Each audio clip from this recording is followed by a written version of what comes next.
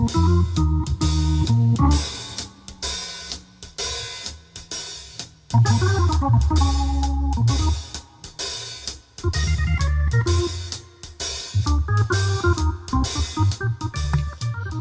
I am the Roninpawn, and welcome to a Twitch.tv and YouTube.com/Roninpawn livestream on Twitch.tv and YouTube.com/Roninpawn. First time that intro has had two aspects to it in a number of years. Hello, hello. Hello to me and hello to you, and welcome to nobody in chat. Somebody, you've already been playing with the Potatoes redeem system, playing music while I'm playing music. Throw something in chat to let me know that the multi-chat is working. I got a whole bunch of systems that are very new and very fragile, and may or may not be functioning correctly, to try and support broadcasting to both Twitch and YouTube. This is my first live stream going out to youtube.com/Roninpawn, to the main channel, in years and years and years. Thank you, Nora, for throwing the test in chat. I see that you're coming from Twitch, though, yes? Okay. Now, someone on the YouTube side. Actually, I should be checking in on these things. I've got so much extra stuff running right now to make sure that, indeed, we're live on YouTube, we're live on Twitch, and I can, in an emergency, actually moderate these platforms. It won't happen. And Brent Geary, Pawn the Kerbal Abuser. What do you mean? What are you talking about? My eyes are under here, by the way. I assure you they are, but I have a light sensitivity, a photosensitivity issue with my myalgic encephalomyelitis, so if I've got this light on so that you can see me, then I've got these glasses on. In fact, I wear the glasses all day, every day, regardless of whether there's a light in my face or not. It's just how we do it in the road down here at Spoil Sport Motors. I remember watching on YouTube in the Connor Ace days. Oh, why would you stain the live stream by mentioning the name of he who shall not be fucking thought of? No. You know what? The other day we were talking on the live stream, because we've been doing this, if you're just joining us on YouTube, we've been doing this on twitch.tv/Roninpawn all the while. Not all the while. I was down for 2022 and 2020, most of those years. But since mid-2024, I got my health back enough to be able to do this kind of thing. We've been live over at twitch.tv. Recently, we were chatting Cluster Truck, and I mentioned Connor Ace. I couldn't remember the name. I was like, hey, that's a good sign, huh? It's been enough years that I'm going like, the guy with, is it blackjacks something? There's an ace of blackjacks, spades? Is it something like, I couldn't remember the name. I could remember his logo, I couldn't remember his name. On Pawn Live, I think, though, yes. You see, the other thing is that, well, we've been live streaming. Good God, this song does go on. Let's just turn it down a little bit more. I love it. This is the Good Lords, little something something. You get attribution on screen, and I just said it out loud. Good Lords. So you can't come after me. Try and steal my content, run off with my monetization rights. Pricks. Love your work. What was I saying? Right. All the while, we've been live streaming on twitch.tv. We've also been uploading most of the live streams, the ones that aren't ruined by chat for some reason, to my second channel, my Pawn Live, youtube.com/@Pawn Live, the @ sign, and then Pawn Live, because YouTube is, clever like that. In case you were wondering, what we'll be doing today is Kerbal Space Program. But we've got a Kerbal Space Program going on, and we've got contracts to seek out new life and new civilizations, to boldly go where no one has gone before. So, the deal is, I got a call from Houston, and he asked me to meet him at the KSC. And so, I say that we're going to play Kerbal Space Program. I don't actually know that for a fact. It's my guess. Houston doesn't usually call unless, we're playing Kerbal Space, unless it's like, he wants me to lead up a space agency again. That's actually not true. He does call when he's broke, he's out of money, he's been kicked out of his apartment, he needs somebody to bail him out. Somebody just broke his heart.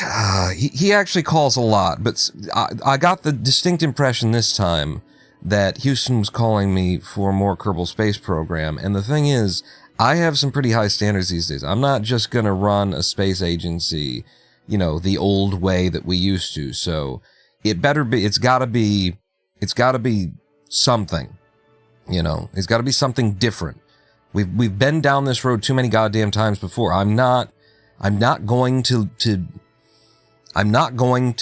subject myself to Kerbal Space Program again. Pawn? Oh, here he is now. Hello, Houston. How you doing? Yeah, we're still doing this shtick. I'm uncertain whether or not the shtick works. Have I got the right buttons, or are the meters bouncing in the correct ways? Pawn, are you there? Come in, Pawn. Yes, I'm here, Houston. How are you doing these days? Well, I got kicked out of my apartment again. My girlfriend broke up with me. I could use some bail money. So the usual. Yeah, I'm trying to watch the meters to make sure I'm on the right one. Let me minimize some things, and then maybe I can monitor a little bit better. Can we get to the point then, Pawn? Okay, what's the point, Houston? You've called me out here. You've called me out of the blue to meet you in Kerbal Space Program again after all of these years. You know that I'm not going to do this for less than some serious remuneration. What's the story, Morning Glory? In fact, give me a second. I've got some notes. What's the story, Morning Glory? Well, here's the deal. I've gotten the Space Center back up and running. And obviously I'm calling to ask you to come back and run the program. You're the only one who's ever run the KSC, and I just don't know who else I would possibly call. You're the number one and the only. Well, thank you, Houston. That's very flattering. It would be more flattering if I hadn't received notice from a number of other parties who you inquired with first that you would be calling me shortly because they turned down the job. Well, you can't really blame me. You did kill a lot of Kerbals. You have a reputation out there, and it's hard to get money to start up a space agency with the Roninpawn running it. I don't see why that would be the case. Rubber Ducky's here. Sup, nerd and nerds? You talking to me? Are you talking to me? Are you talking to me? Or are you talking to me? He must be talking to me, because I don't see anybody else here.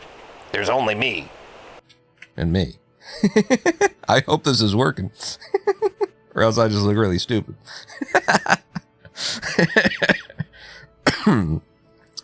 You say you found an investor in order to do this? How did you, who is it then? If you had trouble finding someone because my name was going to be attached to it, who have you found to, be your investor? Well, it's not really important who is investing here. I found an investor.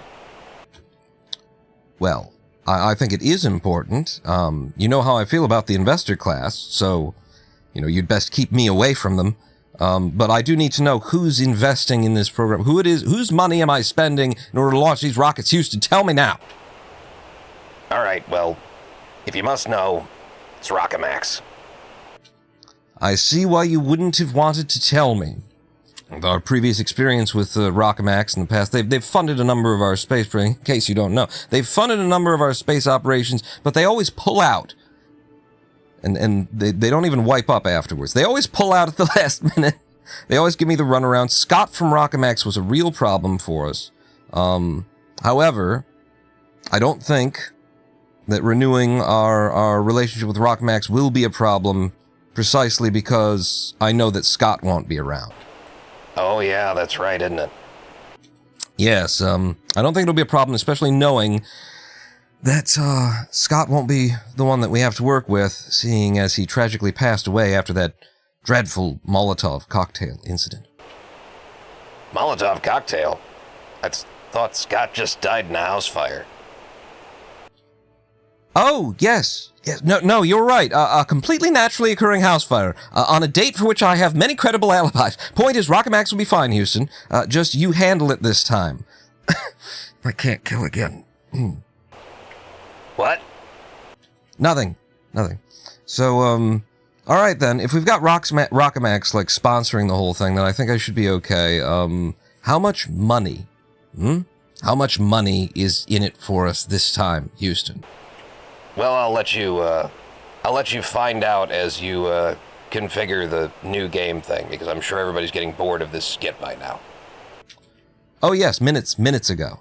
Absolutely. They were done with it about 5 minutes ago. Let's start building a new game here, and we'll find out how much money we're going to be starting with. My idea for this playthrough is Sandbox Plus. Okay? So the boys down at the lab. I'm done playing Kerbal Space Program at the whims of the people who designed Kerbal Space Program. In case we are going to have an argument about this in chat, Kerbal Space Program is not a designed game. It is a made sandbox, and then they put some paint on the end of their dicks and dragged it across the thing and said, there, we made a game out of it. They never made a game out of it. And so I absolutely cannot be asked to play career mode or science mode even, again. So what we're going to do is we're going to play career mode again.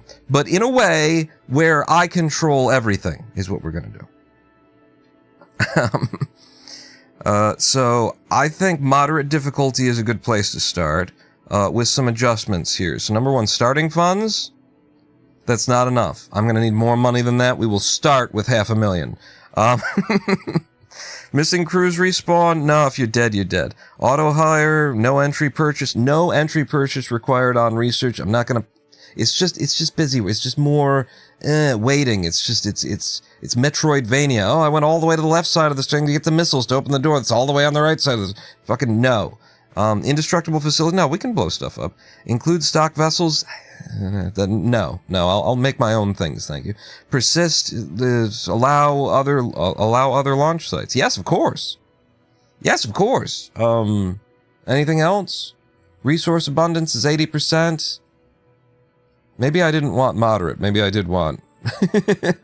Starting science. I think I want more than that, too. Starting reputation, I don't care. Science rewards, I don't, you know, I did want, just normal is fine. Funds rewards, it doesn't matter, we're not taking any of their funds. We'll be making our own funds. Reputation rewards, yes. I did want normal. I think I went toward custom because I was thinking about, like, the comms relay impact. That I wanted that to be a little bit more of a challenge when you set up a comms network, but I don't know if it actually matters at all in moderate mode. Funds penalties.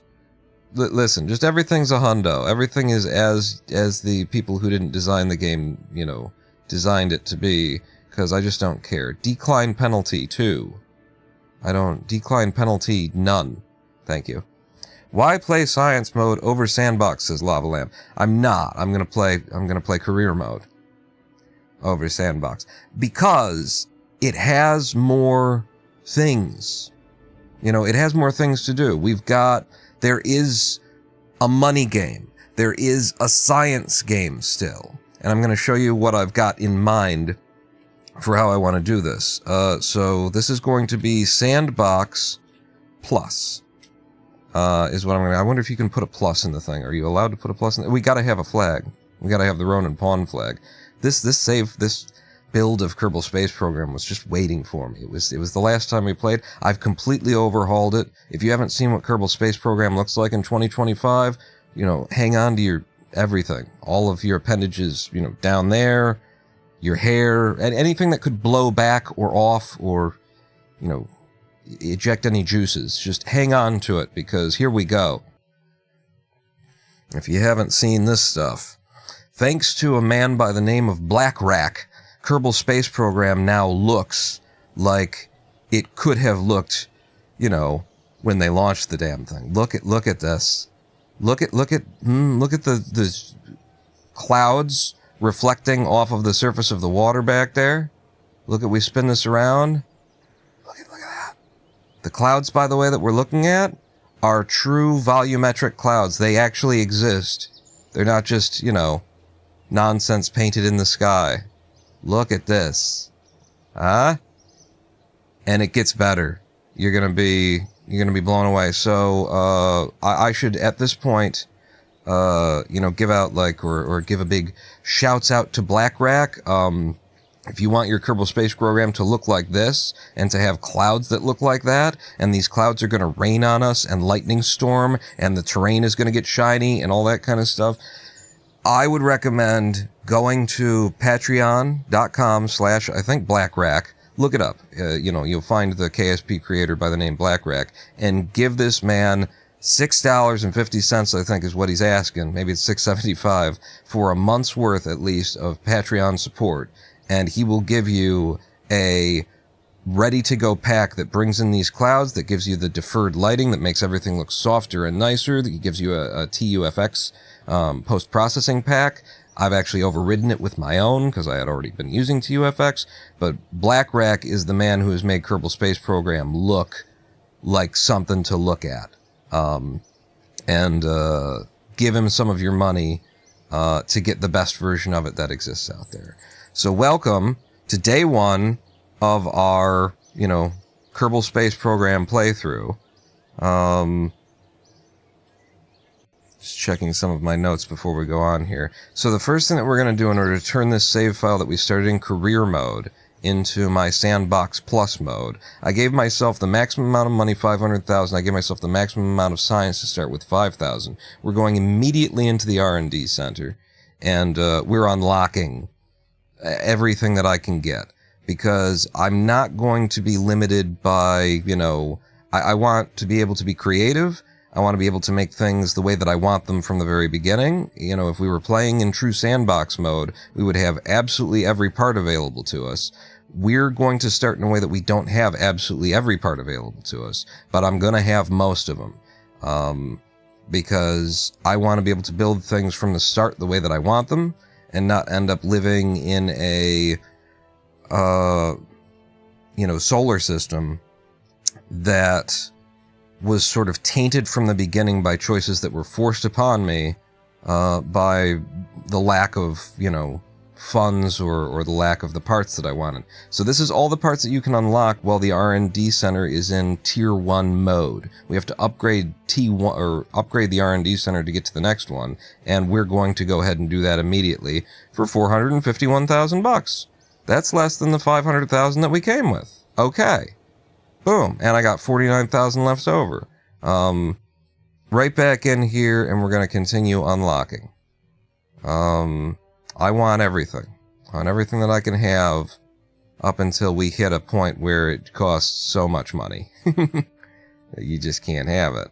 And I'm wondering if this 5,000 will actually be enough to get all of this stuff unlocked. If just giving myself the max, I would love how perfect that would be. I gave myself like the max that you can start with.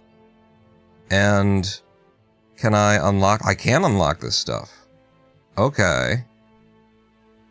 But I don't have enough money to unlock all of it. So let's start being picky now. I don't need nuclear. These decouplers, that would be nice. What have we got here? Clampertron with a docking shield, and then a weird thing, and then an inflatable airlock is neat, but again, not necessarily, you know, necessary. Composites. There's a lot of stuff in composites. I think we probably want all this stuff. So I'm going to take that immediately. Also a lot of aerodynamic stuff that allows for building planes. More space planes than plane planes there. Although the ramp intakes are kind of a necessity. Okay, this is the one scene in which everything that I've put on screen is very unhelpful. This is like, there's no good place for a webcam in Kerbal Space Program. There's too much UI, it's all over the place, all the time. lot of stuff here. I'm gonna carry on past it. What have we got? That's the one. And then you. Extra large landing gear and a weird old heat shield. Maybe I don't need that. Robot parts and the command seat, definitely. Taking that immediately. Nav cam. I've got some mods installed. I don't add parts. I try not to add parts, but some parts get added. This has got the Probodyne cube in it. I'm taking it. That should be like a starting thing. And then we've got the magnetometer boom and everything. I'll take electronics as well. And high power electrics. This is probably a good thing to have with all of the solar equipment and whatnot, so I'll take that. This is the last thing that we can get if I take it. Boom. 232. I did not plan this out. I was just going to take everything, but now that I see that you can just have $500,000 to start and 5,000 science, we're going to try and live within these things. And if it gets boring or annoying in some way, for me, not you. This is all annoying for you. But for me, if it gets annoying, then we're just going to take free money using the Alt F12 menu, which is always waiting right here for us. We head over to cheats, and how much money do you want? Click, click, click, click, click. How much science do you want? Click, click, click, click, click. That's where our money can come from. This is a rare notification, Lamaus, is Partimenti. Welcome in. Hello. Hello, YouTube. First time that I've, live streamed on YouTube in yonks, is what we would say. Lava Lamp. I have a prettified version with all the cool visual mods, says Lava Lamp. Have you got these clouds? Have you got real volumetric clouds? Still, you should, support BlackRack. BlackRack is the guy who made Deferred, who made the Cloud Pack, who made environmental visual enhancements, I think, as well, or at least who is maintaining the modern version or something. Like all of the important visual mods for Kerbal Space Program are one dude. Give the man $675. It looks like what KSP2 should have. Rubber ducky. I didn't say it. You said it. He was also hired on for KSP2 and worked on the visuals for that too. Oh, did he? In fact, I do have the cloud, says Lava Lamp. The other Lava Lamp, though, you exist in multiple dimensions. Watching on YouTube and Twitch. One of them is, significantly behind the other, isn't it? I think YouTube's, a lot slower because it provides transcoding. So Twitch is, more right there with the actual live stream, but it doesn't give you anything but what it gives you. So, yeah, there we go. We just unlocked absolutely everything that we're going to have to start with. I've got 50,000 Kerbucks left in my pockets. I got 232 science, dragging me down. So let's head to the strip club. Hells yeah. Well, actually, we should probably get started on the space stuff first, but after, absolutely. Okay. Houston knows he's a man who knows what he wants. Wow, is OBS so slow that the audio mix is just okay? It's because we're in a full screen application. All right. Ross Prosecutor says, Ronan, I just discovered your channel a few days ago. How is Miss Ronan? She's doing well. We'd love to make it Mrs. Ronan and Mr. I can't wait to be a Mr.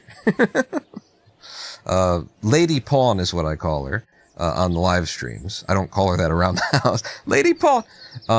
Could you make me something to eat, Lady Pawn? But yeah, we're just kind of living in abject poverty over here, and so there's multiple challenges to actually getting married. But otherwise, she would be officially Mrs. Pawn.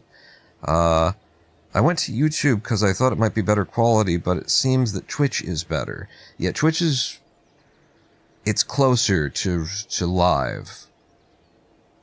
And possibly even better quality. I don't know. But we're live on both of them. Listen, I'm not going to suggest that you should just come over to Twitch if you're watching on YouTube. I'm not going to say that. Because if you don't have a Twitch account, then, you know, this is what I'm broadcasting YouTube for. So it's no big deal if you don't want to interact with all the extra systems we have where you can, like, you know, spend potatoes that you earn in chat, just by being here, to play audio clips on the live stream at certain, you know, opportune moments, like while I'm describing them. Like if somebody in Twitch on chat, while I was describing them, was to spend some of their potato points in order to fire off one of our audio events before I stop talking so that I don't end up looking like an asshole. Come on, guys. Holy shit. Just leave me hanging, you sons of... It could just be crashed. Sometimes the damn thing crashes. Kerbal Space Program. We're back to it. Where do we start? Like, what do we do? If we're not going to engage with... Like, this is the thing, is I'm not going to mission control. I am not talking to Gene Kerman. The man has misled me so many times. He comes to, he wants, like, you know, put a rover in a place that you can't get to with parts you don't have. Like, it's just bad, okay? Maybe it's not that. Maybe I'm being exaggerative. But it's bad. The missions that he gives you, you know, fly to just take temperature readings above 16,000 when you don't have any of the equipment that would make that possible. It's stupid and bad. It's unthoughtful. So we're not going to do it. We're going to make our own missions. This is Sandbox Plus. We decide what the missions are. Or rather, I ask Houston and he tells us. Houston, what is the mission for today? Hang on, I gotta look at some papers here. Okay, and it's fair enough, you know, it's... he's got a corporate sponsor he's got to, you know, check in with and stuff. I'm also living semi-horizontal lifestyle, Fent detox. Fentanyl? What? Sucks. Something I've never asked, but why potatoes, says Lavaland. I don't know. When I was the Roninpawn and I spoke like this, I was a rather silly man.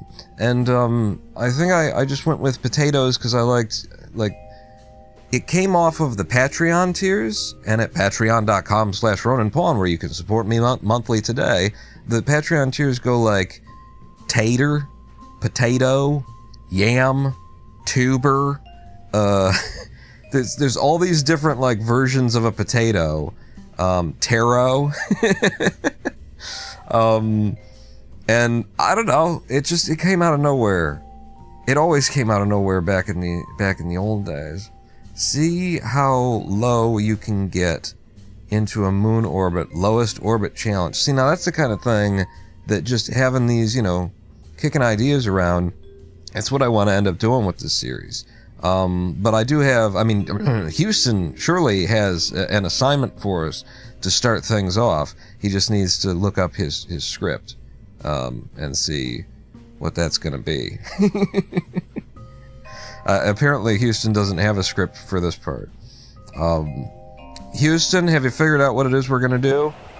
Yeah, okay, so I looked through the documents from Rockamax, and they have a very specific thing that they want us to do. Right out of the gate, they're asking for a low Kerbal orbit refueling platform with a tow truck. Apparently they have some concerns about whether or not in LKO you're going to end up stranding a bunch of different Kerbals, so they feel like we should have some kind of emergency taxi system in orbit. They're just covering themselves legally, and I can't blame them for that. Okay, I guess I can't blame them either, considering my history in Kerbal Space Program. Okay, LKO... refueling platform for a first mission. It's a lot, but we can probably make it happen. I'll just have to figure out what to build here. No, actually, they've sent over design documents. The boys down at the lab have provided us with exactly what they want you to put in space. The boys down at the lab? Yeah, you know, the boys down at the lab. Oh, yes, the boys down at the lab. Have you ever noticed, don't you think that it's odd, Houston? That all of the boys down at the lab are women? Yeah. It's strange, right? I don't know why they insist on being called the boys down at the lab. Yeah, although there is that one, I'm pretty, you know, that's... No, that's a woman also. I don't think that's a woman, Houston. Trust me, I dated her. Oh, God, Houston. Crystal meth is a horrible drug. Oh, that's right. I keep forgetting you're from Florida. Did I get the microphone right for all of that transition? I did. Okay, so then the boys at the lab have sent us something. Let's see what the boys down at the lab have provided us here in the VAB for our LFO tow Mark IV. This is our first mission, and I'll give you the backstory on this, actually. I found these. I apparently had made these ships in like 2023 or 2024 when I was beat up by my disease and I was just flat on my back, but I was starting to get my mind back enough that I could play Kerbal Space Program. I made this stuff just to make this stuff and like refined it and refined it and refined it so that it could be, you know, hopefully it'll actually work for us today, because I remember. So I uncovered these, I unearthed these, dug them back up when I went looking at Kerbal Space Program, and I want to, you know, give them some use. So the idea behind this thing is, by the way, this is part of like what BlackRack adds, in terms of like how the visuals work instead of the way that Kerbal does it. We've got this sort of leaf peeling effect for your fairings. It's pretty cool. It still has the issue that Kerbal has, which like when you're over here and you're trying to look at something, it starts to cover over, but it's definitely an improvement. So the idea here is we've got a craft that is meant to be our tow truck in space. And this is going to be, at the beginning, a purely LFO refueling station. I'd like to add RCS and monoprop to it eventually, but it'll be that. So this craft needs to be pure LFO as well, even for its adjustments, its you know, RCS kind of movements. And so if you look closely at the craft, you'll see we've got the Ant liquid fuel engines here, embedded just underneath our, you know, docking port. We've got extra reaction wheels right at the tip so that when we're pushing something or we want to hold ourselves and push ourselves around, we'll have that reaction wheel authority to keep ourselves level as we're but we'll be using these liquid fuel engines as our RCS. Which is actually a bit of a thing. You can't just do that with the JKLI keys. You have to like hook it up to special keys, and we haven't even unlocked them yet in this playthrough. So that's, you know, we'll have to do the binding. We won't have bindings for them. We just won't be able to use this until later, I guess is how it is. But so this craft has, you know, it can back up, it can go forward with this engine. Obviously, the little spark there, and then you've got RCS down here. First thing I'm going to do is I'm going to limit these. I'm pretty sure that they're way too powerful. Did that limit all of them? No, they're broken up. Are they completely broken up, or are they broken into like twos? Yeah, they're all broken up. So let's reduce this to like 20% of the thrust. Because if they're just going to be for monoprop, then I'm pretty sure we don't want to be, you know, those are going to overpower us. Let's cut you down to 20 as well. Like, I don't know, but it feels like probably a good move here. 20 at least, maybe down to 10 to reduce how much authority for a little tow truck like this, and then we can increase it if we, you know, when and as and where we need it. The other thing I'm going to change here that I probably didn't look at is the docking adaptive force, or acquire force. I'm going to bring that down to a 20 also, like just a weak grab. We don't want to be ripping anything apart when we attach to it. Same thing for these down here. So the idea of this, I've always wanted to do this at the beginning of a Kerbal Space Program playthrough. Create my refueling platform by having my first launches just leave the empty canisters in space. You know, and then they've got docking ports on them. But you don't start in Kerbal Space Program with the docking ports, so yeah. Brent Geary, new follower, Brent Geary. Thank you so much. Welcome to the pre-Big Dick Club.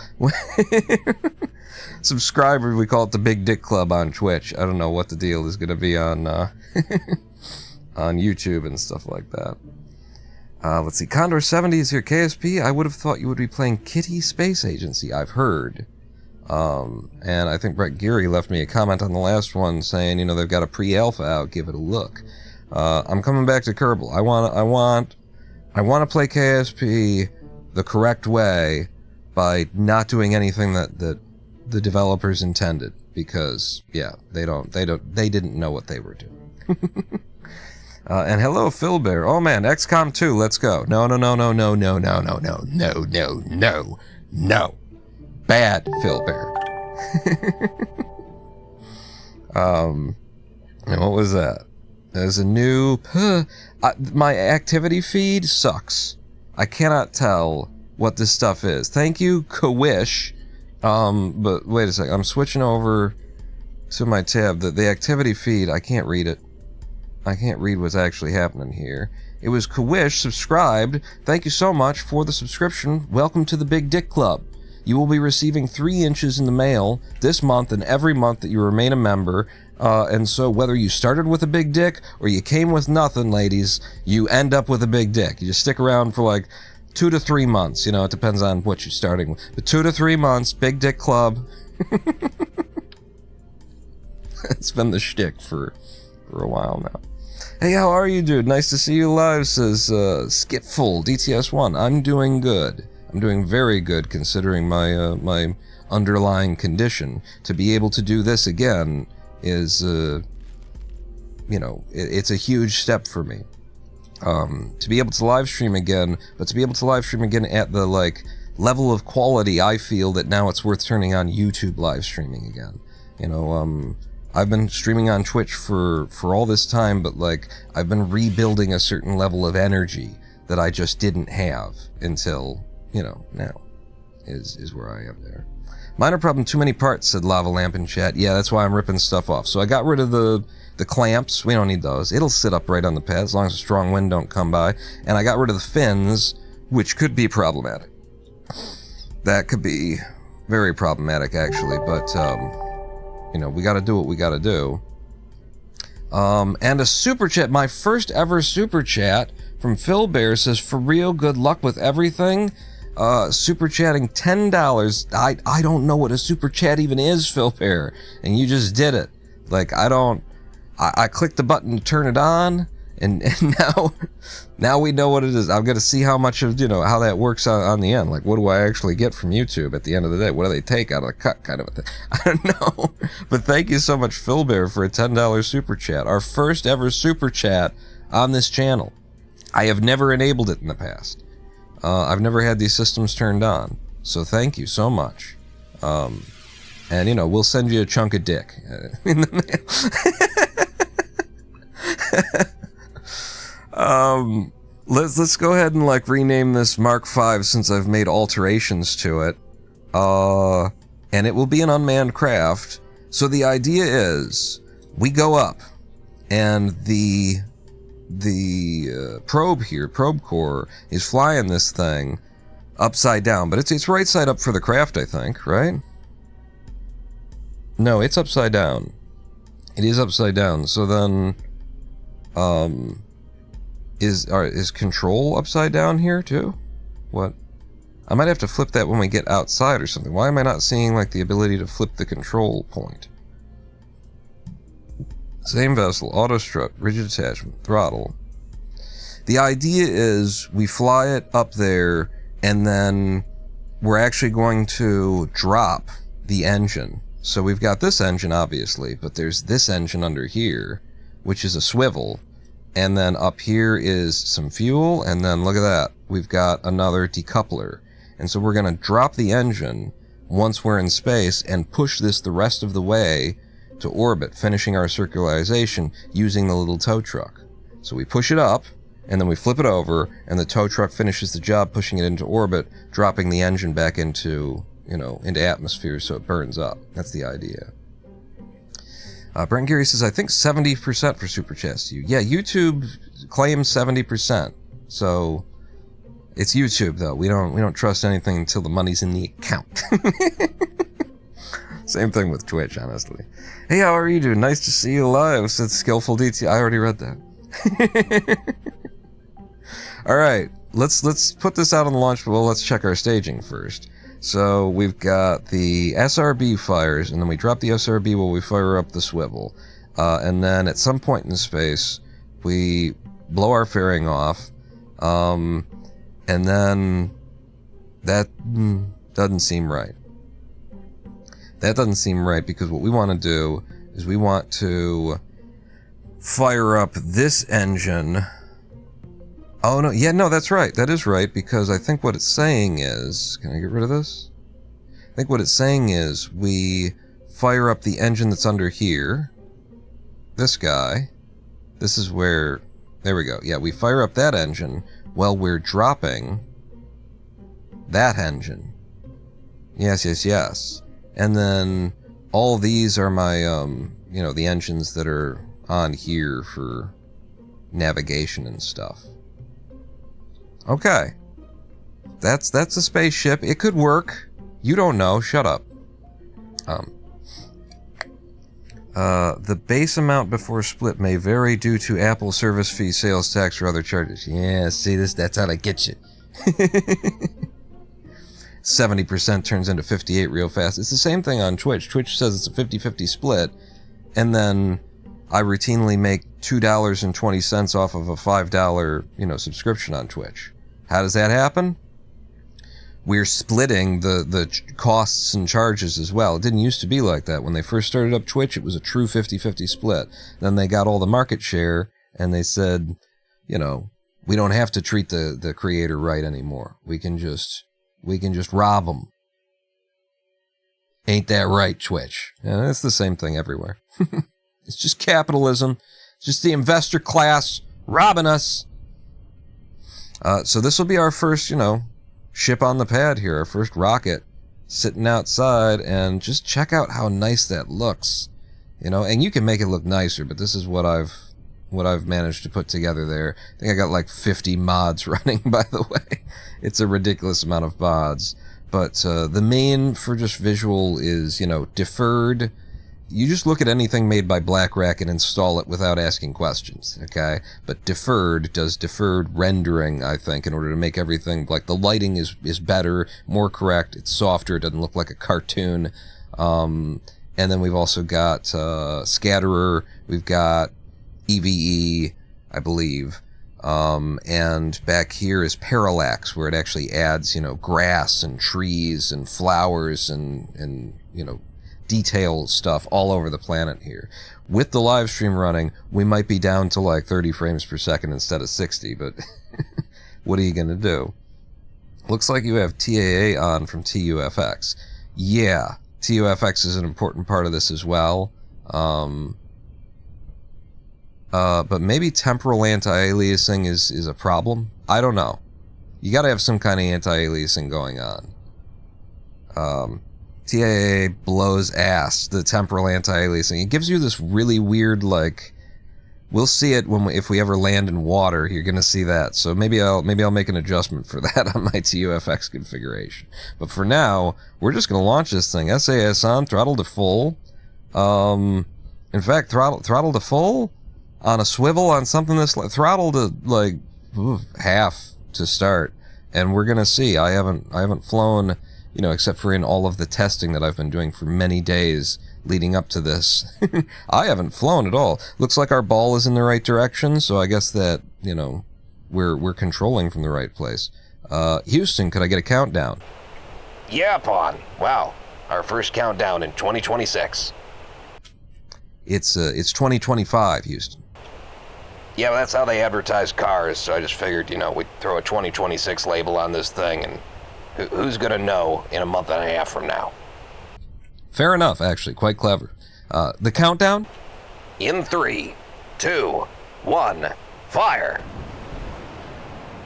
And we're up and away. And we're up and away. There we go. I might have had the voices backwards for that one. I don't know. In 3, 2, 1, fire! There we go. Okay, I'm going straight up right now. I should be paying attention. That's what you can do if you're on Twitch with the potatoes and stuff. Do we have... Yeah, we've got reaction wheels here. Oh, I killed the engine. Oops. Did I... intentionally? Not intentionally did I do that. Yeah, I've already screwed the flight. We're fine. We've got extra fuel. I just don't want this to go straight up all the way. So, watch our app waps. Let's be careful. You know, keep our speed under 300 until we're up to 10K. Shit. Don't turn too fast. We can follow our prograde down the ball, probably. That was Data, by the way, from one of the Star Trek movies. Looking at the Enterprise headed for impact with the planet. That was the entire movie. It justified the entire movie for Data to look at the, you know, Enterprise's main screen, the TNG Enterprise's main screen, and go, "Oh shit!" The android who's never expressed emotion before. Okay, am I safe to turn this thing down the ball? It seems like we've got a lot of control authority. We're almost to 20 kilometers. I'm going very slow. I'm keeping my app-waps near my, you know, near my current height. I think this is good. I think this is a decent first launch. Could have been more aggressive with it, possibly, but we had fins on this for some reason before. I had to rip them off to fly this thing, so... And my app-waps is blowing out right now. Look, we're up to 36, 38. I'm turning over hard. I like to try and keep the app-waps, you know, about 10 kilometers within where I actually am. The best launch, of course, is one where you never stop burning. Because you stop burning, you stop making speed, and you actually start, you know, losing the speed to drag and gravity and shit. And there's all this gravity and whatnot getting in my way, the things that I want to do. I'm completely turned down the ball now. We've got a 47 kilometer app-wapses. Maybe I could, you know, jump on the engines at this point. I might just get completely flat and then do that thing. Big engines now. Let's go. You know, we're high in the atmosphere. Let's make that speed, baby. App-waps of 54K. 60. 70. I'm going to stop at 80. 80 kilometers. We went to 81 there. And let's follow prograde for, you know, minimal resistance on the thing. It says that we've got 0 meters per second at delta V, but this one says we got 5,000, so there's something wrong. Don't trust it. I need all luck and no skill emotes, says Lava Lamp. They exist on that platform. What do you mean? Let's see. Not making it. Look at fuel. The fuel is a lie. The fuel is what's in here. There you go. We still got 19, 20 in there, and that's before we even get into the fuel that we brought somewhere else, probably, maybe. In fact, where we are right now in space, let's get to the map. Look at this. It's maybe even a little bit too shiny, to be honest with you. Oh, we don't have the app-waps. And let me just say that this was the stupidest idea ever. Like, let's have Kerbal Space Program, a game about, you know, literal rocket science. Let's make it the hardest it could possibly be at the beginning of the game, first off, by not giving you, like, the information that you need in order to figure things out. But then let's also make it so that, like, do you think a new player knows that if you click the maneuver node down here, you can see your app and your parry? Do you think they even know that, you know, maybe they have access to stuff like this? Like, you have all of the information. This is just dumb. We took away the app and the parry tick in career mode just so that you can unlock it. That's dumb. There's all of the information is here. There's no explanation for why it wouldn't just be here. It's dumb. It's stupid and it's dumb, and I can blow my fairing now, right? I think the lower stage drained the upper stage fuel. It's fine. It'll be fine. It's just, you know how Kerbal is with when you've got like an upside down probe attached to things. It doesn't know which direction to drain it. I got an engine here and an engine here, and it's just misreading everything. So we're at 81. When we get to 81, we will blow out our periapsis, but only to a certain point, because I want to drop this engine back into atmosphere and have it burn up on re-entry.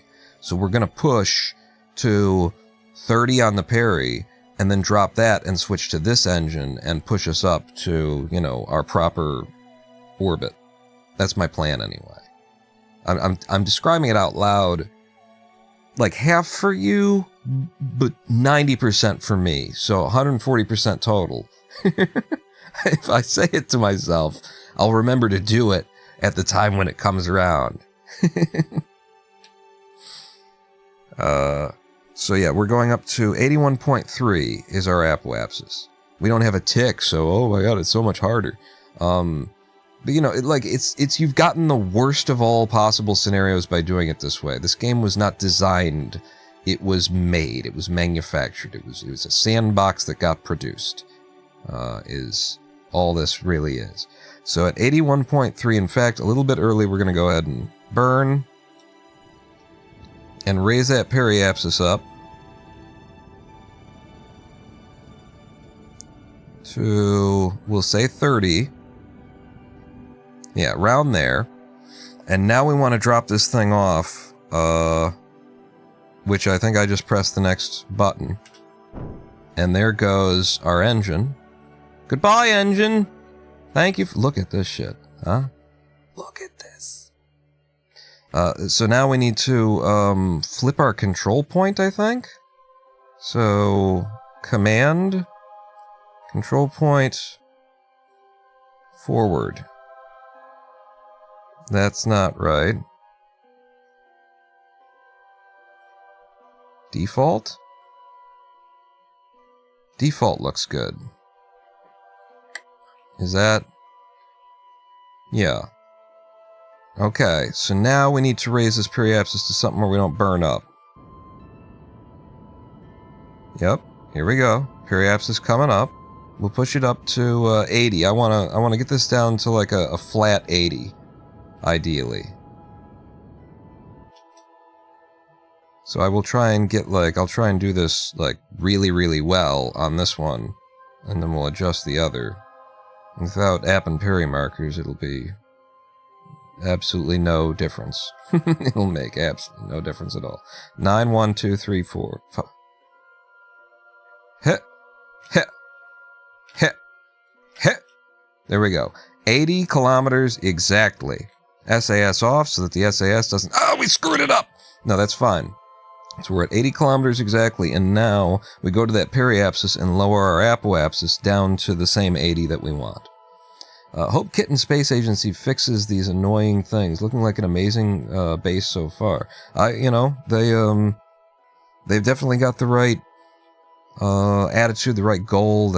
I just hope that they're, not fanboys for KSP. They're not just trying to make like KSP 2. I hope they're actually trying to fix all of the problems that were left in here. Mainly around gameplay. Like my main complaints, sure, there's a lot of there's bugs and glitches, and rovers will, get, like anything where a wheel touches the ground, it's like, does this work? But, look at this. So now I can see, even though I'm in this, what was the point of taking this away? We're supposed to go down to our periapsis. Did I pass it? I went past it. Alright, we gotta go all the way around to get to our peri. In fact, as long as we gotta do that. Just see the pretty. Just watch the pretty as it goes. I should not, because we're gonna whip past it again. No, we're fine. It can be prettier. But look at this, we got, glow from the planet below us is hitting it, and that's not an extra mod, that's just, I'm pretty sure Deferred just does that. There's 3-4 mods here that just make this thing look amazing. And you don't have to install 1 million. I have installed 1 million to try and fix the game in a number of different ways. I haven't tried to fix the game... the gameplay by installing a bunch of mission packs. I looked at that. I was like, maybe if I install enough mission packs, I can get this thing working in a way that's, actually pleasing to me, that I think makes sense. And I know that I would just end up being, subject to somebody else's idea of what the mission should be, kind of a thing, and it just ain't right. I don't want to get angry, you know, be in the middle and be like, that's a... I want to be angry because I came up with a bad mission.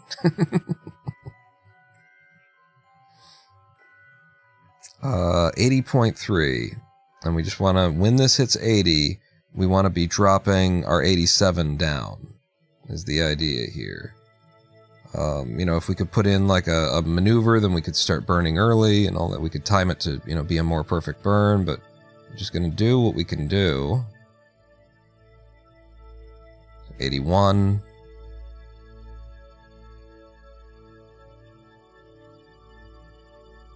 And I'm just time warping down. Get to your retro. We're, you know, moving as fast as we move here too at the bottom of our orbit. At your periapsis, you're moving as fast as you'll move. So here, I'm going to start burning. And we're losing, you know, the perfection that we had on one side of this burn. But I'm going to stop that burn here. And now we're at 79.95, and then my idea is I'll go past our 79.95. Start coming back up. And then I'll finish the burn on this side, and it'll raise that back up a little bit for us implicitly. Is my premise. I don't know if it's going to work.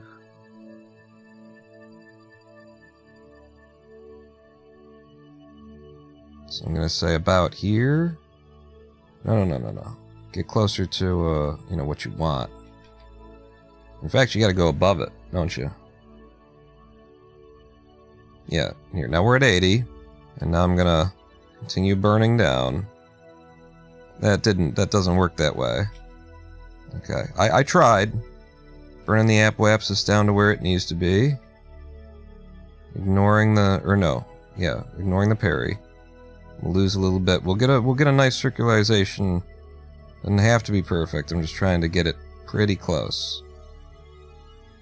We're losing much more on the periapsis now than we're gaining, you know, getting toward what I wanted on the parry. So now let's just whip around to the app and, you know, get it to that 80.0.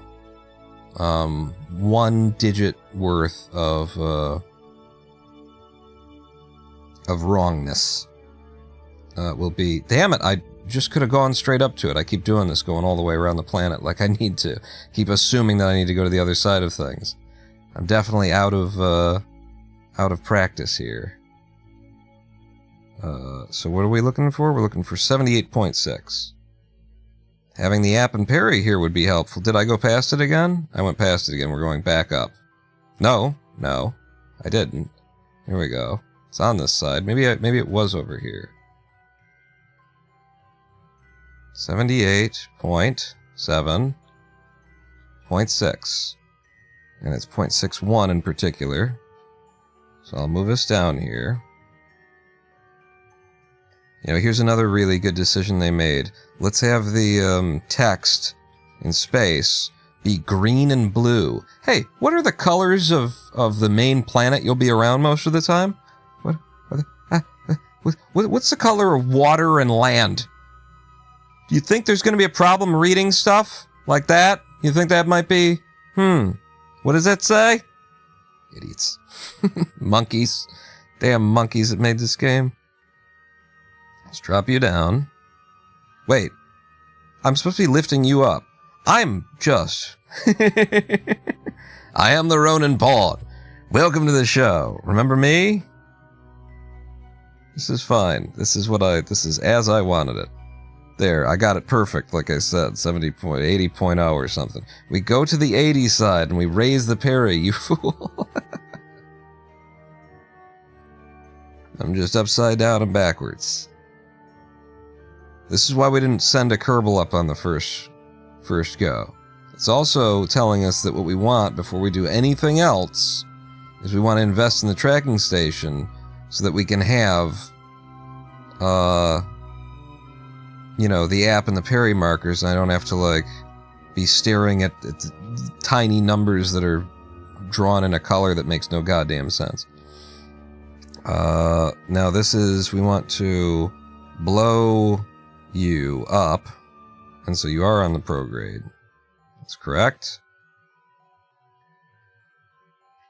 What's our parry now? 79.2. Wait, where am I? I'm at 80.02. Okay, just keep going. It's fine. We're like pushing the... Am I going down or going up? I'm going up. Let's catch our app-waps at the 80.023 point. 2, 3. This is our app-waps, our real app-waps. And now, when I blow, the app shouldn't move much. And there we go. We're at 80.02 and 80.07. That is, you know, good. We have an 80-kilometer circular orbit down to, 1 degree's worth of margin of error. 1 decimal points margin of error. That's good. How are we doing on electric charge? Whip me around to the planet where I can actually see stuff.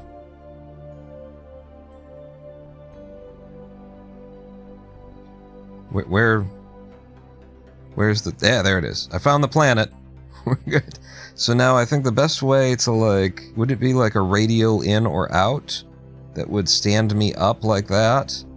And so now I can point my solar panel into the solar wind. Pointed at the sunlight. Like that. And this is our refueling platform. We have created a refueling platform in space. We've got our first, liquid fuel storing container, 440 oxidizer, 360 liquid fuel. We've actually got more on the space on the tow truck there. And in fact, did we spend out of the tow truck in order to do that? Because we can transfer all of the fuel into the tow truck. And then, when we refuel, we'll be refueling the right thing. Let's do a fuel transfer. I feel like I hold Alt, right? Is it Alt? It is Alt, okay. So let's suck everything into the truck. Triflistic, how you doing? What's up, Pawn? We're starting Kerbal Space Program. What's up with you, Doc? Eh? We're starting a new Kerbal Space Program in what I'm calling a sandbox mode, but we're actually playing in a career save file. I gave myself an ungodly amount of money in science to start, and we will be deciding what the missions are, and we will be remunerating ourselves appropriately for completing those missions. I'm going to put this fuel all into the deepest fuel tank, because there's 2 on the inside of that part there. And there you go. Our tow truck is pretty well, it's set up. I would take it out for a spin, but without RCS, I feel like it'll be kind of hard to get back to the... Let's take it out for a spin. F5, quick save. That's what quick save is for, right? Let's take this thing out for a spin. So, undock. Okay. We undocked from the guy. Our periapsis is now screwed because I did that. So that's cool. So here's our guy. He's got 645 meters per second worth of delta V when we detach from the weight that we were hauling there. So this tow truck has a lot of potential around Kerman. The idea behind all this is that we would control each one of these with, action group keys, but we haven't unlocked action groups yet. So there is that. Also, why is that so big? Hang on. Into the settings. I had set this up in a way that wasn't stupid, and now that's kind of stupid. Time control scale. Yeah, look it. I had it set at 90, but the game just didn't respect what I'd set it to. Is that the same for anything else? Kerbal Space Program, ladies and gentlemen. They finished it. Big quotes. There we go. That's supposed to be that size. I feel like this is probably supposed to be even bigger than that, too, but whatever.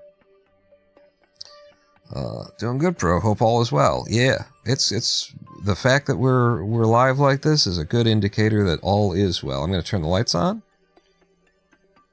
We got some green lights. We got a light underneath here to help with docking, so that when you point it at the thing that you're going to dock to. Let's turn those off so I'm not bleeding electricity, because I've only got this one little panel on it. I've got to be mindful. So let's just reattach. Set as target. Okay. And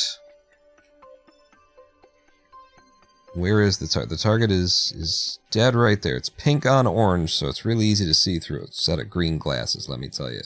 We don't have control for any of these other engines, like including these right now. I don't have action groups, so we have to just be very careful in terms of like how much speed I generate and stuff. So let's point dead at our target and burn until we get an apoaps, or get a prograde mark anyway. And then we got all of 0.1 meters per second in this direction. 0.2, we're going to have to stay slow and rely on drifting in and then lock up at the last moment. That's the idea here. So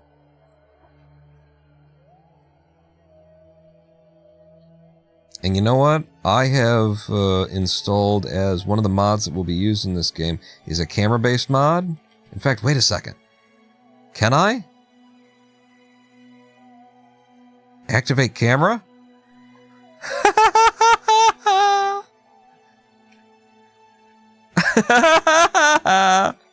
Okay. Here we are. This is, what is it? Hull Cam VDS, I think, is what this is. So yeah, we have docking cameras. Oh, I love it. How are we looking on the ball? So I need to pull us down here.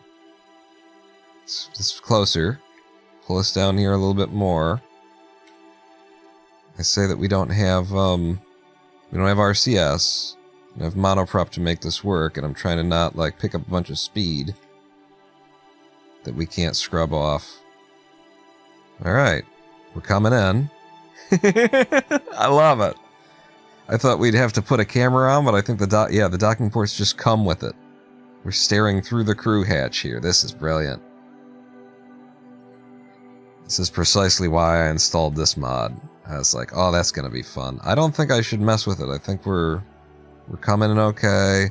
We'll start drifting in a certain direction. It'll be good. What was that? What was that? OBS is just like barely running outside of the thing. Who was that? Dramasian cheered 10. Target selected. Maximum firepower. Thank you for the cheer, Dramasian. So you want me to gun it is what you're saying. That's what I'm hearing. Gun it, man. Oh, Jesus. That's closer to our intended. Uh-oh. You pointed at it. I have no RCS. This is the best I can do.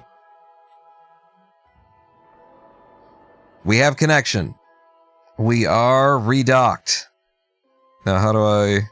In 3, disable 2, camera. 1, fire! Enable camera. Activate camera. Deactivate camera. How do I just V out of it? Okay. No. C out of it? How do I leave this camera mode?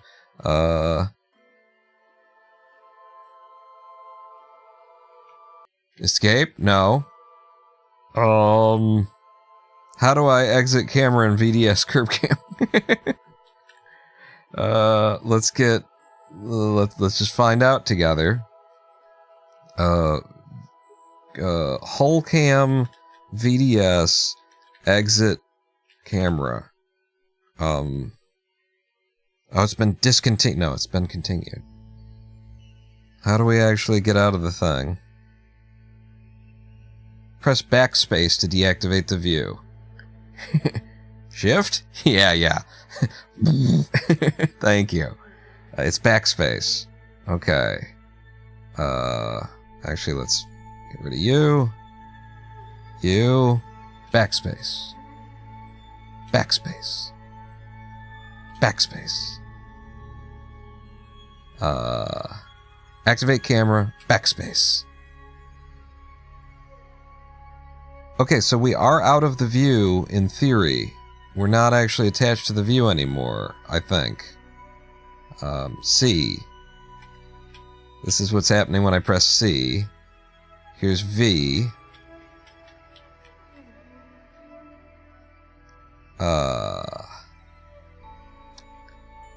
Well, we're done here anyway, right? I would like to, you know, fix our periapsis a little bit. I wouldn't mind that. If I went on my prograde, and then we went to... How do I get out of the damn... Disable camera, enable camera, rename port, lights on, undock, port enable staging, change to map, good call, into the map, out of the map. That was a good idea.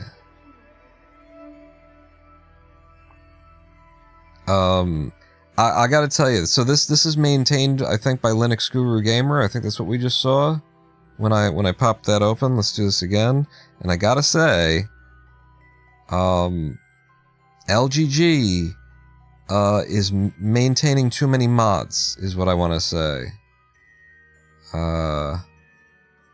The quality of the mods that he maintains are sketch at best. Did I? Alright, I'll just search it again. VDS, you. Yeah, Linux Guru Gamer. The quality of these mods is sketchy. It doesn't work right. He's maintaining too damned many mods and is not, you know, keeping them in a state where they actually function. This is to view through the eyes of your Kerbals. Select activate camera and then backspace to exit. Next camera minus previous camera equals exits whole cam view backspace. So minus and equals, we can try those two.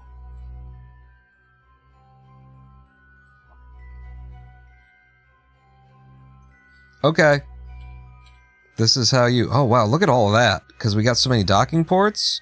So this is one of the sides of the fuel tank. This is another. And this is the two that stare at each other. And then we're back to the real one. That's... I would think that backspace is supposed to, like, let you free, and it doesn't. And that's sketchy. Also, I don't necessarily through this, which is also an LGG mod... it doesn't really give me control over these things. Like, I don't have control over all of the mods, and maybe it's up to the mod maker whether it appears in this list kind of thing.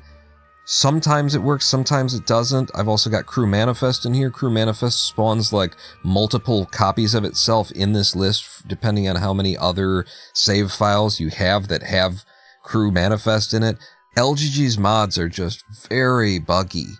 And I think it's just because, you know, he picks them up and slaps them back together, gets them basically working in whatever environment he's working in, and then we're left with it, but it's sketch, you know. But we can apparently rotate through it with minus and equals and manage to exit the craft, so we can... This is about the state of things. Oh, hey. You need to extend the antenna. I definitely, you know, more love for Black Rack these days. Radial in again so that I can point things. Well, no, I wanted to, you know, I wanted to get us back to an 80.0 on everything. Where are we right now? 80.3. Are we going up or down? We're going up, so we're very near our app WAPs anyway. We just get to 4439. And then we'll bring our periapsis up. Well, we're moving very slowly, so maybe we're not that near to it, but 4439. 444 is basically what we're looking for up here.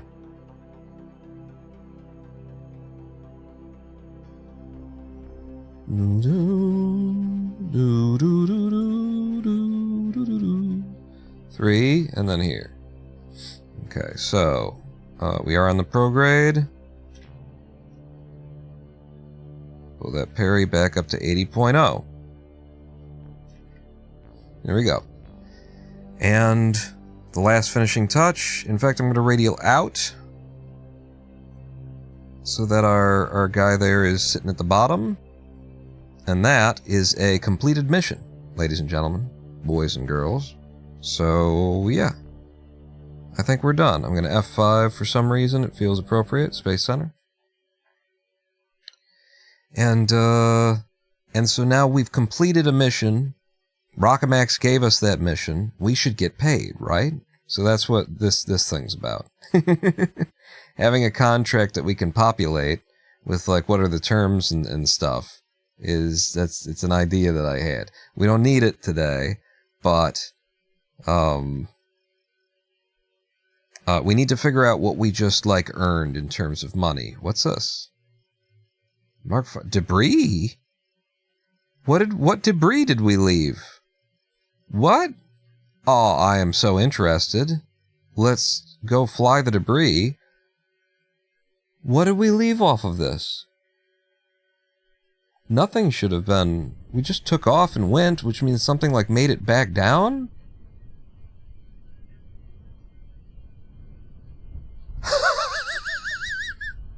Our SRB survived! Our SRB, the hammer, it managed to survive.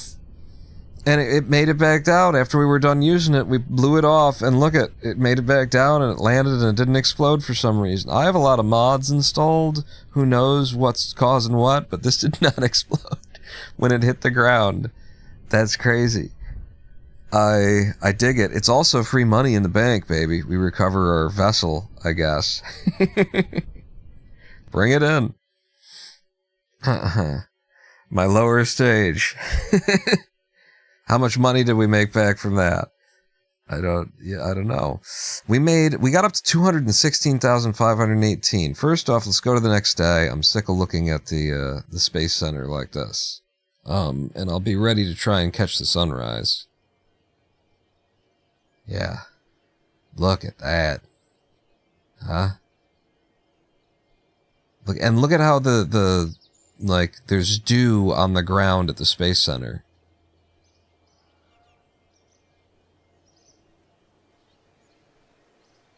Oh.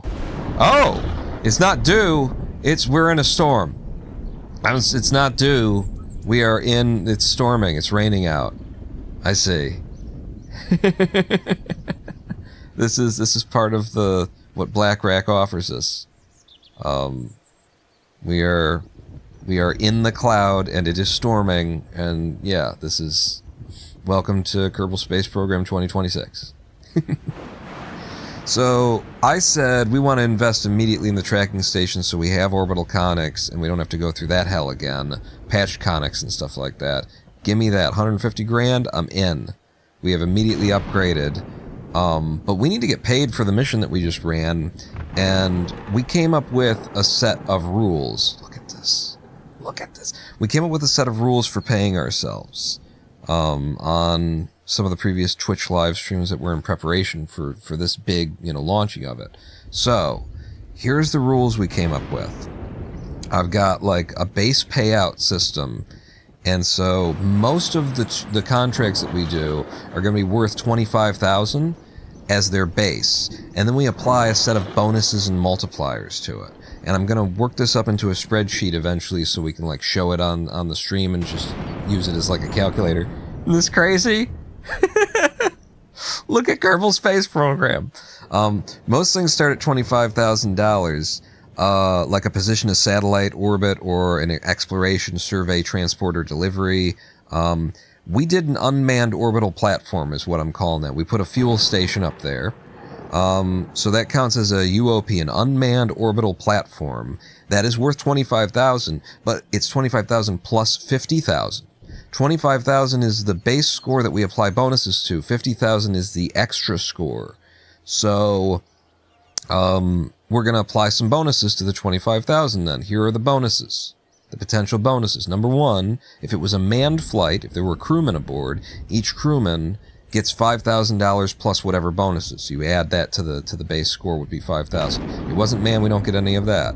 If we physically returned science, we would get a bonus of $20,000. That didn't happen here. Here's the real bonuses. We get a 25% bonus per sphere of influence, biome, or body passed from low Kerbal orbit. 25%. So if we went to... God, I love this. If we went to...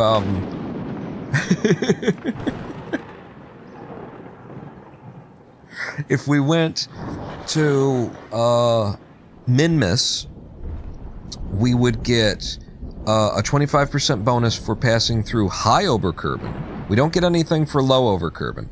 We'd go past high over Kerman, that's 25%.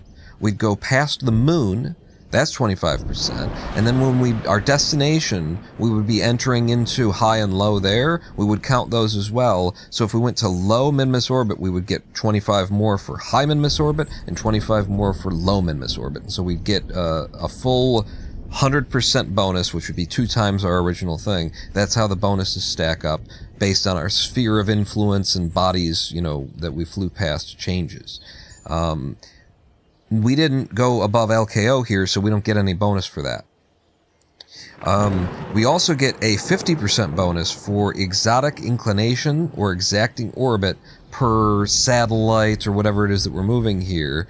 And exotic inclination is defined as plus or minus 30 degrees off of planar.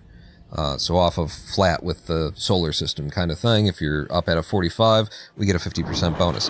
That didn't apply here either. We also get a 50% bonus per satellite or craft or debris that is in the constellation or the mission group.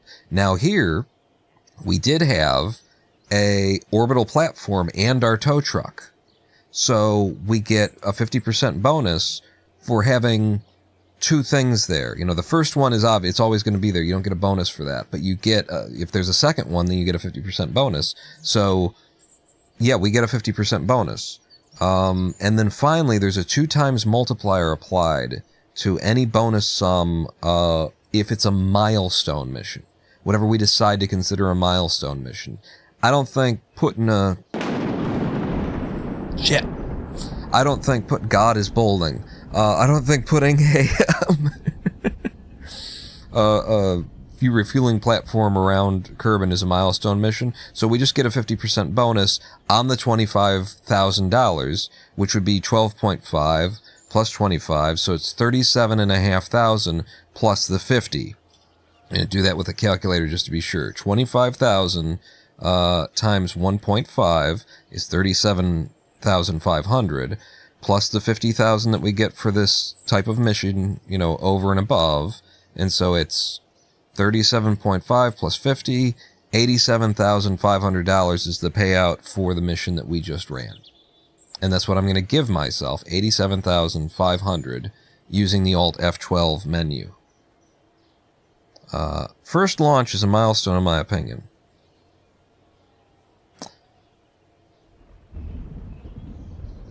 You're not wrong. You're not wrong. So that would double it. It would double, but it wouldn't double that number. It wouldn't double 87.5. It doubles the bonus multiplier, is the way I figured this out to go. So our bonus multiplier was 50%, so it would just be 100% bonus instead. So our 25,000 would become 50,000, and then we would tack on the extra 50,000 that we get. So that's a clean 100K from this mission because it's our first launch. That's fair. That is very fair. Look at this. Look, I just tabbed back in. Look at that. Look at this. We just had a storm at the KSC. It's lightning over there. Look at what Black Rack has done. Look at this. I hope you guys are getting, like, you know, a good feed. It's a little bit slow on my end. I mean, it's like 30 frames per second or something. I hope it's not, like, stuttering for y'all. You let me know that the video quality is good enough, because...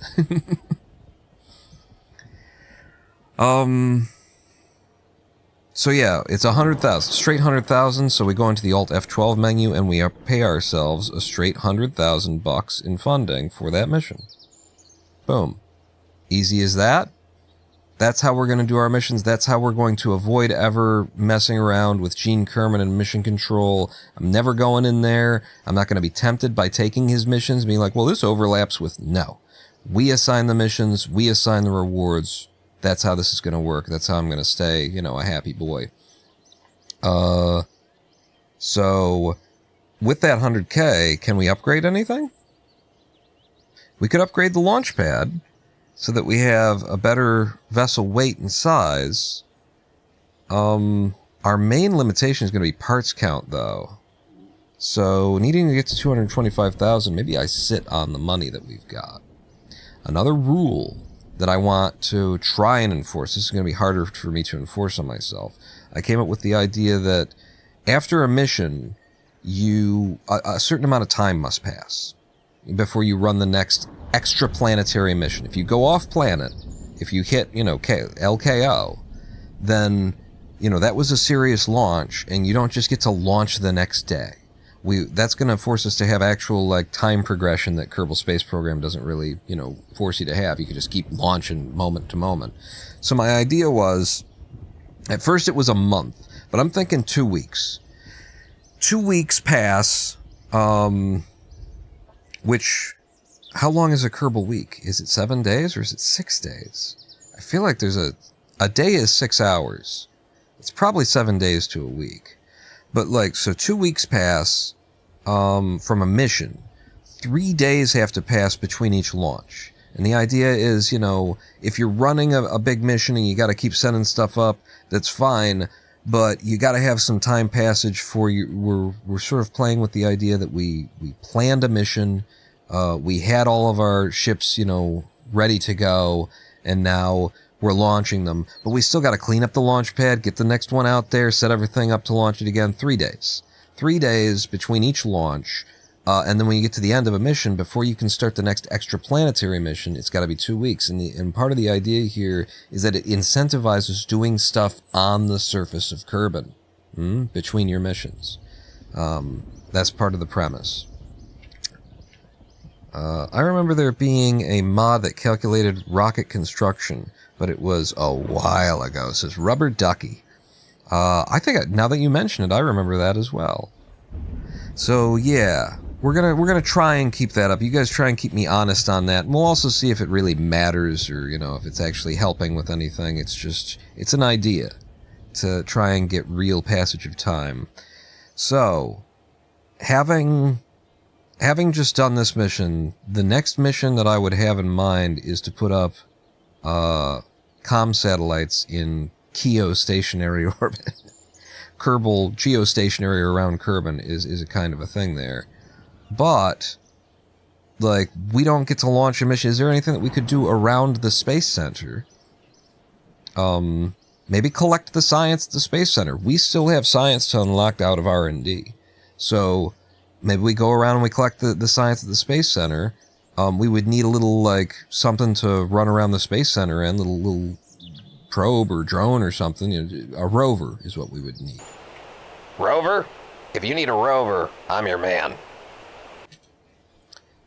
Houston, you're saying that you have a rover available for us?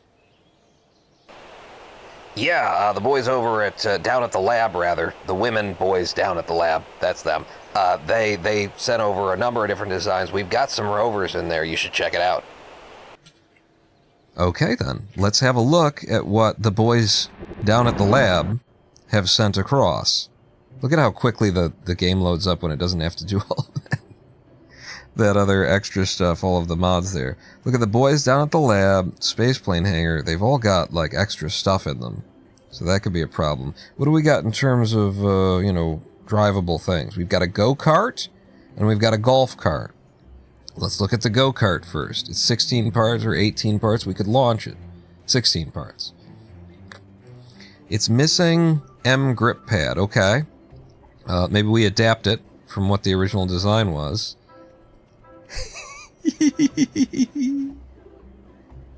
Oh, I like it. So these are designs that I had made in 2023 and never actually like put into practice. Look at the little go-kart I came up with for running around here. KCT says 4 for 2. We're talking about Kerbal construction time. It added the time that it actually took to make a rocket. Neat. That is neat. I like that. This is my little go-kart. Unfortunately, this go-kart doesn't have any science on it, but we could add stuff to it. The other thing is that I guess we don't have this part. That grip pad, which I use there and there, is pretty fundamental to the structure of the thing.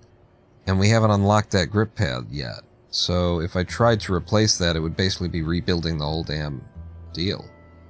So I don't know if the go-kart is feasible right now. Let's look at the golf cart then. Golf cart Mark V. Also missing grip pad.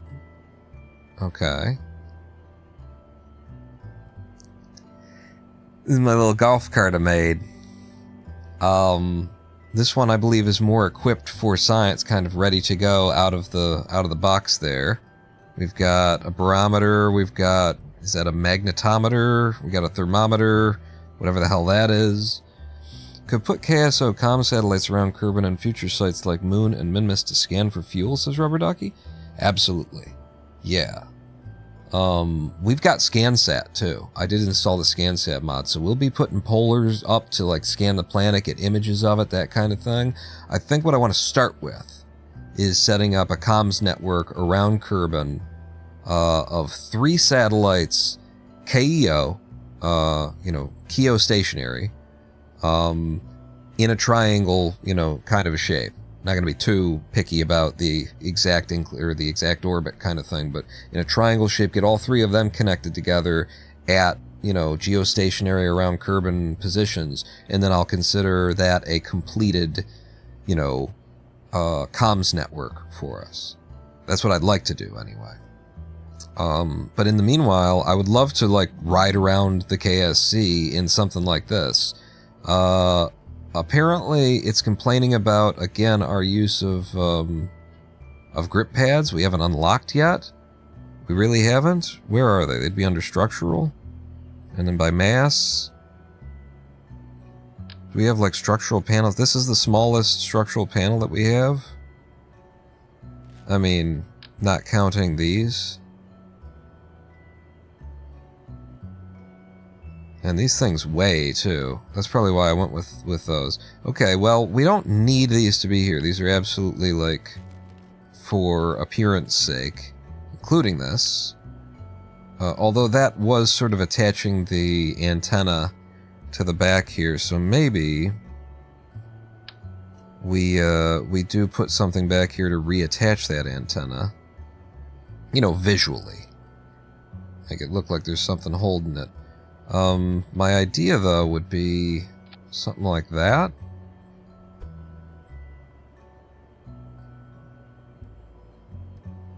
It's just a visual part. It's just a... What do I like? That's not bad. I like that. How's the center of mass on this thing, by the way? It's very low. An important part of making sure the center of mass is low on something like this was actually the struts. Making sure that you're attaching the struts from down here to up.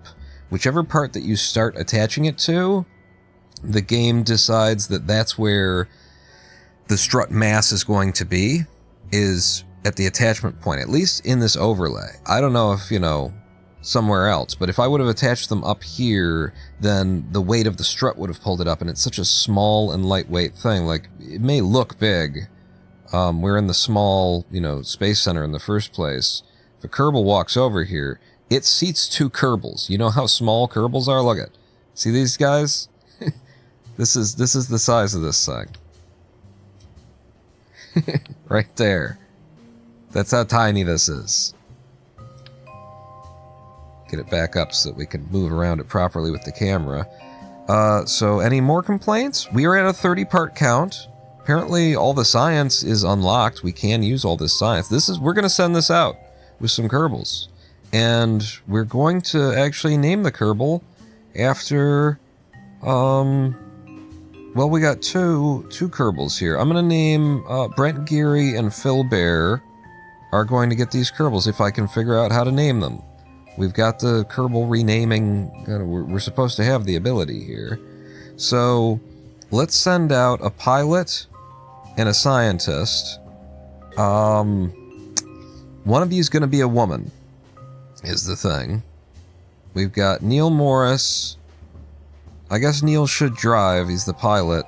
And then you're the scientist. You'll be getting out in and out to do the science. Theory, we're role-playing.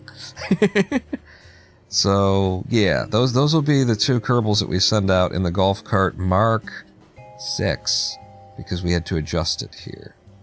Yay, we don't die. Yes.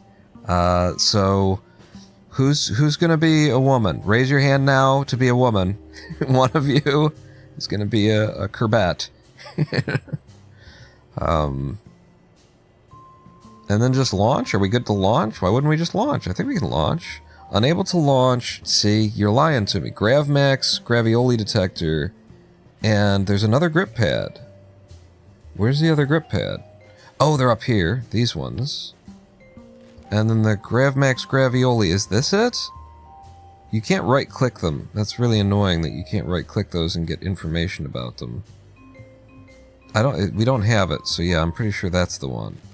Take that out. Mark 6. Launch. Hey.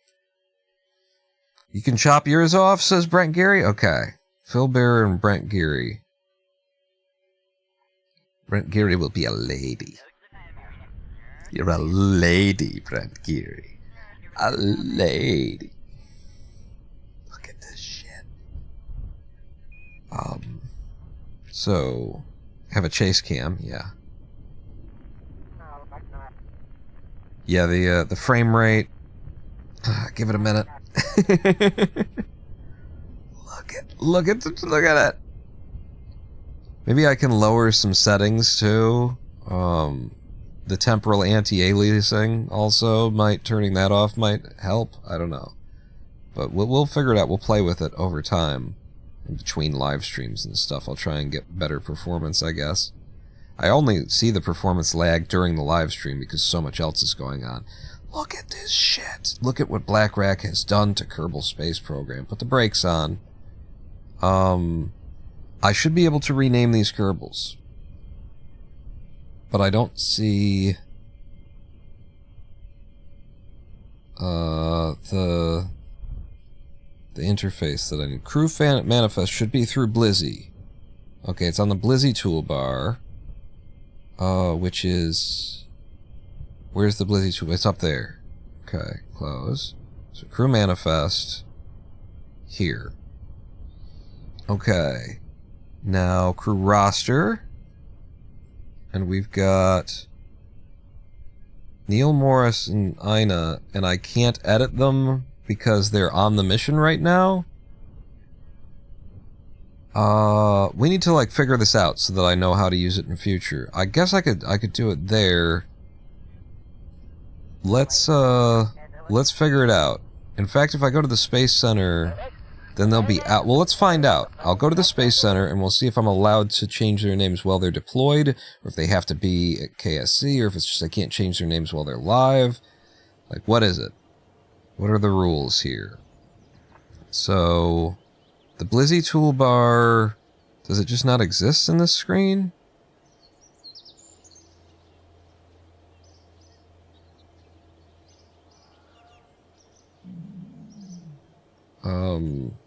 It seems like it just doesn't exist in this screen, which would mean I'd have to do stock.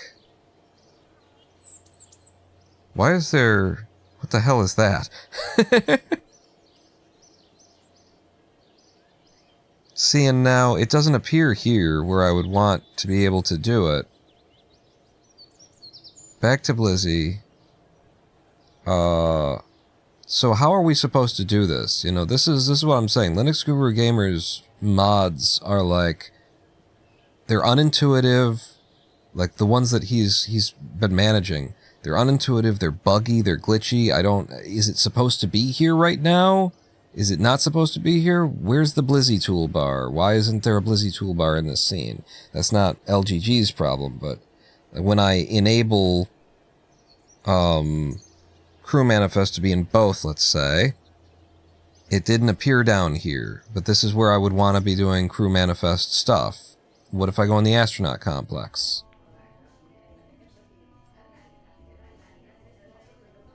It's not down here. So I can't manage the people from here either. It's like I have to be live in the scene in order to access crew manifest, but if the characters are live in the scene when I access crew manifest, I'm not allowed to change them.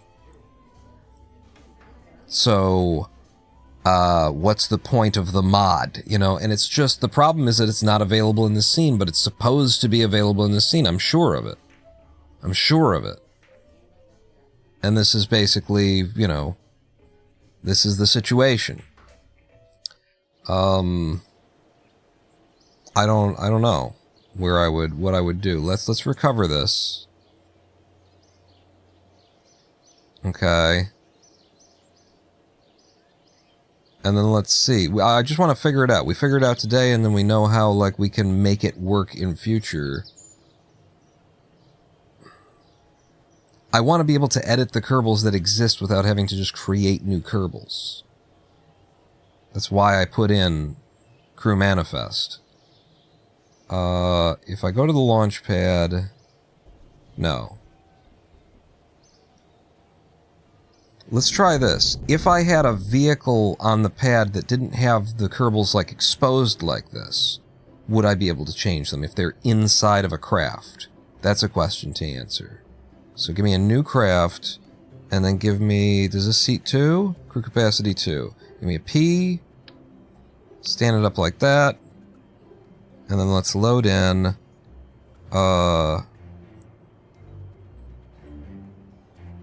Neil Morris and Ina Schmitz, and then just put that out on the pad and see if we can change their names through crew manifest when we're live like this. If they're not in a seat, but they're inside of a craft, that we could, like, transfer them around and stuff, because that's what crew manifest, it's a big part of what crew manifest does, is allows you to transfer crew. And so they exist on the interior, but, you know, only in theory kind of a thing. Maybe this changes stuff for us. So Blizzy's toolbar, crew manifest, crew roster. I can't edit them.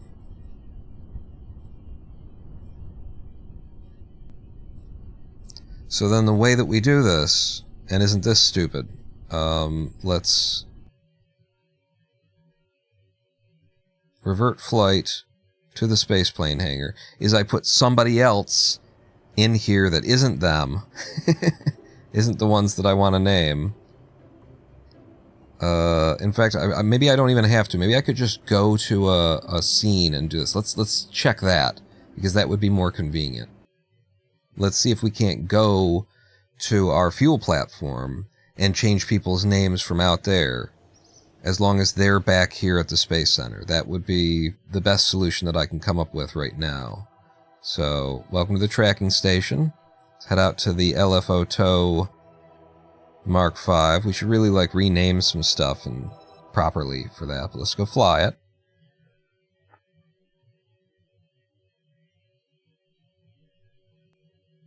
And now that we're out here, crew manifest, crew roster. Now I can change people's names.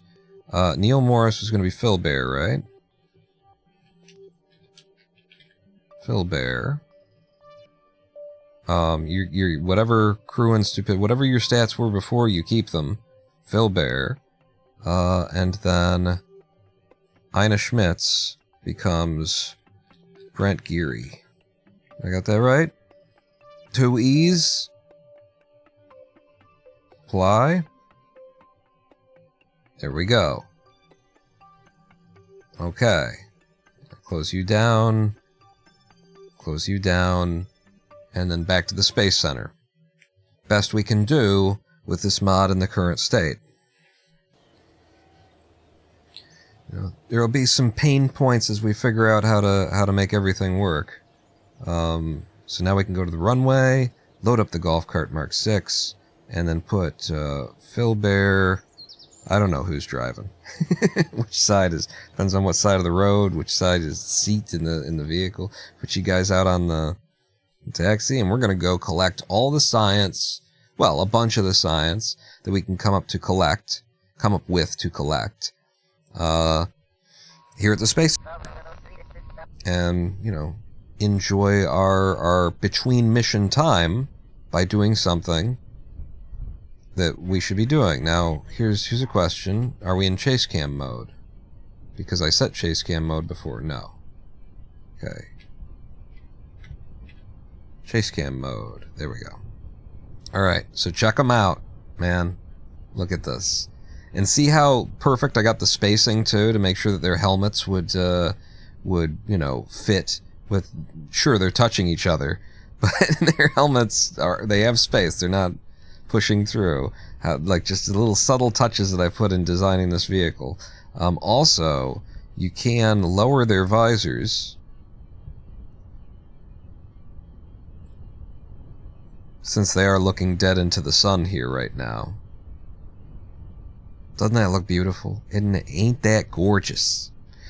So slam on the brakes first off, because we need to collect some science. And that worked. Pressing 1, I had some things attached to it. Pressing 1 fired off all the science. So we've got a temperature scan, atmospheric pressure scan, and a seismic scan. Okay. And then we do have this here, which should collect that science. In fact, now let's do this. Observe mystery go. And I'll pin you up here since we're going to be using you over and over a lot. We collect it. And then if I hit 2, it sucks all the science into our experiment storage unit. And now I just need to reset this part, which, not Phil Bear, but Brent Geary just has to get out and do. So leave your seat, and then restore, because you're a scientist, and then get back in, and we're going. Brakes off. Alright. We're gonna go collect a bunch of science from the... Damn it. Did not remember chase mode. It did. Okay, we're still in chase mode. Good. Adorable, says Triflistic. You like it? One of my last little touches on this was to change the roof, which used to be made out of a... the same thing that the bottom is made out of, whatever this is. A structural panel. Changing it over to be made out of these because they're lighter. The radiators. I'm gonna put the brakes on now. In the middle of the weeds. Wow, brakes are kind of weak on this thing. Oh, but look at where we parked up. Perfect. And 1 again, and this is from Kerman's Shores. So we get more data, we store it, we observe the mystery go, collect that, store that. Experiment module remove, module inoperable. Okay, I understand. It's the thing that we tore off. And then again, in order to restore that, Brent Geary, maybe I'll pin you here as well. You leave the seat. We restore. And then you get back in the seat. Maybe I can keep it all together here. There we go. And we get back on the road again. Just like we did last summer. On the road again. Like we did last year. I should probably F5. Well, we're over this. Okay. Next stop, I will F5 so that we don't lose the progress.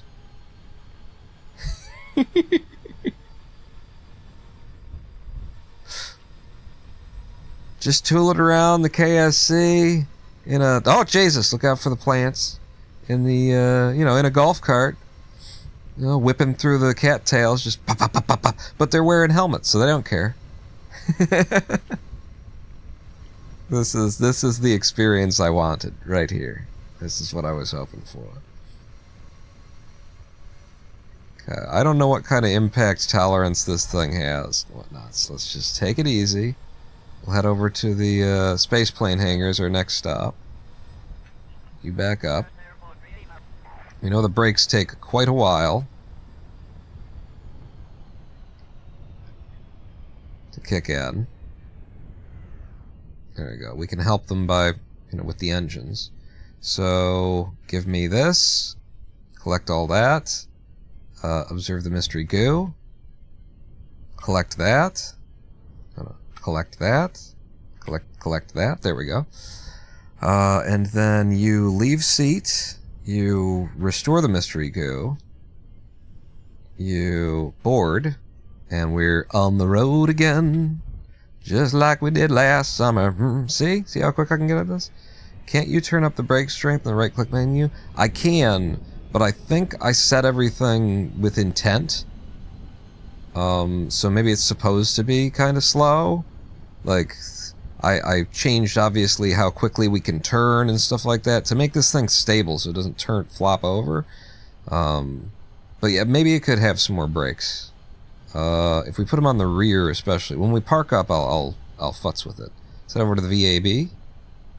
Oh, I was supposed to F5, too. Ooh.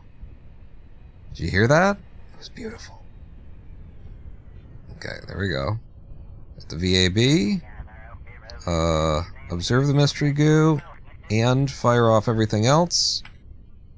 Got all that data from the VAB. There we go, we pulled it in. Now you leave your seat. You restore the mystery goo container. And then you reboard.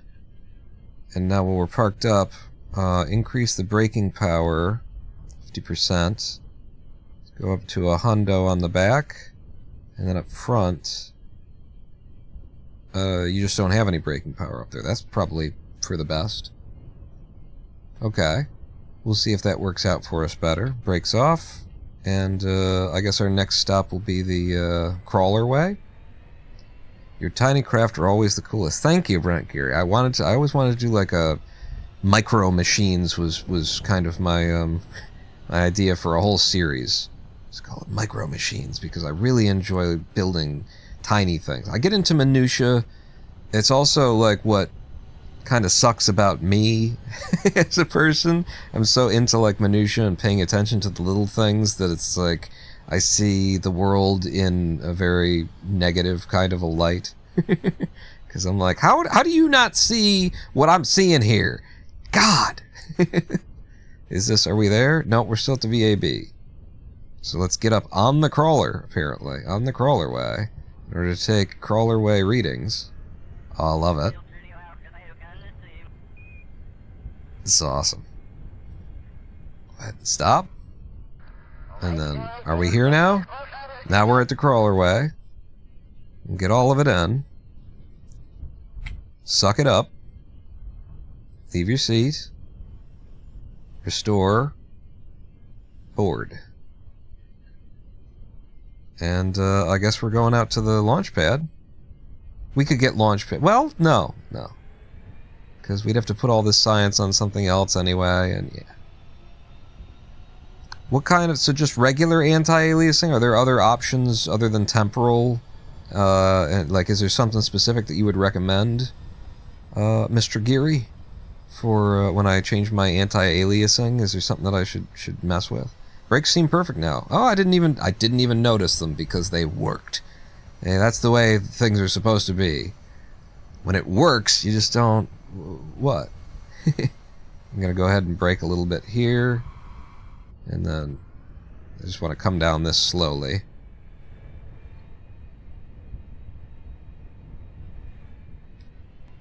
Good. Kerbal golf cart, ladies and gentlemen. That's what you're watching right now. Kerbal golf cart. Doing a tour of the KSC to collect science. Well, the ground is dewy.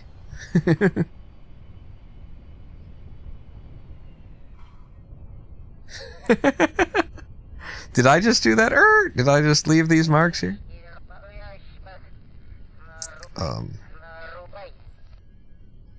I'm an AMD guy, says Brent Geary.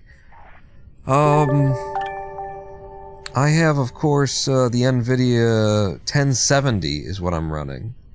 But, you know, my everything else is AMD. Skillful DTS, thank you for the follow. Is that what it was? My activity feed sucks. If I get it, if I'm saying that it's the thing and it's the wrong thing, you tell me. Because I gotta fix this. I gotta do something about this activity feed. I gotta give it more like screen space so that it can be read. The way it is right now, it just don't work. Remember, you get surface samples as well. Ah, I forgot to... Wait.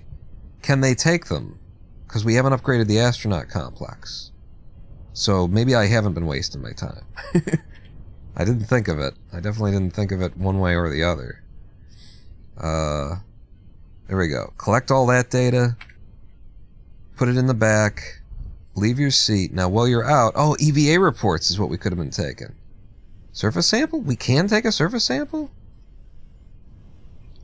Okay. I thought you had to upgrade to be able to do that. Maybe it's when you're on EVA in space, you have to upgrade for the surface sample. That's, I think, the thing. Surface sample, EVA report, and then restore and reboard. Okay, so we'll have to pick up, you know, from now on we'll pick the rest of them up and we'll grab, you know, from the crawler way.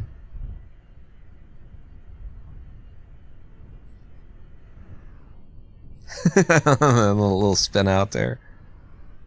We don't have, you know, a great turning radius in this, but it also keeps it safe to drive so that it doesn't tip itself over that easily. So back onto the crawler way, and we'll get surface samples and EVA reports too.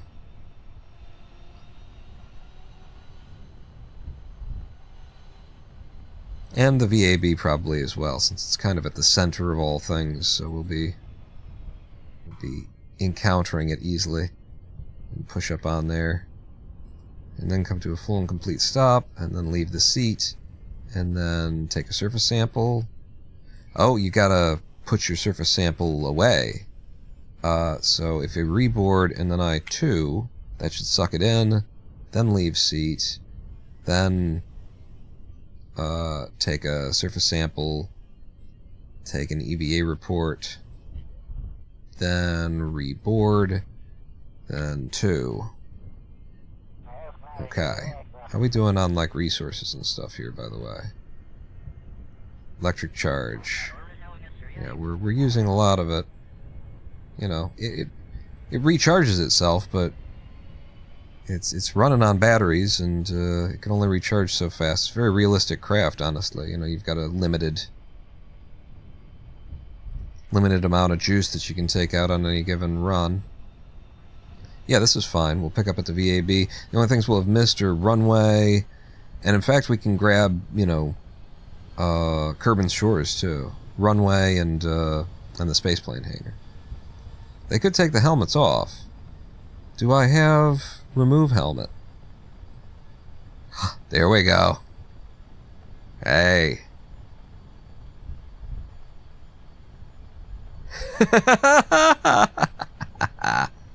It looks so right. It looks... Oh, Jesus. Slow down. Fuck. I don't know where we're going. Oh, wait. No, I'm pretty sure this is VAB immediately. So, if you... How do we do this? Leave the seat. And then... EVA report. It is from the VAB. Take a surface sample. Boom, boom. Reboard. Suck it up. And keep on driving. So that was the VAB. Now if I just cut across toward the... This is supposed to still be chase cam. I don't know why it's not chasing. And now it's chasing again. It's weird. It's weird. The chase cam like takes a minute to click in here. If I stop right here, where are we? What does this count as? Take some data just from the KSC. Okay. Generic is good. Let's observe the mystery goo. And then you... let's suck it all in. Leave seat. Thank you. Take surface sample. Take an EVA report. Restore mystery goo. Reboard. Collect. It's a lot. It's a lot of little futsy stuff here. Clicking all these buttons. We used to have a mod that was like KSC science, or just science. I think exclamation point was the name of the mod, and it would allow you to basically just take all of the science that you're over. I think. I know it would like notify you of science. I never used the auto science collection feature of it, but it was there. It did exist. I think. I shouldn't say with certainty.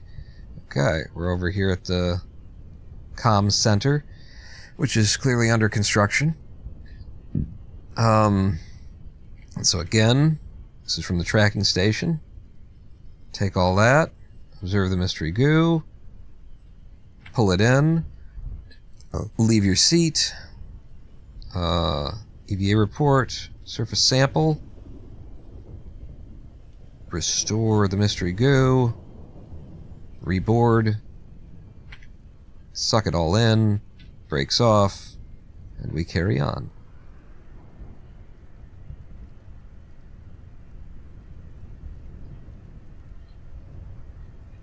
Where's next?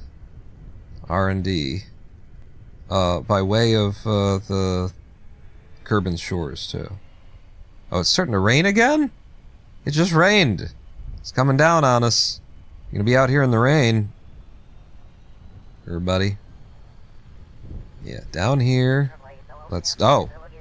Pop in. Stop here. Okay.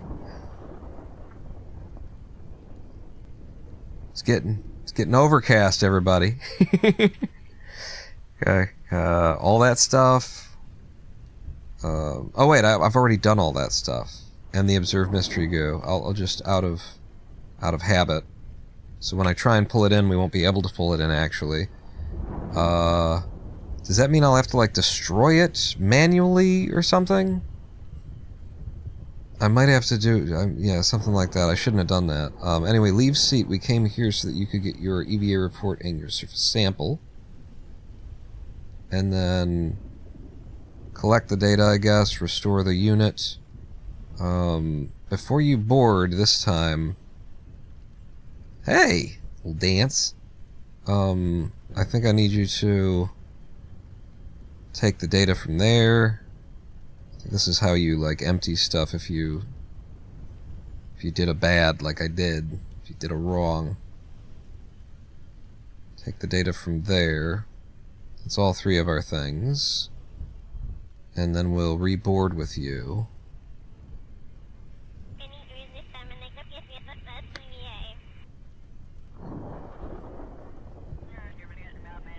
And you can hear we've got, what is that? What's the ones that gives you comms? Chatterer. The Chatterer mod. There's some giant flowers. They're just very little green men. They are giant flowers, actually. Yeah, thank you for reminding me of the ability to take surface samples. Skillful. Yeah, I think I was definitely living in a headspace where it was like, you have to upgrade the astronaut complex before you can do that, but it's only off-world in a vacuum, something like that. Apparently. So, over to the R&D now.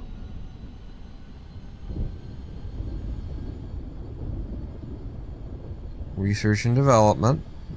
Which is already tier 2. This isn't even like the tier 1 R&D center. Look at how sparse it is. It's even sparser when it's just tier 0, I think is what we used to call it, right? Tier 0, tier 1, tier 2. Yeah, look at how... Whoa! The fuck was that? That was scary.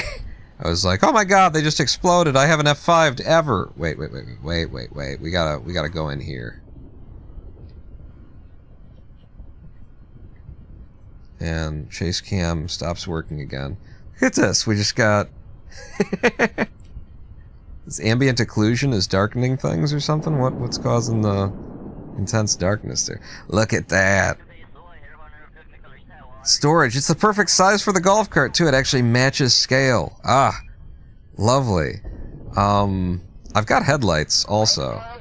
We'll run through our electricity sooner. But it is raining out, so they should be on. So, yeah. All this stuff from R&D now. Good. And then observe mystery goo as well. Suck all that in. And then you leave your seat. You take the surface sample, you take the EVA report, put them in your pockets. You restore the mystery goo container. We reboard. We suck up everything that we can. Everything else is just left in her pockets, I think, is the idea there. This is bothering me that that's way out of line. Like, it's still a little out of line, but it's better. I love that we've got a U storage over here at Kerbal Space Command. This is where I keep my my ski-doo on the weekends. Chase cam, anytime now. Anytime now, Chase cam. You can remember that you're a Chase cam. We are in there, and it just snapped in. You see that? All on its own. Is there anything else to hit? Oh, right, the astronauts complex. And the administrative building and mission control. Yeah, there's actually a bunch that I've missed. You know what? Lock up the brakes. F5. I forgot. Yeah, Kerbal rent a storage. That's exactly what we just passed through. So there's the contracts building or whatever. I wonder if there's a pool out there yet. They had a really weird little, like, 1993 pool. Like you went through it and there's no actual water there, but it's just a layer of some ugly stuff is what it was. Look at this. This is the astronauts complex. It's just a motel at the side of the... It's a little bit more than that. Alright, boom. Astronaut complex, thank you. All that. And then mystery goo as well. And then suck it up. Leave the seat. Surface sample. EVA report. Restore. Reboard. Suck it up. Okay, and now out to the administrative offices. Wouldn't the barn have been so much better? Look, we're driving around this place and it's like I get to each of these places and they're just Windows 3.1 colored beige buildings that the most interesting thing has been that there was a U-Haul. It could have been a barn with like little trailers, you know, for all of the places there, cartoony barrels and shit. Like, look, that's cute. Look at that flagpole being all bent up, and that's the kind of like attitude.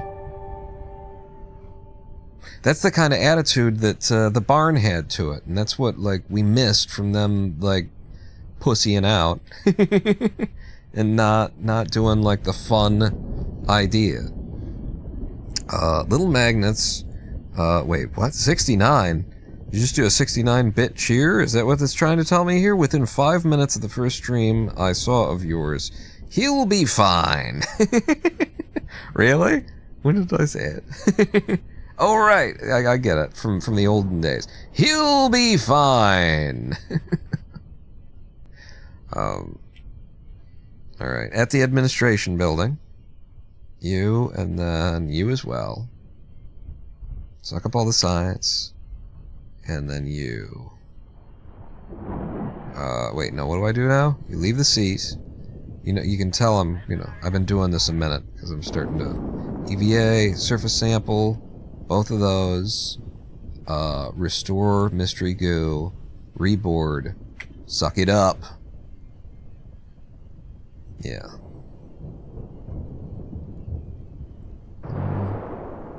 It's fine, you know, but we could have had a barn and Kerbal trailers.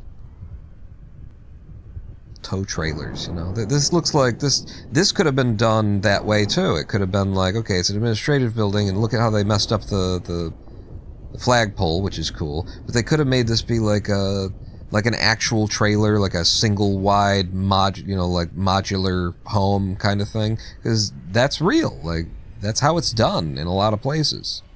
With a lot of different purposes, you do that. I missed mission control, so we might as well hit the. We might as well get everything.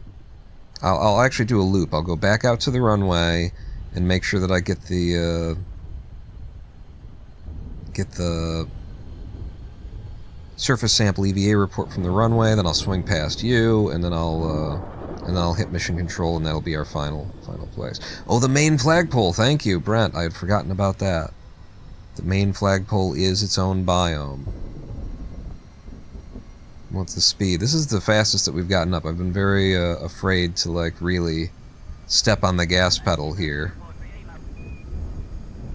We're up to 13 meters per second right now. What's that? Miles per hour, because that's what I'm familiar with, is miles per hour. Ooh, those brakes lock up pretty nice, though. Okay, here's the runway. And I'll just head south because we want to head... Actually, this is not south. This would be... I mean, it's right there on the ball there, but this would be east.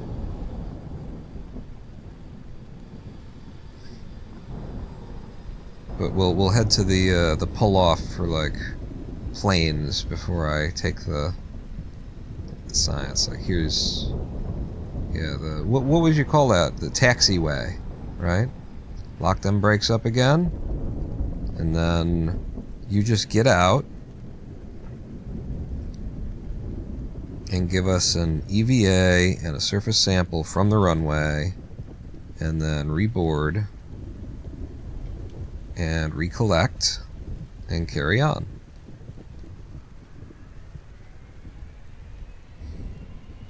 It's a damn shame that, you know, you drive from the rear, because it's such a cool craft to look at.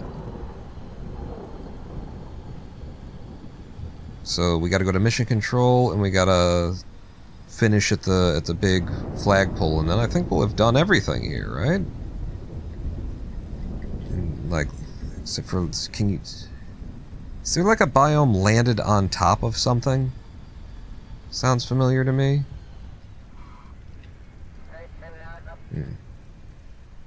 How's power? The sun's going down. Well, 123 out of 200. We're okay here, I think.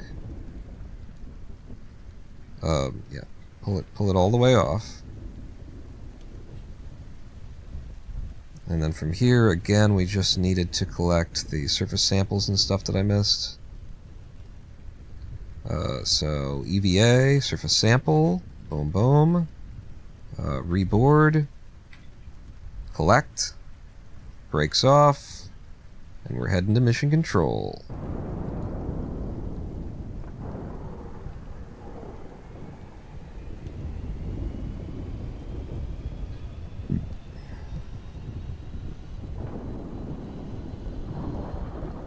Let's see what mission control looks like in this.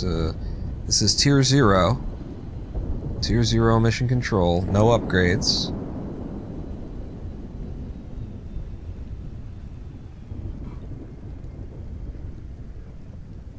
What is this ahead of us?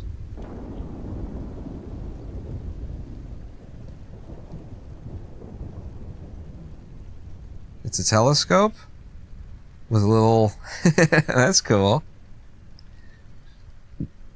That's neat. Okay, gather that. Gather you. Mission control. Suck it all in. Leave your seat. Take the surface sample. Grab an EVA report. Bing, bing. Suck it all in. No, there's no sucking it in yet. Restore, because we got one more destination. Reboard, and then suck it in. And our final stop, we're leaving mission control,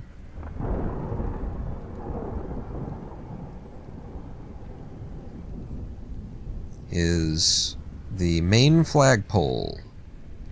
Just curious what the other side of mission control is. Another telescope. This was even, I feel like this was hastily and sloppily thrown together after they had put like a whole bunch of effort into the barn. And so there's kind of just like one idea in each place. Like, oh, I guess I'll make a telescope thing. You stand out there, and then we'll just reproduce that. I'll make the flagpole look a little bit dinged up over here, but otherwise just a boring building. Like, it was a hell of a bad call. And they actually told me back in the day, because I was part of the creator, insider group, the media something group, creator media group for KSP. They told me that they were gonna do the barn, that my campaign to bring back the barn had been successful, and whatever his name was, maybe it was Harvester or something, like told me, personally, call off the dogs. Where is the flag supposed to, like, it's not here yet. Isn't it supposed to be here? Is it out in front of the astronaut complex? It's the only other place that it would be. I thought it was right there. Go look in front of the astronaut complex. Told me, call off the dogs. We're gonna do the barn. You won. Kinda how he put it. And then I published my video that was like, politically themed. That was like, we won the campaign! And, I was being intentionally just being a dick about it, kind of a thing. And we've won over Reddit! And everybody boos in the crowd, Reddit, and all that stuff. And I think it might have even been like that video. It was either just they were being tactical and getting me to, shut up and stop making controversy. Which, by the way, is a bad business practice. Controversy keeps people talking about you, you dipshits. But, like, it was either that, they were just manipulating and lying to me, so fuck squad, or the fact that I released that video made them go, oh, fuck this guy, like they didn't have a sense of humor about it. Either way, fuck squad. They did a horrible job here, let's just say. Modders have been fixing this. This was just... I consider Kerbal Space Program, it was so successful, and it answered a huge hole in the marketplace. Everybody wanted something that just did competent, space travel kind of a thing. And their Sandbox works when it works. It works good enough to, like, you can have fun in here so long as you don't engage with their game systems for career mode and stuff like that. They answered that, but this was done poorly in every single way. It is unoptimized, it is underdesigned, it looks bad, it's ugly, like everything. This is just from the astronaut complex.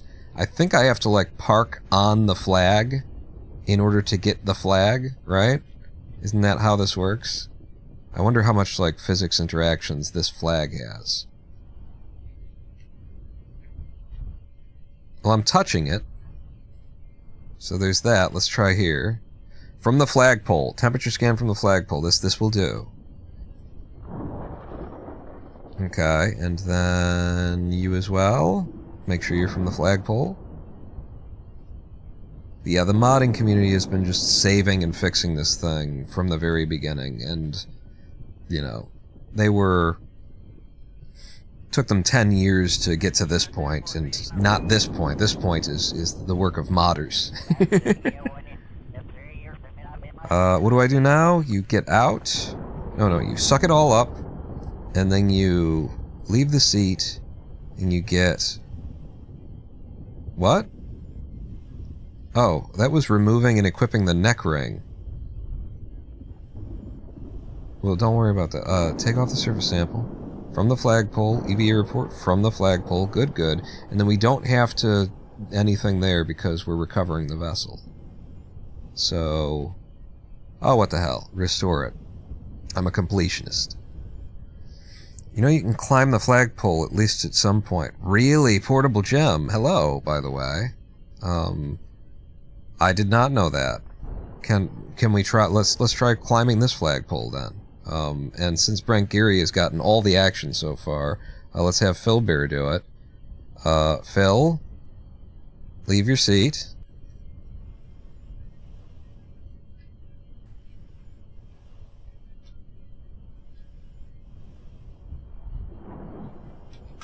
It might not be this flagpole, this, like, tier, but I would imagine that there's, like, a climb option, and you can just keep spamming F and you'll get up the flagpole.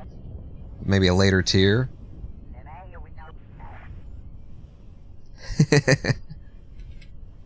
Okay, Phil. That was... You got some action anyway. Get back in your seat. I don't know. Here.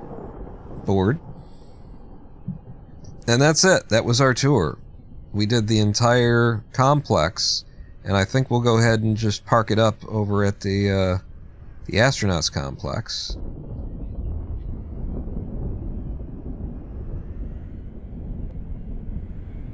And then we're just going to recover it. I mean, I could leave it out here, but then... Can you man these things, actually? Can you man these things live? Because I've got crew manifest. Because in that case, I would leave it out here. It would be a cute thing to go ahead and leave it out here and just bring in my, my Kerbals. I mean, it's an additional part count that goes into physics calculations and stuff like that, but it's only 30 parts. Less than 30, actually. No flagpole humping today, apparently. Maybe a later tier, but the flagpole has ladder mechanics eventually. Oh, really? It has ladder mechanics. Wow. So then I want to kind of see about that. I'm going to try leaving this out here. So, everybody out of your seats. Because we will recover you, but we'll leave that stuff out. You, ma'am. Brent Geary. Oh, I gotta switch to the vessel. Leave your seat, and I'll grab the science from the trunk, is my idea here.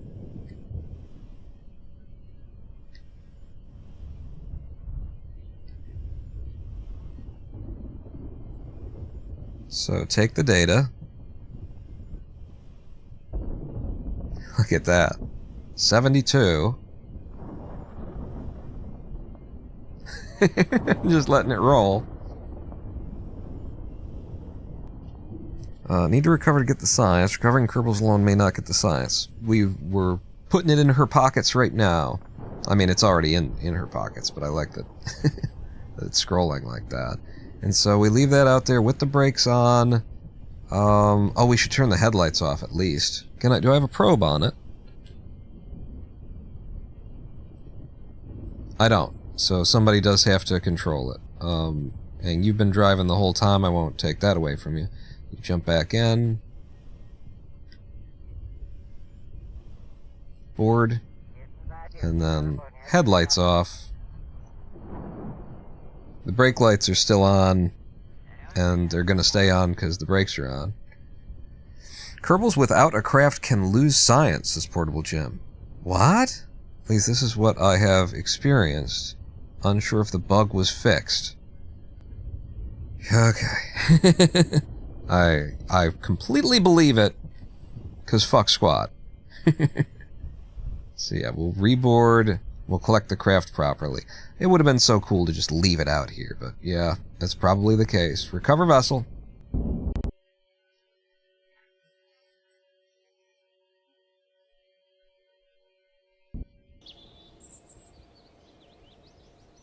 And we brought in 350 science just from walking around the KSC, driving around the KSC in a golf cart.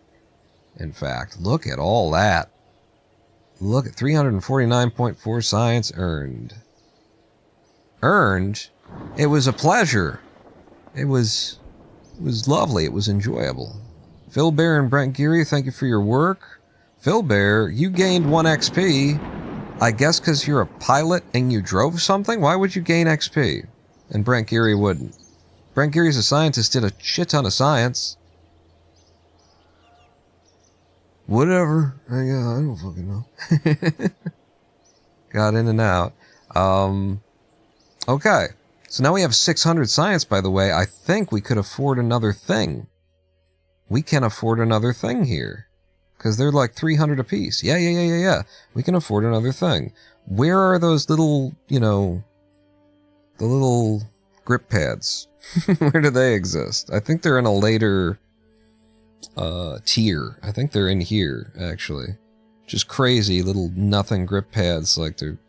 What are they useful for in the first place? But you gotta get really science. You gotta figure those out. You know? After you figure out nuclear engines, then you can figure out slightly sticky things to stand on. This looks like it's got a lot of stuff in it. That might be the way to go. And it's got the spectrovariometer, which we would need to be able to get our dune buggy out. I think that's the one that I want to unlock for 300. And I'm on the verge of getting another tier, so I'm not going to think too much about it. There we go. We unlocked another tier of science. And see, this is why I wanted to make my own fake sandbox game where we just start with a bunch of stuff, is because there's still stuff to do. There's still science to get. There's still a money game to play, you know? And by the way, collecting all of the science at the KSC should be a mission that we should reward ourselves for. So, you know, what... What's the mission? What's the... How do we reward ourselves for collecting all the science at the KSC? I have, in our base payout thing, I'm looking at it right now, I've set Launch Scientific Probe as a mission that should pay out 35,000 plus 10,000. I wanted to highly incentivize the collection of science because it's kind of hard to stay motivated to do it when we've already unlocked so much, right? So 35,000 is our base plus a 10,000 bonus, and that's for launching a scientific probe. Should collecting all the science at the KSC count as, you know, under the same premise? Should we just say scientific mission instead of launch scientific probe? Scientific mission of some kind is worth 35 grand plus 10,000, and so, it was a manned flight, but it wasn't a flight, so I'm not gonna... I don't know, like, we should pay the Kerbals. And there was one to drive and one to... I'm gonna just do this. So I'm gonna give $5,000 to each Kerbal. So that's 10 grand on top of the 35, so it's up to 45 grand.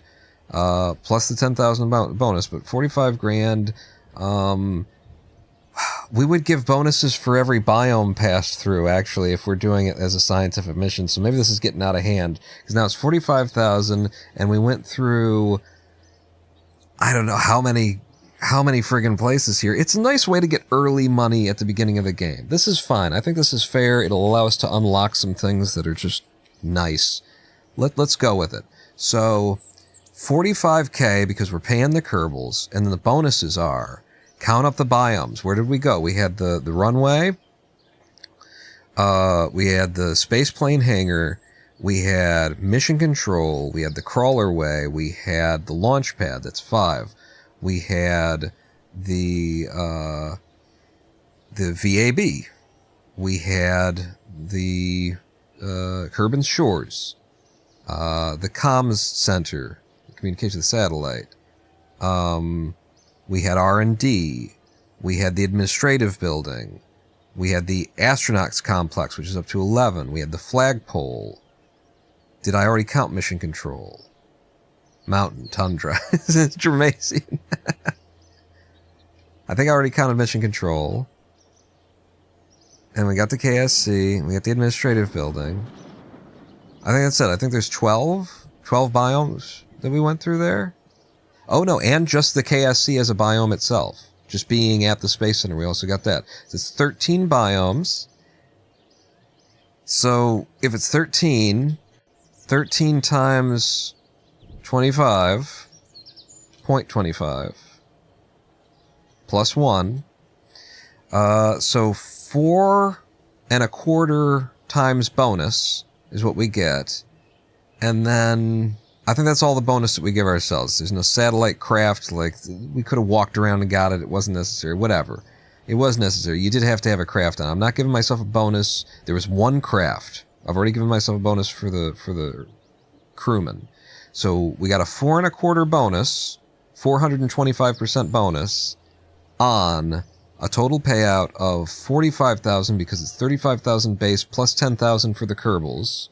So 45,000 is 191,250, plus we get a $10,000 bonus that's just flat, that doesn't get, you know, the multipliers applied to it. So then there's another 10K. 201,250 Kerbucks. That's what we pay ourselves. 200,000 and then 1250. 200,000 and then 1250. So Alt F12.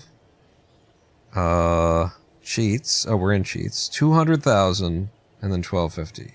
100, 200, and then 1,000, 1,200, and 50. I think I clicked all those buttons the correct amount of time.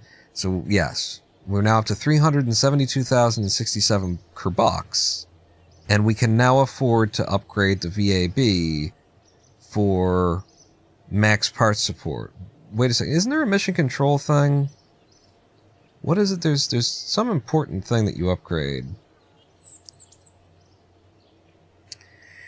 It's the astronaut complex that really needs to be upgraded for like Kerbals can disembark on other planets and stuff like that. I think that's... We're doing the VAB. Upgrade it. Boom. And we've immediately got Tier 1 from Tier 0. And then we could also afford to do the launch pad and not be under the 18-ton limit. I don't think that we need to yet. I'm going to sit on that money, because we could also do the runway, which might be desirable. Or the astronaut complex. I'm going to sit on this money until we know what our next thing is. And we have been here now 2.5 hours, and I've been having a good time and enjoying myself, and so I haven't noticed the time passing much. 2.5 hours, we need ourselves a live stream break. And we will come back and do probably another 2.5 hours before we call this a finished live stream. I added science, Portable Gem? Did I? Wait, let's go back to the Alt F12. Oh, I did hundreds in science because we didn't have smaller values in funding. So I did 200 and 1, 2, 3, 4, 5. 250 is what I added down here. So then, if it's 250, we round down, so we just stay at the value. If this is all we can do, then that's what we do. Oh, damn, I'm late. Good to see you playing KSP again, Pawn, says Stormhawk427. Hello and welcome in. You're showing up at a great time because we're about to step away for a live stream break. I need to pee, but we're gonna stick around for probably another 2 or 3 hours after the live stream break. Look at my Kerbal Space Program installation. Look at how beauteous this is with deferred and volumetric clouds and scatterer, and look at off in the distance. Just look at the hills, and what gives us this? Parallax gives us all the trees and stuff like that, and the grasses and the coil. To be first in the soil that erupts in a coil of trees, vines, and grasses, all brought to the boil. Wait, it's different somehow. 'Cause this land isn't mine. My mind has been freed. I'm not thinking in poetry stuff. Sorry, random the max poetry breakdown there. Look at my beautiful Kerbal Space Program. Thanks to Black Rack, the developer of all of the things that make Kerbal Space Program look beautiful. Go to their Patreon and you will get the latest version of all of their packs. You get early access to what they're developing as they're developing it. Go to their Patreon for $6.50. You will have given money to the man who made Kerbal Space Program look good, and you'll get something in benefit. You'll get an immediate, just download this and drop it in your game data folder, and your Kerbal Space Program will look like this. Except for maybe you have to install Parallax separately, but it'll look like this. It's goddamn gorgeous.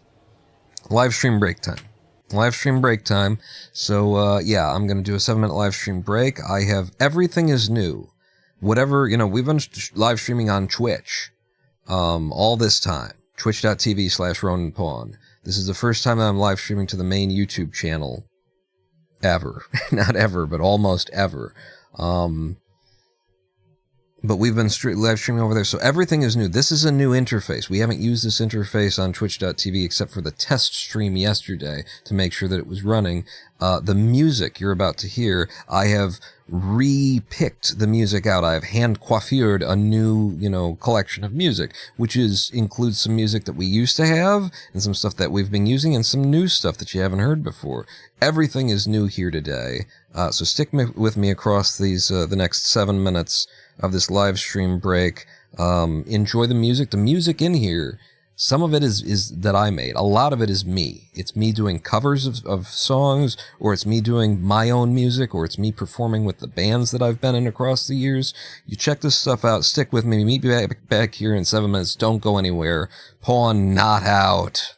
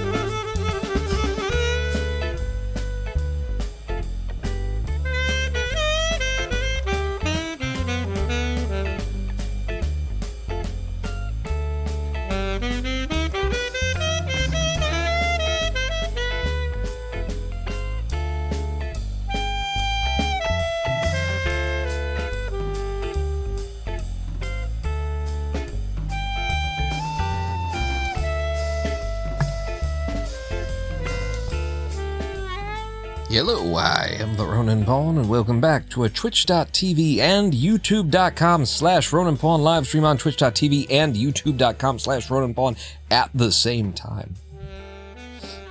We are simultaneously, I am simulcasting, broadcasting to YouTube and to Twitch, both at once, violating all kinds of terms of services and contracts. I don't think that's true anymore. I think Twitch finally got up off their high horse about it. I don't know what YouTube's policy is toward it, but fuck all of them. I am the Roninpawn, and we're in the Kerbal Space Program today. Our first day back in Kerbal Space Program in years. Our first time on the main, Roninpawn YouTube channel in almost ever. I think we have done it before, but it was briefly.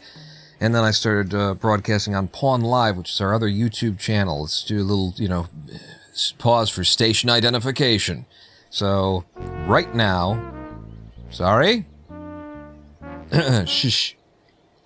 Right now, you could be watching this on twitch.tv/Roninpawn if you're on YouTube. And if you're on Twitch, you could be watching it on youtube.com/Roninpawn. And when it's done... I will eventually upload it. It's like I usually put like a week and a half or something delay on it. I will eventually upload it to our VOD channel, which is youtube.com/@PawnLive. The @ symbol and then Pawn Live. Pawn Live is the name of the channel, and that's been storing all of my VODs for years. So there's your station identification. Now you know where all of the things are, where you can find this in the future, and find all the things that we've been doing if you've been missing them, which is mainly... Cluster Truck. We did Star Trucker recently. I got into chess. I'm not any good at it, but I'm into it. I watch a lot of chess content. Mainly just Gotham chess. I see a couple of the big tournaments here and there, but welcome back to Kerbal Space Program, Houston. What? Just making sure you're still there. You're still with us. Yeah, I'm starting to tank. I didn't realize that there wasn't going to be any coffee on site here. I'm going to need to bring some bean from home for tomorrow, but man, right now I'm just trying to survive on Monster. Ugh. Houston is here with us. He's been absent for, quite a while. I'm a little bit nervous whenever I use Houston, because it's hard to see whether or not he's active or not, the way that I've got my screen set up. There's some adjustments that need to be made. So we have just completed our first 2 missions, really. Yeah? We did 1 mission in space, and the first mission that we did was we went up and we established and this is for Rockamax, they're the ones who, told us to go up there and do it. We put a refueling platform in orbit. With a little tow truck attached to it. And that was our first mission because we're playing in this sort of Sandbox Plus mode that I've, come up with, or that I've decided this is how we're going to play. You should be in free mode and always be in free mode when you're this close to a planet, thank you very much. So, right here, right now, watching the world catch up to its history, in case you don't know, right here, right now, watching the world... is actually watching the world catch up to its history. But this is our little tow truck, and it's attached to the first fuel tank that we ever sent to space. Just stuck some docking ports on it, and now it's the core element for a refueling platform. Bring some fuel up here, drop it off at 80 kilometers, by the way. Now we should have AP and PE ticks. We should have APWAPS and periaps ticks. So 80.0 on the periaps and 80.0 on the APWAPS. Come on up here and you can refuel your ship once there's fuel in it. There's no fuel in it yet. Come on up here and leave some fuel that you didn't use. But that was our very first mission. And we are paying ourselves what we feel is fair. I've done I've got a calculation. I'm going to make a proper calculator for it, but I've got a means of tallying what it should be worth. We're not just inventing it off of the top of our heads. The other mission that we just did is we drove all around the Kerbal Space Center here and collected all of the science that was available to us in a golf cart. I sent Phil and Brent Geary, Phil Bear and Brent Geary, out on a mission to collect all the science that we could at this point in time, which is a lot of science because we've unlocked a lot of tiers using the maximum amount of science and money that they let you start a game with in Kerbal Space Program, which I think was 5,000 science and $500,000 is what we started with. But we drove this little guy around and collected all that science, and so now we're on to our third, mission of the day, which would be putting up 3 satellites at stationary orbit around Kerman. That would be the next thing that I would want to do for the sake of having a robust comms network around Kerman. So let's have a look at what we can do, or how we can do, or when we can do that. I haven't had to build anything yet, so we're going to get ready to start building now. No, Pawn. Actually, the boys over at the lab, or whatever we keep calling them, women, they've got something to help you out here, too. Wonderful. I didn't want to actually have to do any work on this live stream. We'll be tweaking things. We've been tweaking everything that we pull over, but what have we got here? In the VAB, the boys down at the lab, what do they got for us? We've got a ComSat, which is as simple as this. And I really like keeping it absolutely dead simple for the communications satellites, and keeping them as low weight as possible and all that. I think this is really good. I would like to do this. Let's extend these antennas. One of the things that I would do, though, is I would remove from symmetry, and then I would switch one of the variants so that it's like that. So we've got one pointing forward, one pointing back, so you can, imagine that it's... So there's that.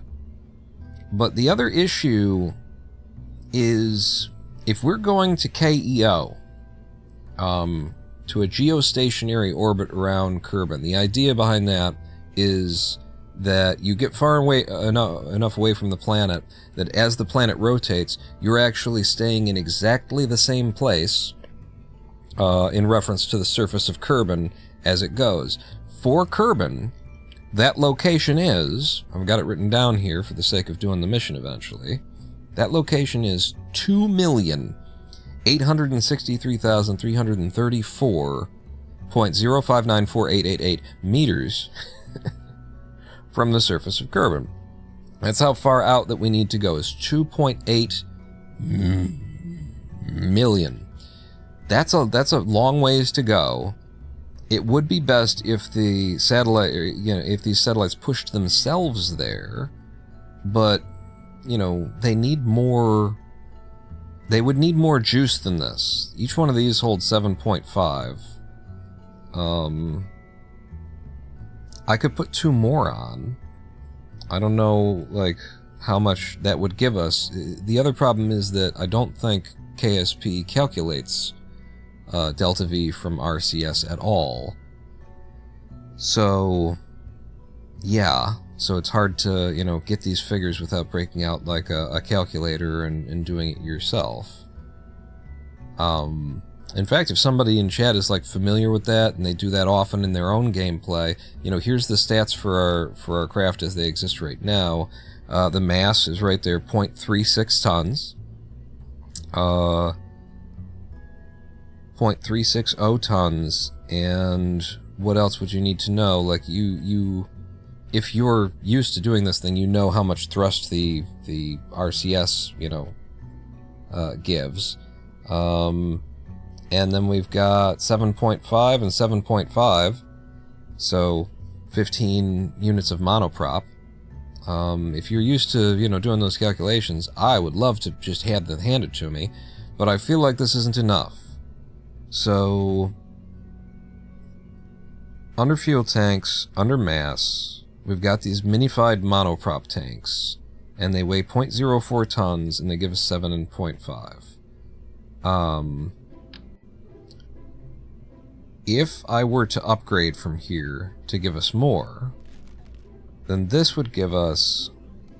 How much is in there? 20.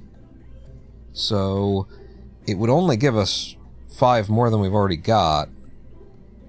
And it would add...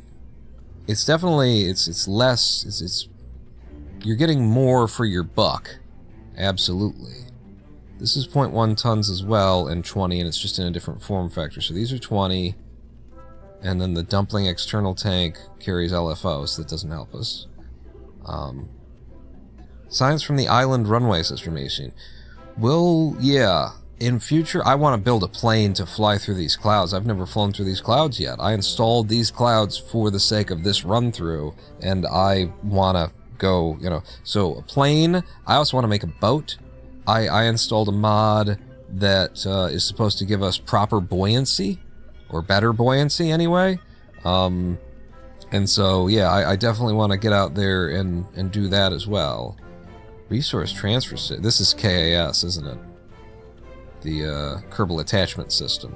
I don't add parts mods, but I do have some parts mods. Here's a monoprop tank that gives us 50 monoprop for 0.23 tons, but it's huge in comparison to the craft. Aesthetically speaking, take you. I rotate like this, make sure we're snapping.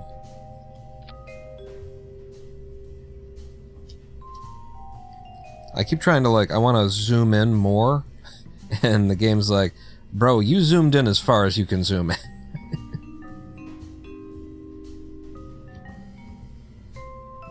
There is no more zoomed in than where you are presently.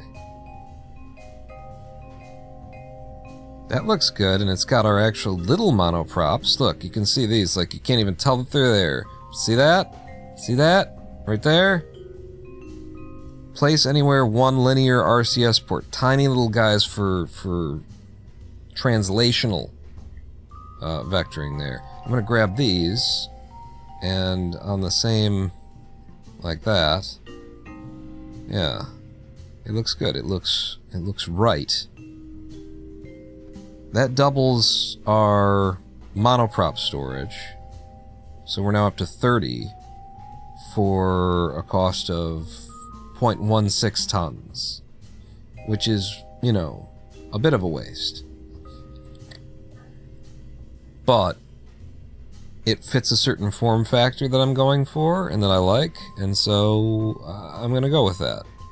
Comsat Kerman Mark II, and this has now 30 mono for 0.016 tons, or is it it's 0.16 tons actually, 0.16 tons. Yeah, I think that's what it is. And then retract. Retract. Oh, well, there's a problem. That's why you didn't have those there before, huh? You can't really collapse that down now, can you? That is correct. I could double up. I could double up on the sides. Let's try that. So imagine not the mama. You and there. If you don't hold shift when you have held shift previously, it's a problem.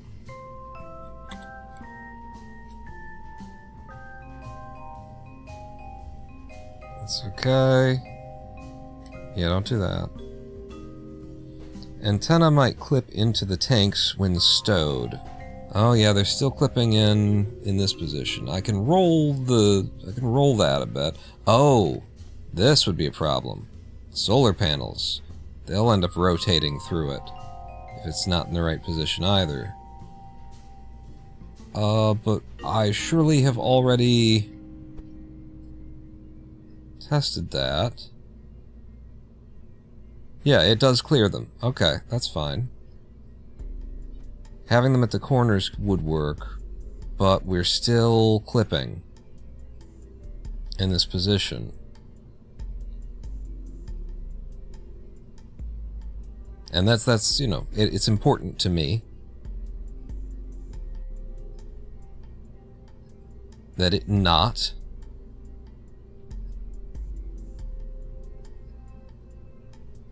And now I feel like if you're at a position like that, then this is probably going to make contact.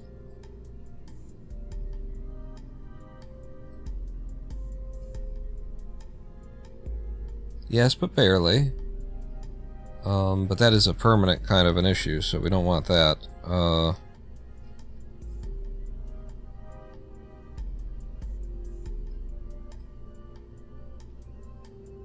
Can't move it in anymore. Like, I could do it by off of the ticks, you know, but I'm trying to stick to the ticks because then I have to put more of them in.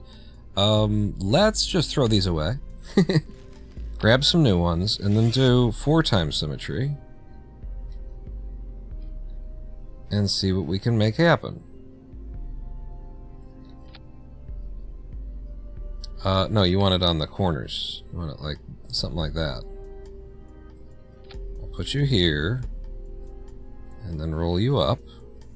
This is the right kind, right? Yeah, same ones.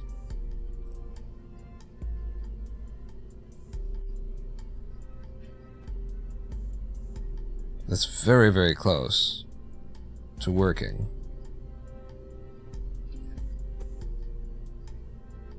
And then now I can go off the ticks. I can do it, you know, a fussy little way. Raise you up a little bit more. And then what can we do here?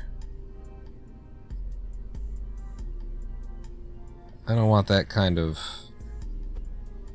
non-uniformity. I can't get any closer. I keep trying to zoom in, and it's like, you are as close as this gets, friend. I could live with that if it cleared everything, but it doesn't quite clear everything yet. Can I pull out any further? I certainly can.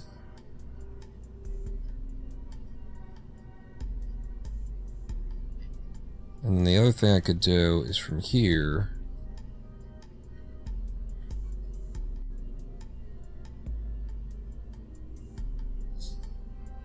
Rotate so that the lips aren't a problem. I would certainly like it if they were more, if they all rotated together, but if I turn snapping on and rotate them, I'm pretty sure... Oh, no, we're good with snapping on and rotate them. Okay. So that's better. And we've got clearance there, definitely. But what about you when you, like, deploy?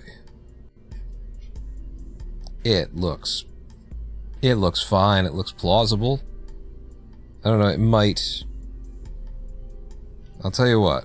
To try and, you know, meet in the middle on the 2 things that I want out of this situation, I'm gonna find this spot, and then I think if I just bring you in as close as you can be without making contact, you're definitely not making contact there. I think this being closer gives us more deploying clearance for our satellites. I think, if I'm being honest, they would scrape in this position.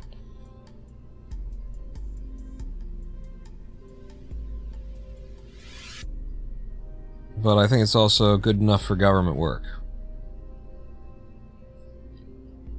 So give me you back to snapping, and then I believe like this, and then tracked. Yep.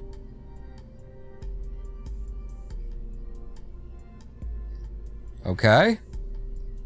We've doubled how much monoprop it holds. How much delta V does that give us? I don't know. How far can it get in space? I don't know. 2.5, like 2 million is hard to do. The idea, I guess, it would be that we take the ship that puts it up there and we get it as high as we can possibly get it. On one side, while the other side, you know, still crashes back to Kerman. And then we release it, and then it pushes itself the rest of the way on one side, and then we try and blow up the other side and we see what, you know, what's left. I mean, it would possibly take as long to do the math because they've made it so inconvenient in Kerbal Space Program. Unless something has changed since last I knew, to get like delta V on a monoprop thing.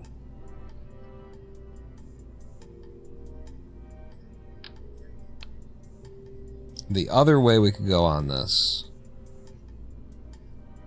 would be take this, put one in here. That seriously adds a lot more monoprop to us. It's another 20. It doesn't horribly undermine everything that's going on here. I would prefer to go without it, like visually. I like it without this. Is there another... There's not even another, like, mode for that tank. So I'm not a huge fan of that.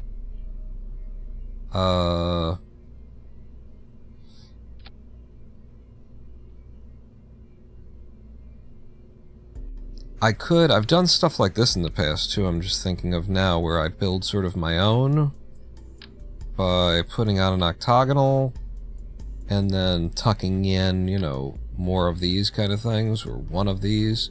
What about this big guy? Is he too big? Just one of them.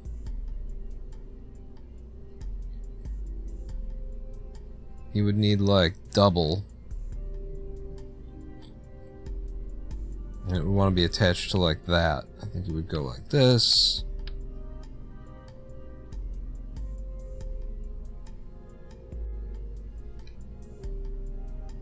And then it'd be something like this, and then you'd, yeah. Just exploring what my options are for increasing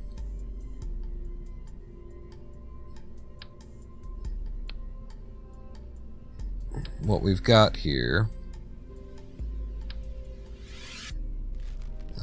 One of these pulls off a single. It pulls off what you're... Alright, well, I don't know what it is, but there's some combination of alt and other stuff that would do that. But this is the idea.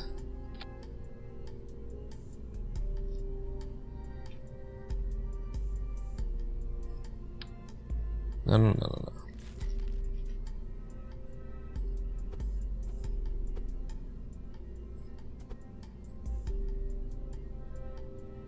Why do you look like you're wrong? Because you are wrong.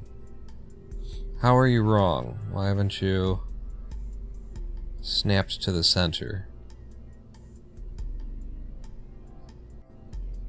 The better way to attach that would be to go ahead and set this to our root node.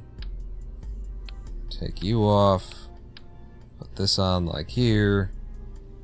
Do I have snapping on? I do. And then use you to get real snapping. Absolute. That should be to the dead center. I can't believe that I remember how to do this stuff, by the way. I guess it's just in you. Once you've learned the archaic systems, they're just there. That's plausible enough for me. Unfortunately, when this breaks off, that's what you're left with. It doesn't, like, take it with it, which would be cool.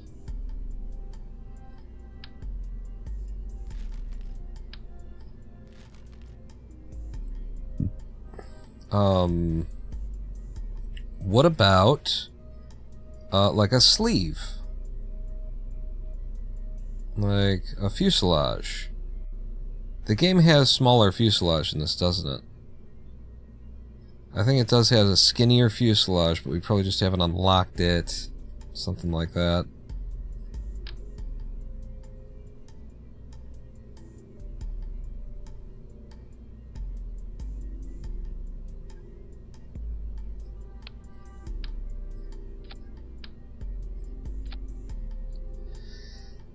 Unfortunately, if it's not fuselage, then it will just, like, spasm and stuff like that, so you can't really... You just can't do that, can ya? Not so much, no. Alright. Well, I experimented a little, you know, to see about that. I think this is the way to go. Simple 15-part count. Little dude. It's got a certain aesthetic to it that I like. We save it. And then we need to put a ship underneath it. So, I think we use the same ship that we sent up last time. The LFO Tow Mark 5, and we just change what's in here. And we're just gonna send up one, you know, we're trying to send up all three at once like I used to do everything like the most, boy, if that doesn't work, that's a huge waste of time kind of a way. And then we would end up wasting a lot of time. Shockingly. So we just get rid of the tow. We probably delete the fairing. And then, no need to save. I go to my ComSat. I merge it in. Did I put the root part back to what it needs to be? I didn't. Son of a bitch. Alright, so we are going to lose this again. Back over to ComSat Mark II, because I switched the root part to experiment. The root part needs to be that, for the sake of attaching it to something else. Save. Back over to the LFO Tow Mark V. Again, delete the fairing. Set your root part to not that. Throw this away. Merge in our new ComSat. Did I not click merge? You're fucking killing me here, game, with your bullshit UI. Your incredibly fucking convoluted UI. Right click, find the little button, tick, change the fucking root part. And don't save, but merge the fucking thing. Yeah! Make sure the root part's on the right fucking thing. You can't attach it in this menu. Jesus fucking Christ. And they called it a game. They claimed they'd made a game. Now actually, what we want to do is get rid of this. This is not going to be another component of our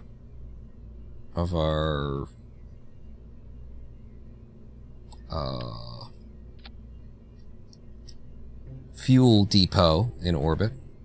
It's not going to be. So if it's not going to be, then we also don't need this to break off necessarily. The engine doesn't need to break away on this decoupler, so we get rid of that decoupler.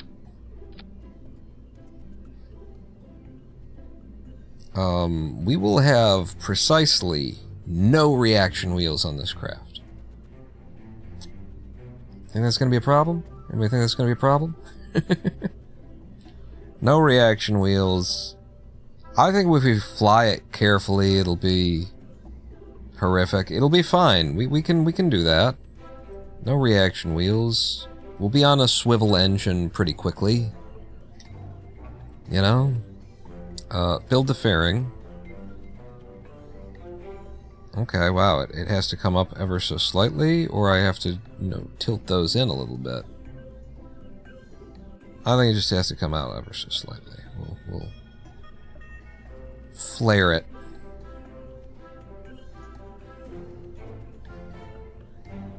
And there you go. That ain't bad. covering the whole thing, under the fairing. It's simple, it's under the 30 part count limit that we've got here, so we can actually try and, like, help with the how do we get it up there part of this. If we don't have reaction wheels on it. So, what's the lowest weight fin that actually moves? Am I still scrolling to find it? Is it the Deluxe Delta Winglet? It's a very heavy thing. Is that really it? There's nothing smaller that actually reacts?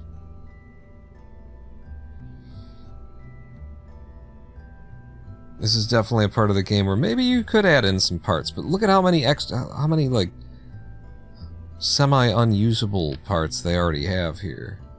This is more, but it weighs more. It's more appropriate, but it also weighs more.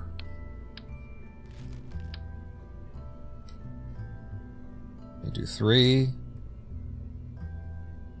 So we go from 2,500 meters per second delta showing 2,560 to 2,400 when I put those on here. It's pretty nasty. From altitude, let's assume that we get up to at least like 5 kilometers. We got 2,700 meters per second in delta V from the liquid fuel stage after 450. That does not make orbit. It gets us up there, and then this can try and push itself to orbit. That's not what we want. That's not good enough. These are just too heavy. We can't be doing that. I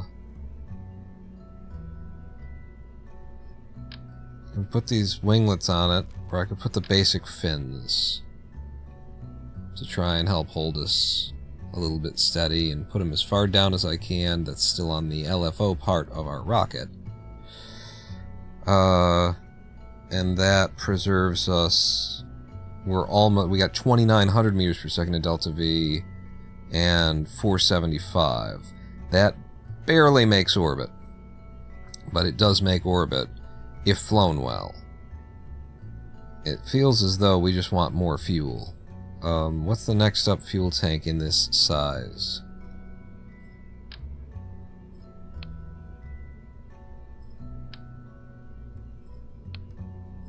Set you aside. Put a little bit more fuel on here. And stick with the color theme, I guess. And then put the tanks back in play, or the fins back in place, and I'll use 4 then if we're adding more fuel. And so now we're looking at almost 3,200 meters per second of delta V just in the LFO stage. However, the lifter stage is just the first 400 meters per second using this guy. Is there a slightly larger SRB? It's been a while. That's the hammer.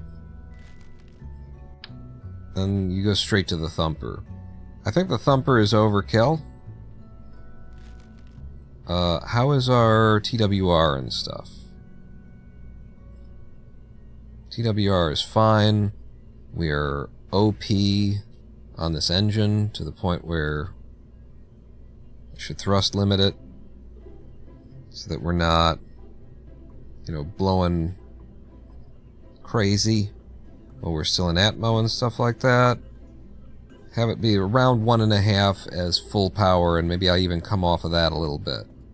And now from sea level, TWR on you, we could lower this to take off with more of a 1.2, 1.3 kind of thing. 1.24, okay. So then this is now ComSat Delivery Mark 1. That's what that would be. Save. Chuck the old fuel tank. And, this is, if anything, this is like more of a test to see how close we can get how short we are, really, is I think how this is going to work out for getting this this satellite out to 2.5 million. You know, it's got a lot of delta V to be able to push itself around. I think we can get it up there. I don't know if we'll be able to circularize it. That would be the side where it's not going to happen, but we need to test to find out. So let's do some staging, make sure that we got everything. So SRB fires, then we drop the SRB, switch over to our liquid fuel, then we drop the fairing, and eventually we let this guy go, switch our RCS on, and we're going. It looks like it could fly. Let's give it a go. In fact, before we go, we could use this. I created this to actually hold our mission. So the current mission, in fact, I could change the contract title even and say current mission. And then the terms of this is deliver 3 ComSat ComSat satellite. Wait, no, I can just type it. Satellites to KEO, which is at 2 million. Where's the number? I got it written down somewhere here. 2 million, comma, I got the comma in, 863,334.0506 meters. That's the mission. Does that look okay where it is? Should I leave that up? I put it in here. I might as well try and use it, right? I'll find out whether it looks good and I want to use it in the future. Let's shove this out on the launch pad and see what happens, you know? Throw it up there and see how it goes. I might even, while we're loading up, sneak a peek at how this looks. It looks okay. The text could be larger, I think. 4,515 meters per second is the minimum for Kerman stationary orbit. Well, I would need to know... Danger, Will Robinson! Danger! No, Will Robinson! Danger! I would need to know what the delta V is on the satellite itself. We're going to get to like 3,500 or something like that meters per second in delta V launching the ship. Does the satellite with its 30 monoprop have another 1,000 meters per second? That's what we're about to find out. It looks like we're a little upside down, which is probably correct for that satellite in the eventually. No? You? No? Am I just not inside? I need to be deeper inside. It's the fairing that I'm selecting. There we go. Control point default is correct. I mean, 90 is to the right, so that's as correct as it needs to be. Okay. F5 from the launch pad here. SAS on, throttle to full. Houston, could I get a countdown? Yeah, Pawn. In 3, 2, 1, fire!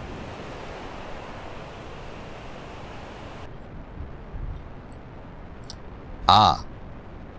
I see where why Houston ends up, or why we end up not having the same delta V that we thought we had. It's because when I hit Control to tap out of Houston, that lowers the throttle on me. We've turned to the west. I have no control over that at this point. My little fins are not helping me, clearly. We need to try and find the east again, please. So what did we make? We only made 2.5 kilometers on that. And I am holding as hard as I can. In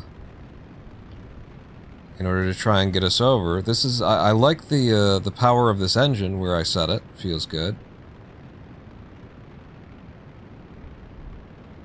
Okay, careful now. I can feel you, like, pulling super hard. Whoa, what was that? The game just completely came to a stop there for a moment. Okay, 10 kilometers now. I'm gonna back off on the engines a little bit. Try and not make so much speed. Don't want my app-waps blowing out away from me too quickly. Back to 3/4 on the LFO. In fact, maybe dropping to half now.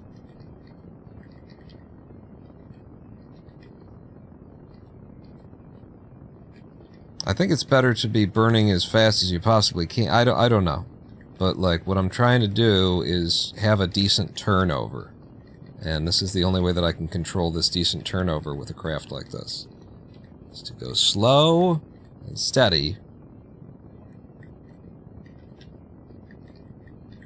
Which is what I'm doing now. No proton incidents here? What is that? What is that? That sounds like real space news or something. 39 and 29, so we're keeping the 10-kilometer gap between the top and the bottom. This is not anything, it's just what I do in order to try and make for a successful launch. It's not necessarily anything, I didn't learn from Scott Manley. It's just what I'm doing.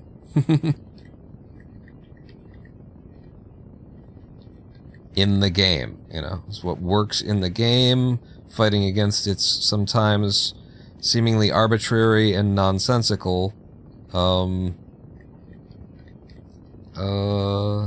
aerodynamic systems. That's why a lot of people still install FAR, which is a mod that gives you, you know, more realistic aerodynamics. Okay, we've managed to get our, you know, nice flat turnover here. And now I'm just blowing, you know, I'm burning completely horizontal here with the 54K apoapsis and rising up to it. We've made 1,200 meters per second so far.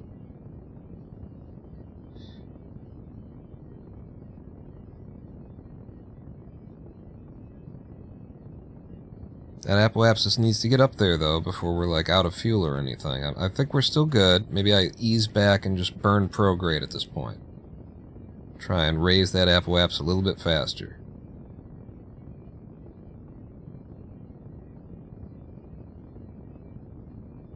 $1,800 meters per second. Yeah, that apoapsis is scaring me now. We're getting very low on the delta V. Need to get it into space. 70-kilometer minimum. Okay, we've made it to space. I'm going to stop at 80 kilometers. Do a little time warp. Still got 200 meters per second, and we're going to drop this fairing. There's not a lot of atmosphere up here for it to, like, you know, we're not losing that much to the topple. Get us up into proper space, and I'll drop the fairing. I could have dropped the fairing already.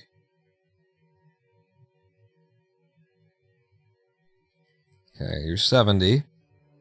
And now F5. Drop the fairing. Fairing's gone. Got a little bit of delta V back for that. Still 300 meters per second.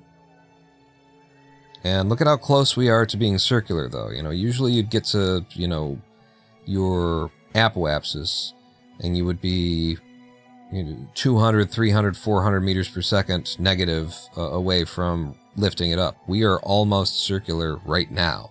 That's what that slow burn accomplishes. Is it a good thing? I don't know.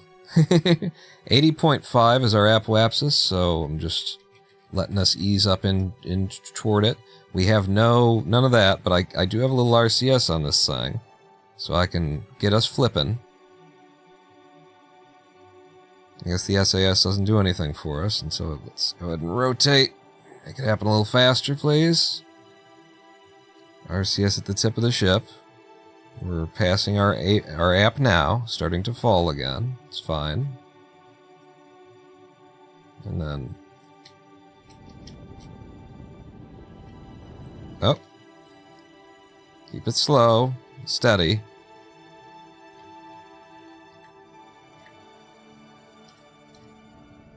Slow and steady apoapsis is now... now it's just going, and that's fine. Wait, no. We needed to drop this back into the atmosphere. Alright, we'll just reserve enough to be able to drop it back into the atmosphere. Reserve enough. We've got a, 100 meters per second of delta V or whatever here.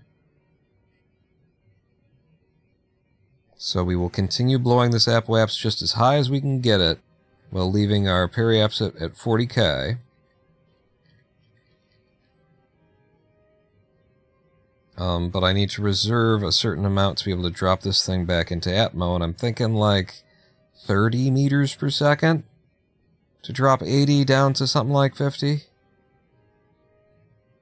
I don't want to end up with, debris, so I'm going to stop here at 34, and we managed to push to 250,000 out on our apoapsis. That's not bad. This is mainly an experimental run. If this manages to get where it's going, I'll be surprised. But this is the funner way. Oh, wait. Out of all the options we had, the funner way of finding it out without just like breaking out a delta V calculation kind of a scenario here. Can I just deploy all these with, say, like 9? Hey. I don't think we're supposed to have this ability, but it was built in a where we did have the ability. Extend these solar panels. These didn't pop out for whatever reason. 8? Oh, 8 does it. Okay. I tried 9 and 0, but it was 9 and 8 that deployed them. Cool. Oh wait. Those solar panels shouldn't be out yet. But I can't retract them once they're out. Alright. We'll bear that in mind, because they won't rotate past the ship. They will penetrate it. Alright, so in future, don't deploy those until later. Until it's detached from the ship. Got it. Up to the apoapse? Come on up to the apoapse. Do some science things for Rockamax. I can't just go up to the apoapse because we haven't unlocked the ability. It's fine. Is it? I don't know. Maybe it is. It's our fuel platform.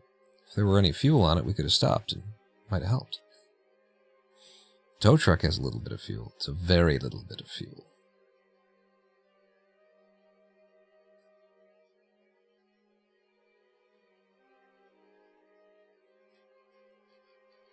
Oh goodness, we're flying right past this thing, and I can't see anything. Are we on our retrograde? It looks like we're on our retrograde. F5, and watch this parry right down here.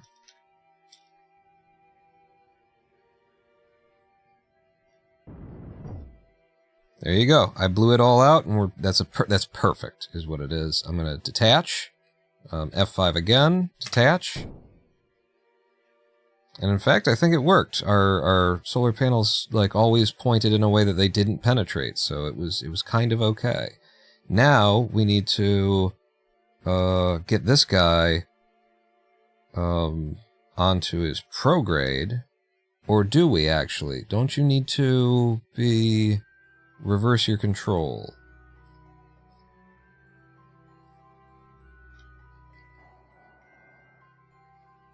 Alright, so now I'm using RCS in order to, steer us toward our prograde. I think this is right that I reversed the controls. Yeah, this is raising the the periapsis. Is what needed to happen. Okay, so we've got a nice low periapsis, and the best way to make height is to make it when you're going as fast as you possibly can be. 72 is as fast as we possibly can be. So now we're going to head down to 72 and burn out and see how high we manage to get with this satellite here. Let's get a nice view of it deployed.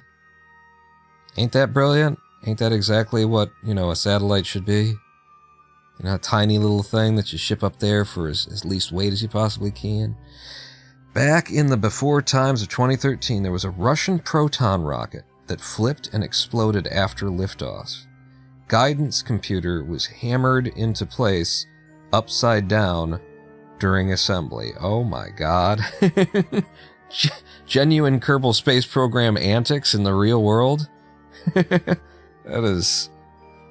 Oh, I had it in reversed mode and it needed to be in forward, side, whatever kind of thing. That is a little bit too...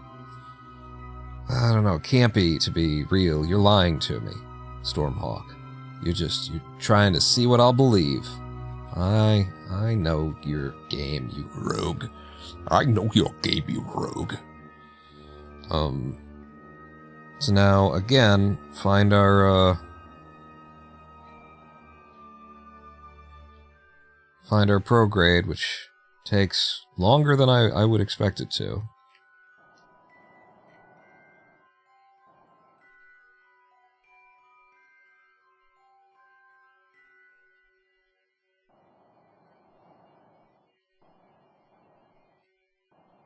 SAS is kind of just a waste of monoprop in this situation. So I'm gonna burn. I'm burning right now. I'm blowing forward to see how high we can get our apoapsis. Watch it here. How's the RCS going? It's going slow, which is a good sign. We start with about 25 monoprop left in the tanks. And starting from about 250,000 apoapsis at 25 in the tanks. Already down to 22.5, up to 500,000. Gets easier and easier to make this height the closer you get to it. So I think we are going to make it to our destination, which was what again? What's the actual height that I need? 2-point-something million? It's 2 million and something. The problem will be, as I suspected from the beginning, not actually being able to circularize it.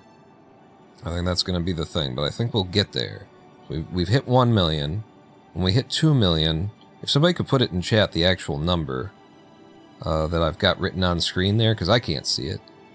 But if you put it in chat, I'll be able to read it. 2.4 million is what I seem to remember. When we hit that, I'll be able to stop. Down to 10 units of monoprop now at 1.8 million. Turning 2 million. I'm going to have to stop. Nobody managed to get in chat before I could look myself. It's 2.8. Oh my god, it's high. I didn't realize how high it was. 2863334. Thank you, Brent Geary. Oh, but it didn't cost much to keep pushing. 2863. So up to 286. 2863. Okay. RCS off. We have 6 monoprop remaining. So, look at how far out that thing goes. Now, when we're up there and we're trying to blow out the other side, we're going to be moving as slowly as we ever have. However, we will also have the least amount of gravity to fight against while we do it. It cost us, we started at 25 monoprop, or thereabouts, 25, 26. So it cost us almost 20 monoprop, more like 19, 18 monoprop, to blow out our apoapsis starting from 250,000. Now we need to blow out our periapsis all the way up to the same on the other side with just 6 remaining. I don't think it's going to happen. I'm gonna be honest with you.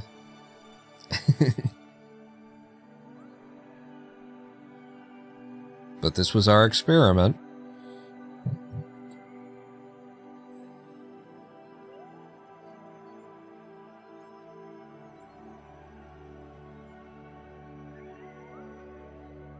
And we're going to get slower and slower as we get near the apoapsis, so...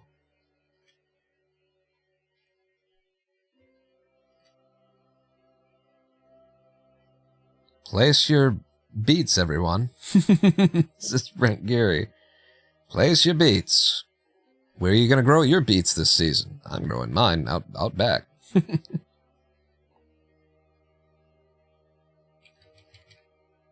How slow are we moving at this point? We've got 1 minute. T-minus 1 minute to the apoapsis. We are on our retrograde, which is not helpful at all. Where's the planet? Okay. RCS, go find your prograde. What camera mode are we in? Yeah, now we can be orbital. Thank you, yes.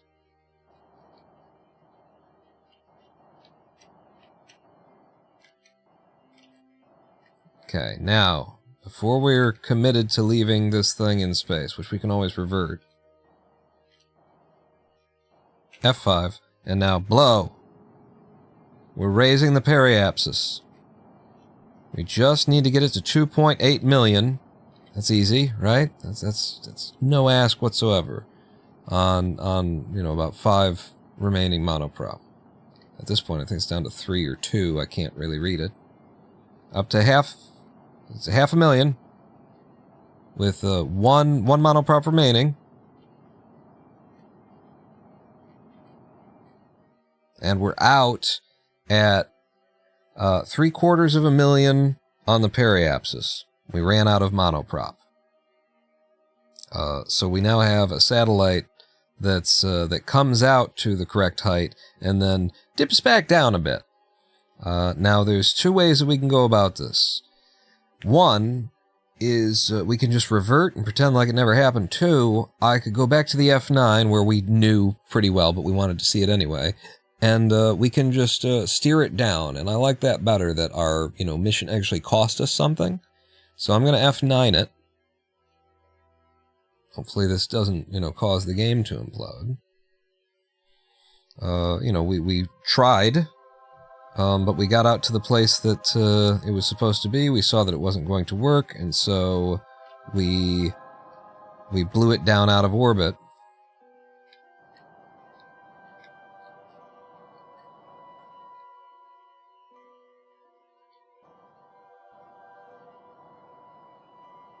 That's my idea here. Yeah.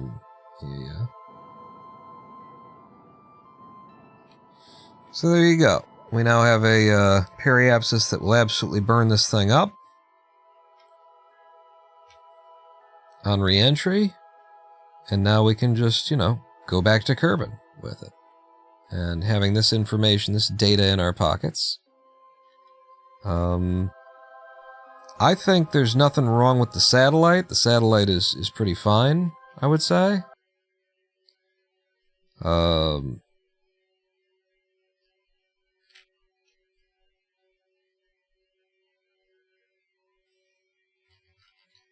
But the delivery vessel needs to have more delta V on it in the first place to be more efficient, to get it higher to start from.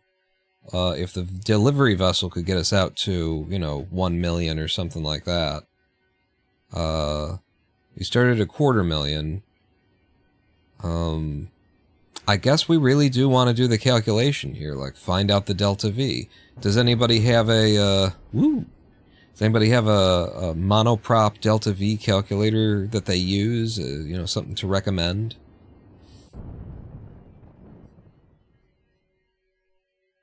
Well, that was that.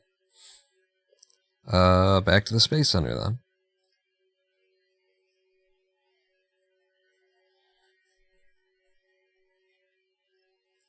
Just like a Musk mission. What, I don't follow that man at all. I don't.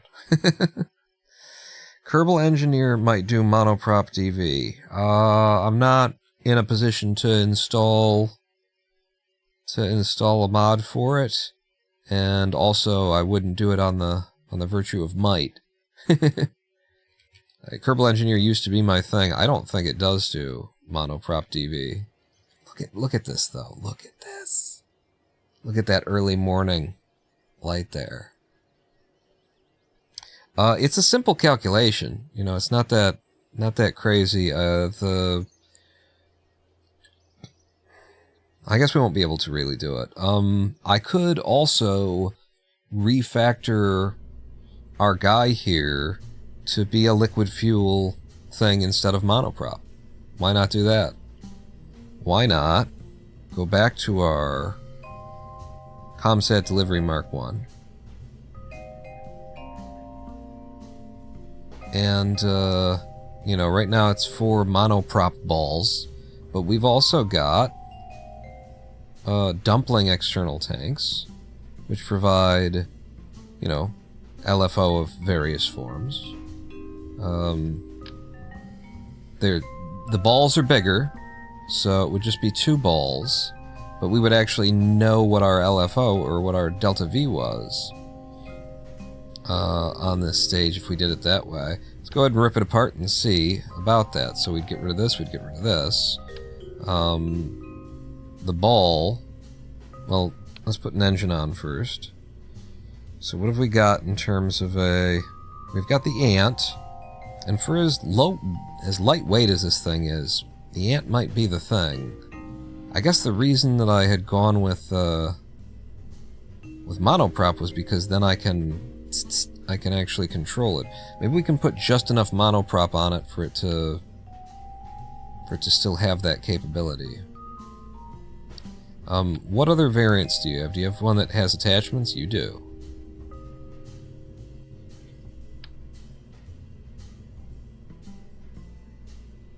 But how would it? Would it?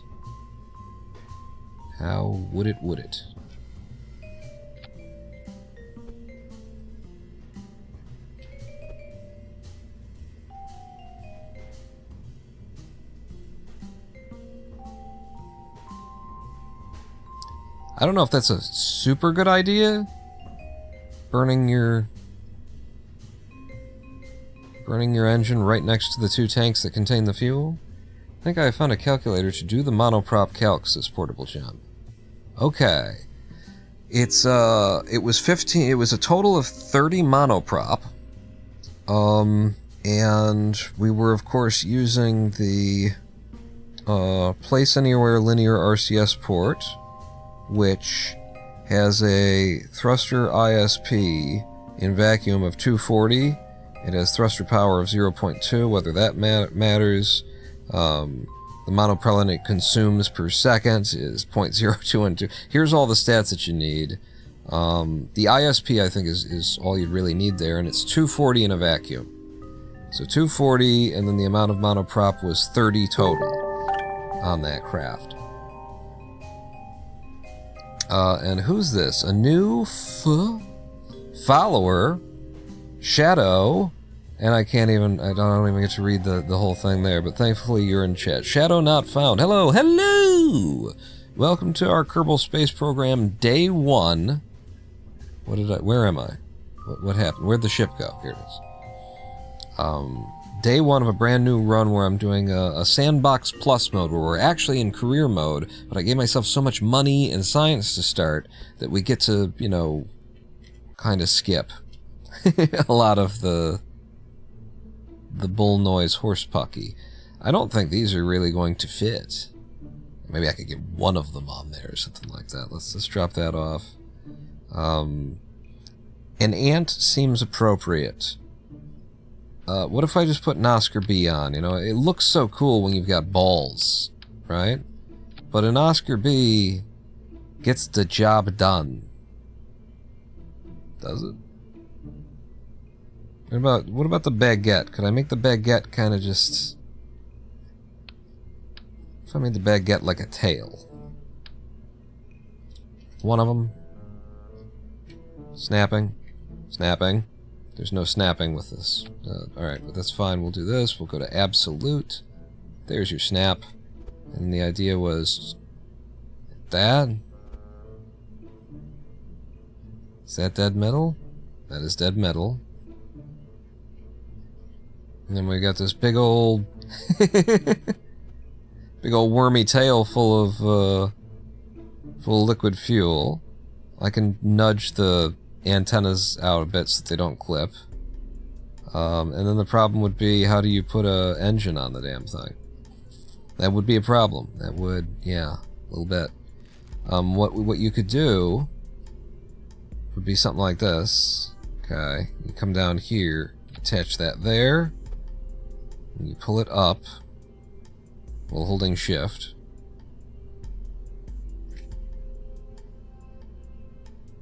And in fact, you know, I would probably...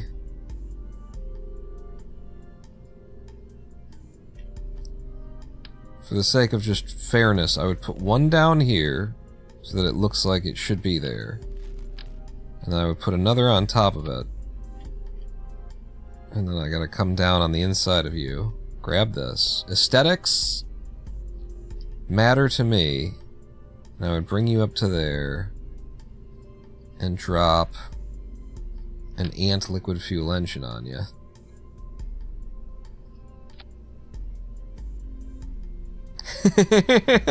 It's not bad. What's the mission, says Shadow. It's actually right above me right now, and the idea is to make and place 3 comm satellites in orbit around Kerman at geostationary orbit. So geostationary above it. And we just tried once with a monoprop fueled little guy, and he did a lot. He got it from an apoapse of 250,000. He managed to push that all the way out to geostationary, which is 2.8 million. But then when we turned around and tried to blow out the other side, we only got it up to like 600,000. It was 750,000. So it was actually kind of close.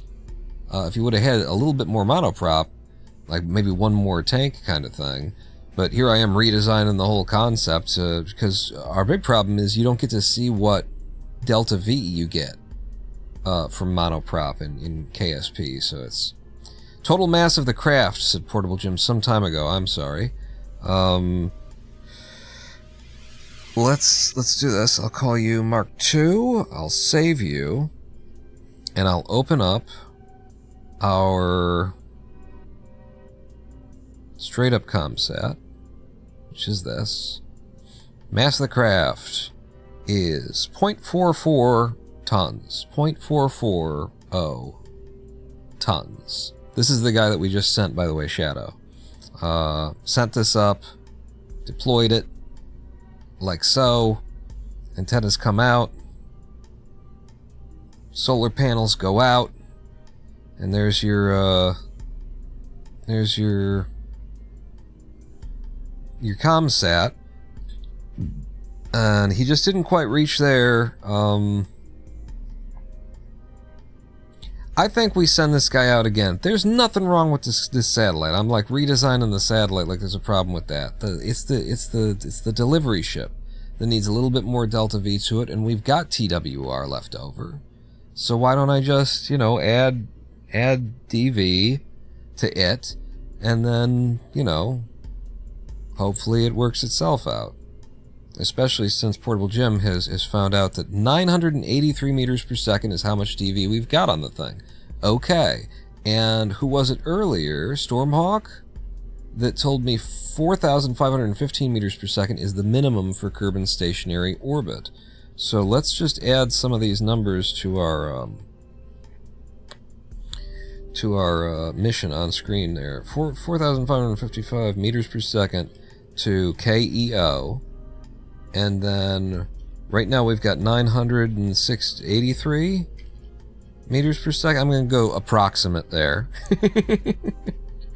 No, 983 meters per second DV on our craft. In fact, let's say mono. I'll just leave it there. That's fine. Now, the calculator I found says 751 meters per second. It says fob sword. So you got a lower value for 751. There's 983. I should have put the estimated thing in there. What's my actual DV then? Let's do a little math here. So we're starting out from 4,515 meters per second. And let's say that Portable Jim's found us, because I like Portable Jim's number better than 751. So minus 983, we'd need 3,523 meters per second of delta V remaining to get there. Now, it's just a little bit of rocket science. What do you just relax, man? The Comsat Delivery Mark 1. This is what we just sent up. It claims to have on it 426 meters per second. Let's say 400 and 3,100 even. So it claims to have 3,500 and we're supposed to need 3,532. It wasn't enough. So I say we give this lifter stage another 500 meters per second or something, and we're good. We're golden. That's my guess. Pearl Jim says, forgot to switch the fuel type. Maybe that's, yeah, 751 seems more realistic here. But it's a difference of 200-300 kind of a thing. I say we give the lifter stage 500 meters per second more, and we're golden. And honestly, it could be done right here, probably. Let's have a look at just putting on a bigger SRB. Engines. And not the shrimp, that is technically a smaller SRB, really. It's the thumper that I'm looking for, I think. Maybe I do want the shrimp. Makes us a lot taller. But it gives us a real, like, SRB burn. We didn't have a real SRB burn before. And the TWR on this thing, from sea level, is 1.5, so that's fine. Let's go ahead and reduce that to, like, a 1.25, sure. I'll go with that. So now this brings us from 400 and something meters per second, we're now up to 800 meters per second on the SRB, which is going to put us higher before we have to switch to our LFO burning engine, which is going to provide us with more delta V because we started from a higher point in the atmosphere. So we've just added the 500 meters per second of delta V that I wanted, right? We're now showing like maybe 3,350 meters per second LFO in addition to 800 on the SRB. So we've got over 4,000 meters per second of delta V now. And then this guy takes over and delivers himself the rest of the way. I think that this is doable, with my main concern and caveat being we were unable to control this craft at all on our way up. These fins didn't help at all. We actually flipped to the wrong direction. When you switch the fuel, you confirm 751. Okay, cool. We've gotten to a confirmed number then. Or at least two parties have come to the same thing. We're really doing science here. 751 meters per second of delta V in these guys. So then the math is 4515 minus 751. 3,764 meters per second of delta V is what we need on the craft that we're getting up there, and we've established that we've got more than that from sea level, 800, and then when we switch over, we're looking at like 3,500, and so we're pushing 4,000. We got it. This craft will do it. Once we use the monoprop, yeah, with the monoprop, it's going to have to burn its own monoprop to put it into, you know, the final orbit there. But yeah, this should get us where we want to go. With the slight problem that we have no way of controlling it right now.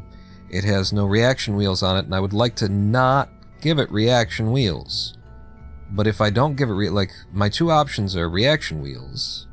If I put the smallest reaction wheel on, that costs 0.2 tons. Okay. If I put some fins on that you can actually control. Tail fin? Is this sorted by mass, right?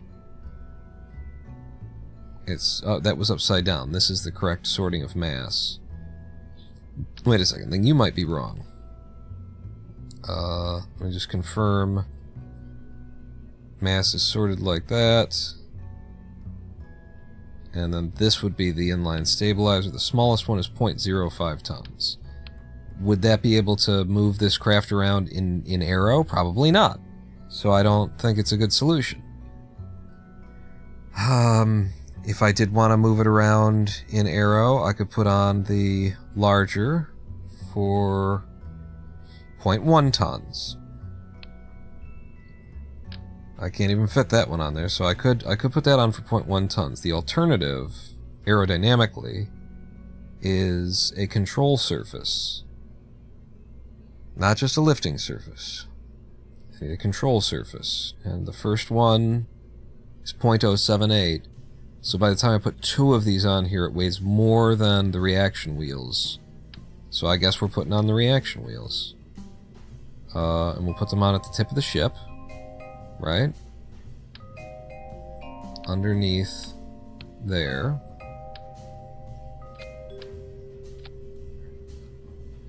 And Delta V is meaningfully unaffected. The LFO stage has lost maybe 100 meters per second of Delta V. But we still got 3250 plus 800. We're still pushing 4,000, and we only needed, what did I say, 3,800 or something like that? This should still work. The question is, will it be stable enough, and will that handle it, and all that kind of thing? We should probably have some stabilizing fins at the rear of the thing. Just on the aero phase. And they don't cost much in terms of DV. So ComSat delivery, Mark II. Double check that our staging is still correct. Yeah, go ahead and overwrite it. That's the other one I was experimenting with. SRB fires, then we drop that and switch over to the LFO, and then when we're in space we drop the fairing, and then eventually we kick ourselves off. Okay. Okay? Okay. Alrighty then. Oh, God. Let's put it out on the pad and throw it up there. See what happens. Like, this should do it. If I fly it really poorly, it'll be close, but it should still do it, I would think, you know? That's what I'm thinking. It's not excessive. It has some extra to cover for, you know, incidents. Oh, right, it's early morning. Shall we do an early morning launch? Or should I roll time forward a little? Let's do the early morning launch. This was the best time. I looked at the weather patterns and we saw that the wind was going to kick up later that day, so we're launching at 4 a.m. SAS on throttle to full. Houston, can I have a... Oh, wait. Our, See, this is set up for... It's correct for it, but it's not right for us when we're launching. How do I get to the... without clicking on the shell?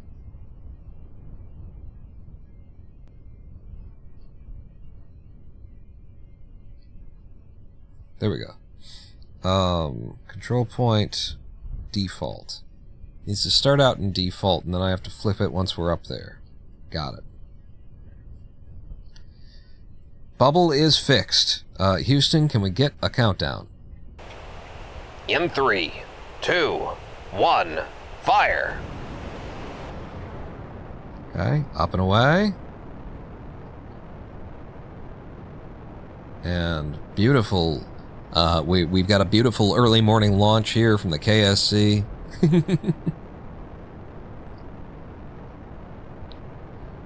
at that. I should tap it down the ball a little bit early and also get a feel for whether or not I'm going to have like aerodynamic control with the reaction wheel. And it seems good. It seems yes. Seems like yes. We will be okay. I've set our SAS to pull us off a little bit to the right.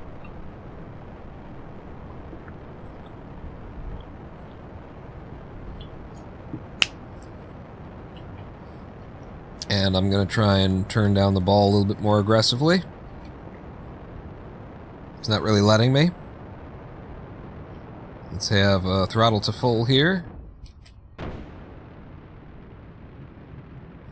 Okay, good. No, the TWR on this engine was fine for what we're doing.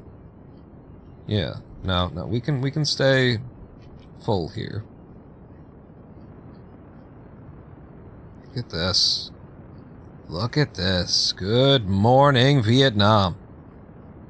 Oh my God, look at how beautiful that is. 15 kilometers, and I'm fighting it. Trying to pull it over, but also trying to not topple. I think we're still in enough atmosphere where we could topple. Okay, it's feeling good now. I'm able to pull it down. I'm gonna kill the engines a little bit because we're making too much height too quickly. I'm down to 2/3, maybe even half. No, 2/3. So we've made a lot of height this time.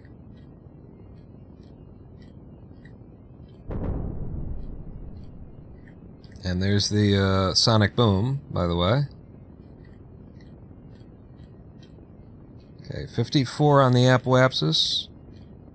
This is not bad. This is a pretty nice ascent. Kind of a blend of all of the ideas. There we go. I'm hand off of the SAS. Just letting it burn now.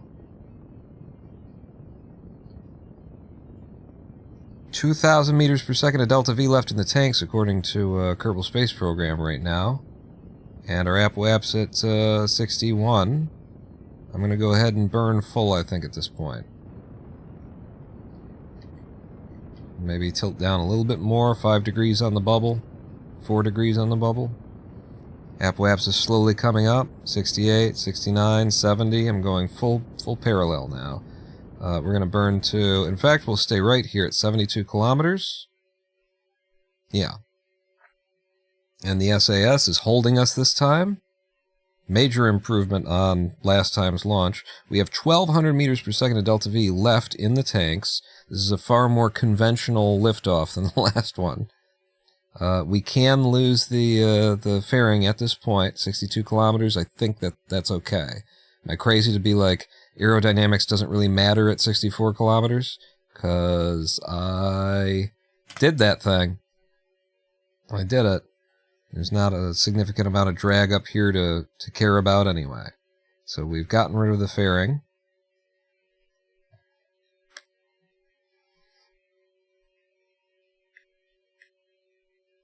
I love the amount of control we have now. And we're just going to 72 on our apoapsis. What? What? What is this?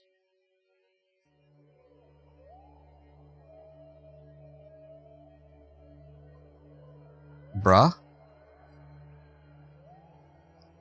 I don't, that's not supposed to exist. We took that down and slammed it into the ground. We destroyed this. What the fuck? It's probably the mods. Yeah, that's it. It's the mods. Something about the mods. We'll address that. We'll address that. Burn.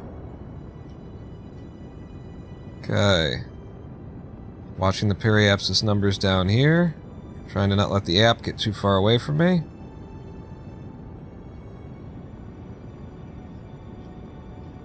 Okay, let's finish it off with a gentle touch.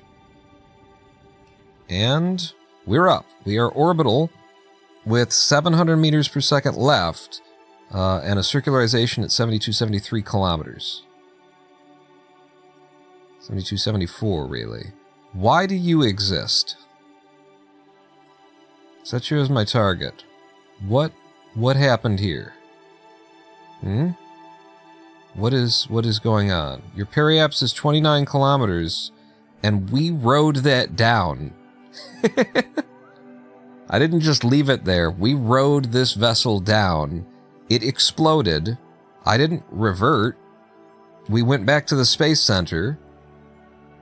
And it still exists, and it's in a position as though it went all the way around and is coming back up. So, what the fuck? And I'm just going to blame Linux Guru Gamer for some reason. I just, arbitrarily. Arbitrarily. Did you quick load to a point to before you deorbited? No, we didn't.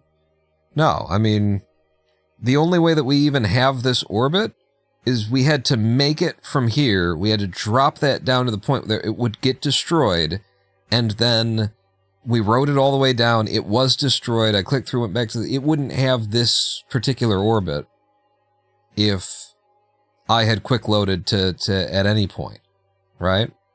And it wouldn't be in that position if it were doing the math correctly. Yeah. It's fine. It doesn't matter that much. We can always just destroy it. But something's wrong there. That is some kind of bug. That is nothing we did. We can just keep burning. The idea here is this guy pushes us up to as high as it can get us while still, reserving enough fuel to drop itself down to the atmosphere so that it burns up, and then we release this and it pushes itself the rest of the way. So from this position, F5, we have 714 meters per second. We can just keep burning at any point, and we're going to right here, right now. And our app-waps is going out that way. I just got to be careful to retain enough delta V to deorbit ourselves once we're up there. This might actually get us all the way to 2.8 million. I'm watching the app-waps right here. You can watch it there as well. But I got to keep an eye on the delta V and ensure that we can drop it. If we have enough delta V to get there all the way, then we've kind of over-spec'd the ship. We want to be a little bit short. I'm going to leave us 30 meters per second again of delta V in order to deorbit this, to pull it down.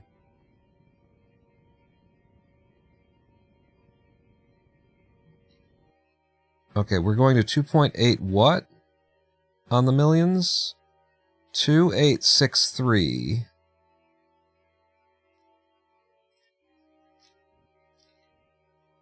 285. 2863. 28625 is 2863. Okay, it went all the way, and it's got 40 meters per second. This is not bad. This is kind of what we want, even. 2863334. Thank you, Fob Sword. Okay. So now, we just go on up to the app-waps, do some science things for Rockamax. It's the Science Corporation with the logo that looks like a pig. That's not right. That was space. We're Space Pig. What was... I did so many silly things with Kerbal Space Program. We're Space Jet. We makes the planes. Yum. Something like that. Where did I come up with this stuff? And then there was another like mod maker that was something. It was Pork Jet. It was Pork Jet. We're Pork Jet. We makes the planes. That's it. That's right. Stormwind remembered it.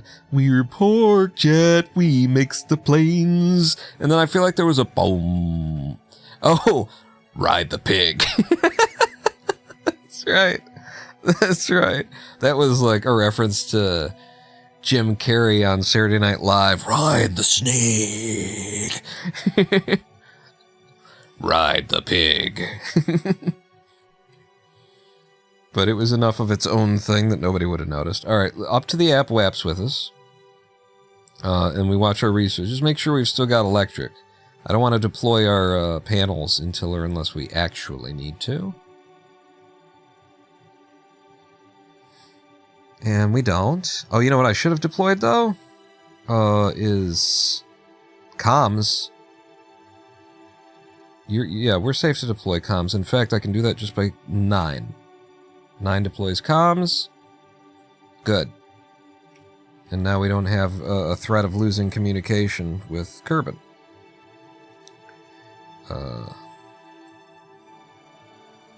So up to the app-waps. And then we will burn our periaps to, like, down to 30 kilometers or less, just impacting, whatever. No, we shouldn't waste any delta V. So down to 30. T minus 24, okay. We are on retrograde. So, watching the periapse here. Where's the planet, by the way? There's the moon. Kerman? Kerman? You're in the wrong camera mode. Stupid fuck. Alright, let's burn it down. Periapsis.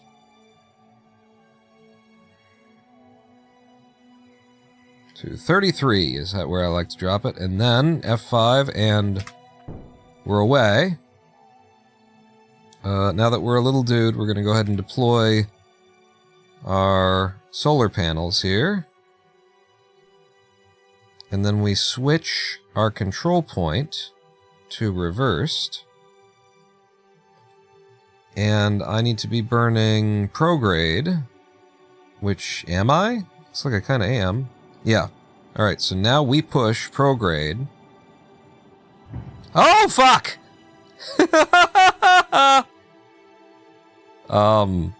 I forgot that would be directly in front of us. And fly right back into the booster. Nice, yes. That's... Well, that's what quick loads are made for.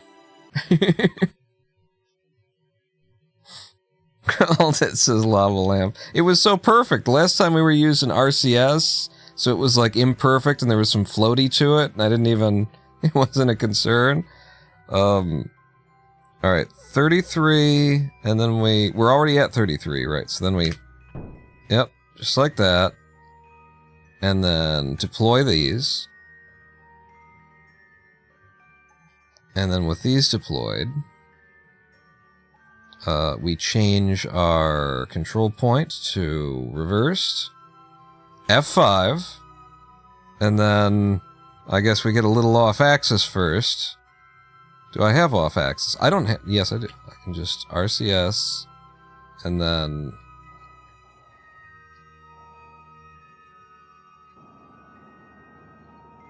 Here you go. Okay? We're not slamming into it. Goodbye! Goodbye! We were so perfect, though. It was nice. Dead on. Alright, go. And I might even use SAS this time. I'm gonna waste a little bit of monoprop. Are they even firing? Are those monoprop stabilizers firing? No, we're good. If they are, they're not animating anyway. So now we're pushing our apoapsis up to match our 2.8, and then we get to, you know, a very stable, exactly what we need and nothing more. Perfect. We gotta finagle it to the minutia. But look at all of our monoprop here. We're gonna be fine. We're gonna push this thing up to 2.8 on the other side. If you have torque, you don't need RCS. I don't. I had the reaction wheels were just on the big ship. I put them on. But we don't have any reaction wheels here. The cube, the Probodine cube, doesn't have any. And that's part of, like, the beauty of this guy. Is, that it's just so... It's so sparse. It's so Spartan. Okay, keeping an eye here on the periapsis. Don't want to go too far. I know we're ruining our app a little bit, but what are you going to do? We're going to 2.844? 2863. 3, 4, 4, 5, 6. Oh, that's 5. Are we like, our app webs? Oh, I blew past it. I kept going. I don't know, SAS off. I kept going and didn't realize that I was raising the other side of things. That's how easy it is to make height once you've already got height, though. Right there. We pull it back down. Still tons of delta V here. 2.86.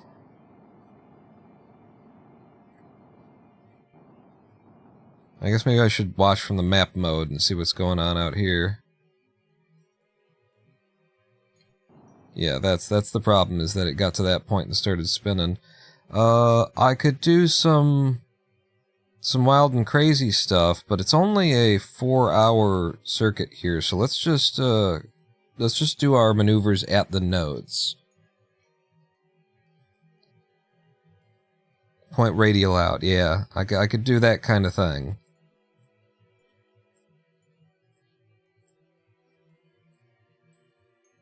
But the cheapest, simplest.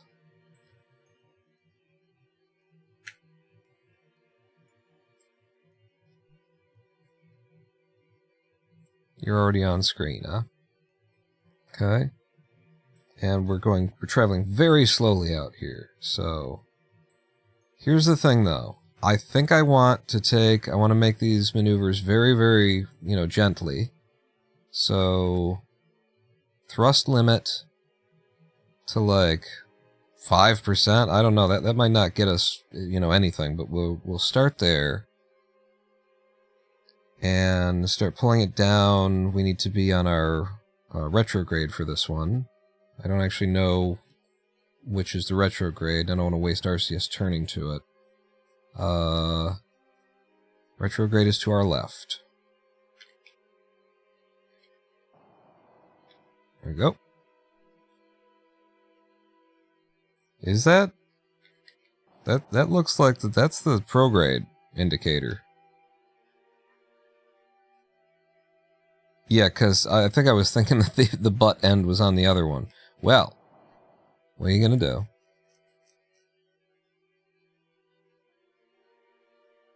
It's a weird-looking craft, as a satellite really should be. Oh, we've passed the friggin' Perry.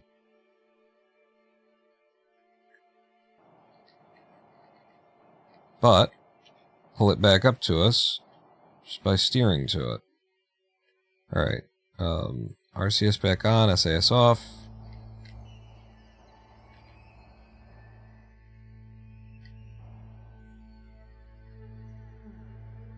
And then SAS on here.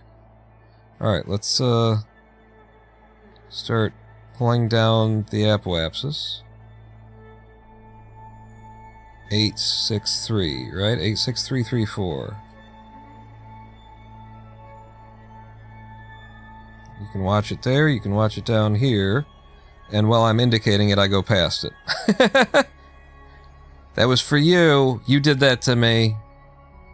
How much, like, monoprop we got left? Because at this point, I might need to F5 and be very careful.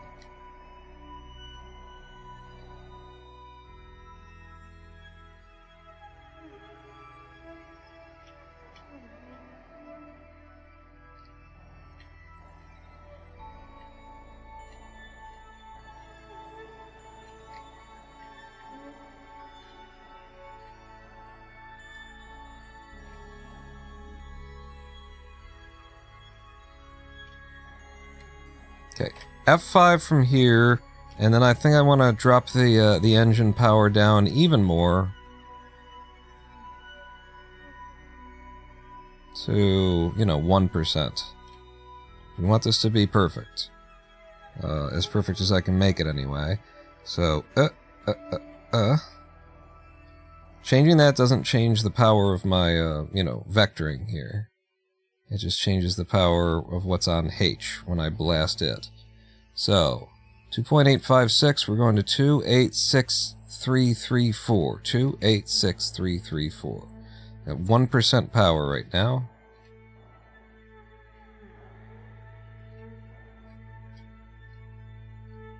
Okay. 286.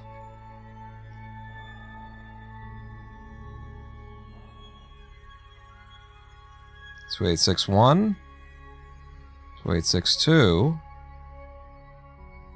and now I'm going to actually switch over and lower you just as low as I can have you. I saw that there was a 0.5. Give me 0.5.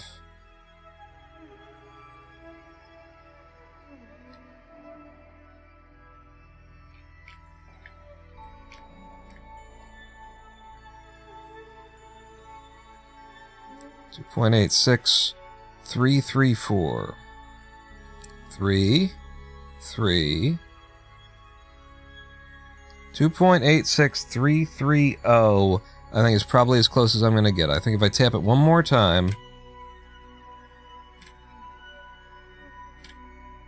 then we'll nail it, and we'll be perfect, and then we're fucked. That's 2.86334 million meters exactly on the apoapsis.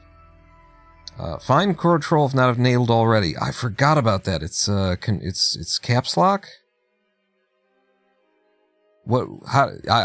Yeah, it's been so long I forgot fine control even existed. RCS off. We have the perfect apoapsis now. It is caps lock. Where do I get an indicator that I'm in or out of it? Because I'm hitting it and nothing is changing on the screen. But you know, it's Kerbal, so why would you know what you were doing at any given time? There it is. It's when you do this. Yeah. You just have to have a specific thing. You can't be looking at the thing that you want when you're looking at the thing that you want. But fine control... I don't know that yeah, well, whatever. Now we go to the other side. I can't believe I hit it perfectly. 86334. Crazy. When you want to be more precise, it's better to adjust the orbital period and let the apo and peri be imperfect. So the period you want is 5 hours 59, 9.425. Okay. 559, 9.425. We'll obviously make our adjustments to the app and peri and then try and get it finer. Or, you know, try and match it where it matters.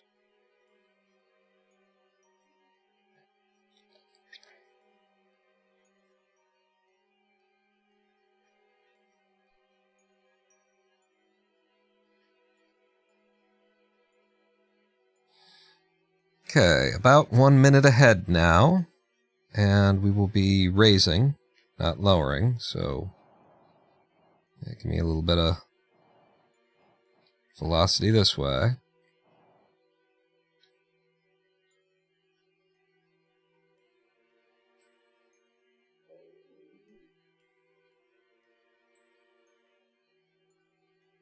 Fun part is setting up the constellation and making sure the satellites don't pile up on each other over time.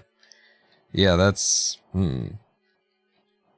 We will be calling it at a certain level of realism. Now I'm down at 0.5 here, so I don't know if this is going to be a very long burn, is how I think it's going to go.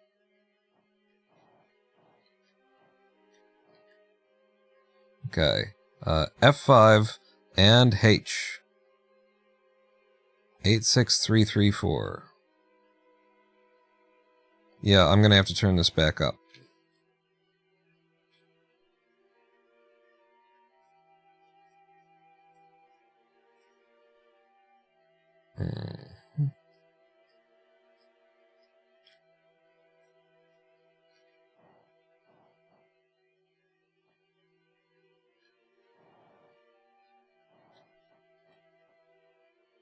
Try and burn on axis a little bit.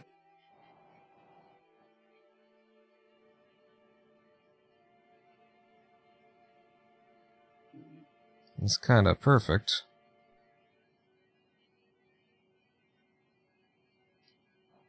And it's a tolerable burn time, I would say.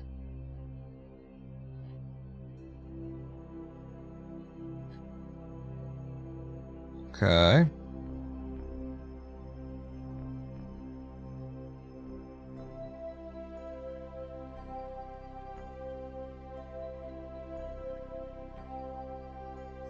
Let's switch to much finer controls.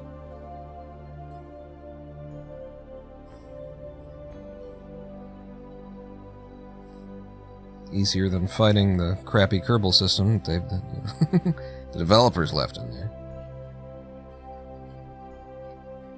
Yes. Yes. You're right down here.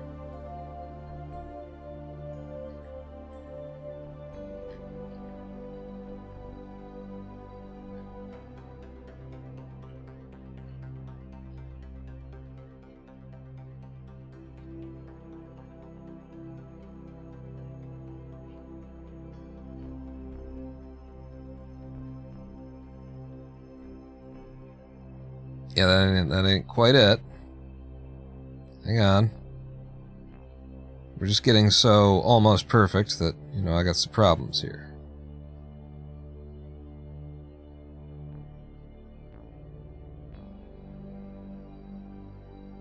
Six. Trying to... I think it's more important to have that near me.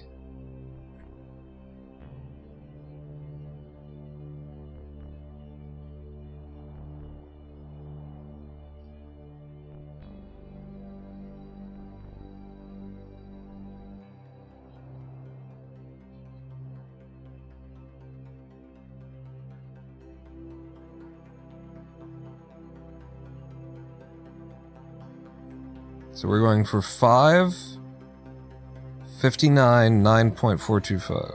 559.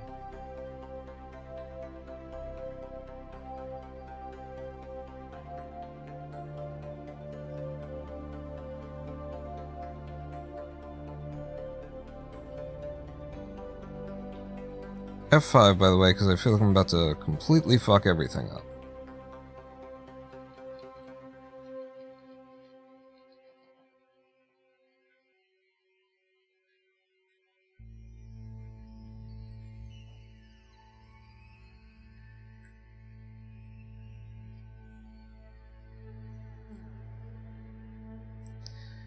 Five 559.9.4275 is the period that we're looking for, and I've got it to 559.9. I've got it to 2.6286332 and 2.86336.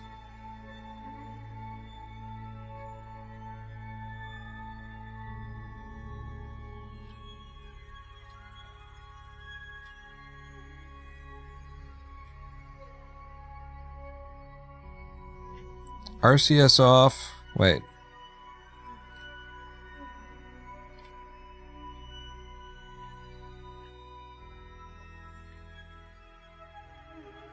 Hang on. Hang on.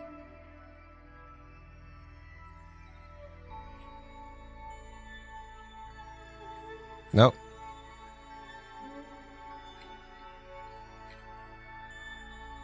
Nope. Alright, that's about as close as I can get it. 286,334 and 286,335 million meters. That'll have to do it because the stock timer isn't precise enough. Thank you. Thank you very much. IRL, when sats go to geostationary orbit, the operators get assigned a 0.1 degree wide slot in the ring, about a 73 kilometer wide box at that altitude. Wow. Very cool. Very cool stuff. We did it. We have a perfectly positioned satellite in geostationary orbit, geostationary orbit around Kerman. It will now rotate directly and precisely above the point that it is above currently, looking down at Kerman. And look, it's even got its shit pointed in the right direction. RCS off. It will always be above that point of Kerman with an incredibly minor drift that no one will notice. You just have, you know, some satellite operator fix it every now and again with the... How much is left in there? 5 units of monoprop that are still on board this satellite. And more importantly, we have proven that we can do it. So we just have to do it 2 more goddamn times. That was a lot. Heavy fines if the satellites stray outside the assigned position. Really? Good God. Now don't rotate ever at all. It's fine. That's brilliant. We also have a miracle satellite down here that should be dead. It doesn't exist anymore. Maybe it's... Wait a second. Are we looking at... Yeah, it's not. No, I don't know what that is. My orbital period is 0.107 seconds too long. Tut tut. Is it? How would you know? That's it. We did it. We did the mission. We did step 1 of 3 of this mission. And just, you know, beauty shot. But without, like... Yeah, considering that I'm in the shot there. Here we go. Step 1, complete. Matter of fact, track terms. Deliver 2. 2 more ComSat satellites to KEO. And then where's that thing? It's I'm gonna add this to the deal. 5 hours, 59 minutes, 9.425 seconds. Except for, like, we don't have a finer resolution than... You have a spreadsheet to calculate these things? We don't have a finer resolution than 9. I'll have it in there anyway, 425 seconds, who cares?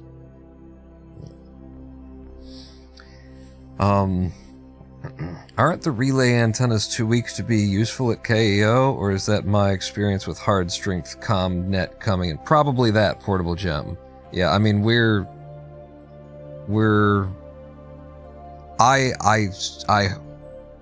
ComNet thing for Kerbal Space Program is so disgusting.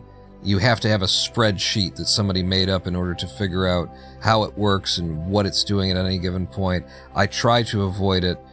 We're only 2 million away from Kerman. It's got all the base station stuff and all that kind of stuff. This is going to be fine for a stock game. Just one of those relays is good enough for the moon. Okay. We're going to have 3, park them all and just have a, a nice triangle, nice triforce of power. But yeah, the ComNet thing is disgusting. It's I don't, like, who's this for in the stock game? Like, if you want to install a mod to make it even harder and even more precise and stuff like that, that's fine. The stock game is illegible. You cannot know in the game what's going to work. There is the information that you need within the game is not given to you. It's ridiculous. It's horrific. And by the way, you keep making yourself bigger. I swear you're not supposed to be that big. Bro, what the fuck? Time control scale, 90%. Bitch. I'm gonna touch all of these. There's something like Kerbal Space Program in general. Okay, I guess you're at the right size. I guess everything else is at the right size. But the time control scale just does not get applied, it does not get accepted, it does not remember, it does not get saved. Good fucking God, Kerbal Space Program. Find a couple other ways to fuck it up, huh? F5! We did it! And now we return to the Space Center. Unfortunately, we don't get any rewards until the entire mission is complete, I think, on this one. Because the way that we do our calculations for how we get paid around here is based on bonuses, and we're going to get bonuses for all 3 of them being in orbit, so we can't, like, take a prepayment. Maybe we could, like, have a, negotiating concept involved. Like, if you needed the money up front, and it's like, well, we got one in place, so we'll forego our bonus if you'll pay us the flat rate right now. Something like that. That's interesting. That's interesting. This particular antenna has a range of 5 million meters, and then what you do is you combine it with another one, because there's 2 of them on there. So you double it, but it's not doubled. It's actually a portion of, and then it depends on what kind of, like, upgrade you've got on the tracking station, on how, and then with the, it's fucking ridiculous. Like, I have used the spreadsheet that somebody made years ago, to come to, like, the conclusions that you need to know. And once you see it all laid out in front of you, in front of a spreadsheet, all of the different figures that are part of the calculation, just to know what's going to work where, or how much you need to put at a certain point in space. Because there's diminishing returns when you double and triple and quadruple putting the same thing on there. It is beyond justifiable. But nobody designed Kerbal Space Program. They just made it. They didn't design it to be played. They didn't design it to be looked at. It's ugly. It's the color scheme. They didn't design it at all. But we do have a game that the modders can come to And we have a platform upon which the modders can come to and make a game. And which the players can come to and bring their own rules and their own missions, because the mission control sucks and the contracts make no fucking sense and the progression of the game, the tech unlock doesn't make any goddamn sense either. We can come in, make our own rules, make up our own shit, and have fun with it. It is a sandbox that somebody pretended like they had any idea what they were doing and slapped a career mode onto. And I've been trying to play that career mode for years, and I was just wrong. I never should have tried. I never should have fought it to try and make it make sense. We have now been here for 4.5 hours. We've been here for another 2 hours since the last live stream break.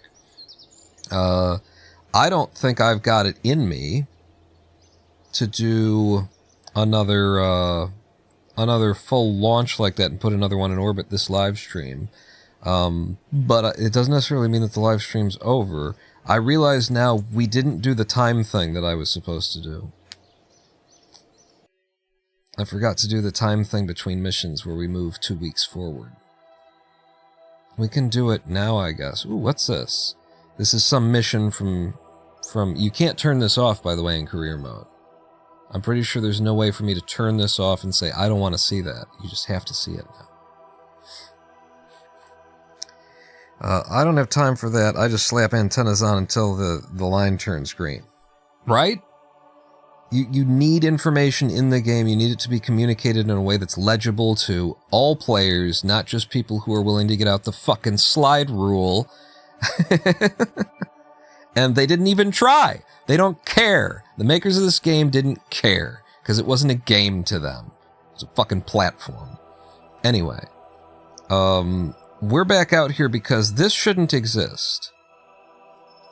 This should not exist. Now there's 2 of them. Every time I change scenes, there's another one.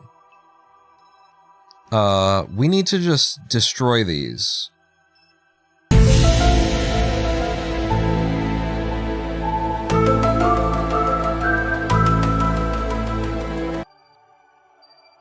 Yeah, there's a second one. Every time I turn my bed, there's another one of them. So I wonder if that means we've got 2... Hey! Does not compute. Does not compute. Does not compute.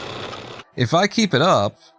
Oh, I see. They want a mission... See, this is the kind of shit that the fucking mission control would be giving us. Hey, you just put a KEO satellite in perfect orbit?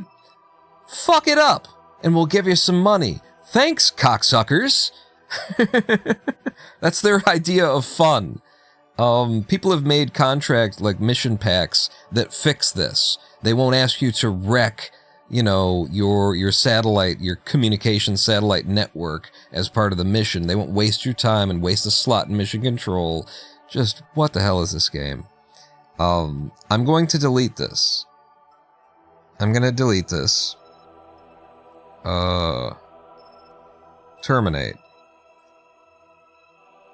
And now, that's the one we want to keep. This one, also, terminate, right? You're not supposed to exist. You keep duplicating yourself. Goodbye. Yeah. Now let's, like, rename or something like that. Can I do that from this menu? I have to go out to it to rename it, because it's this game?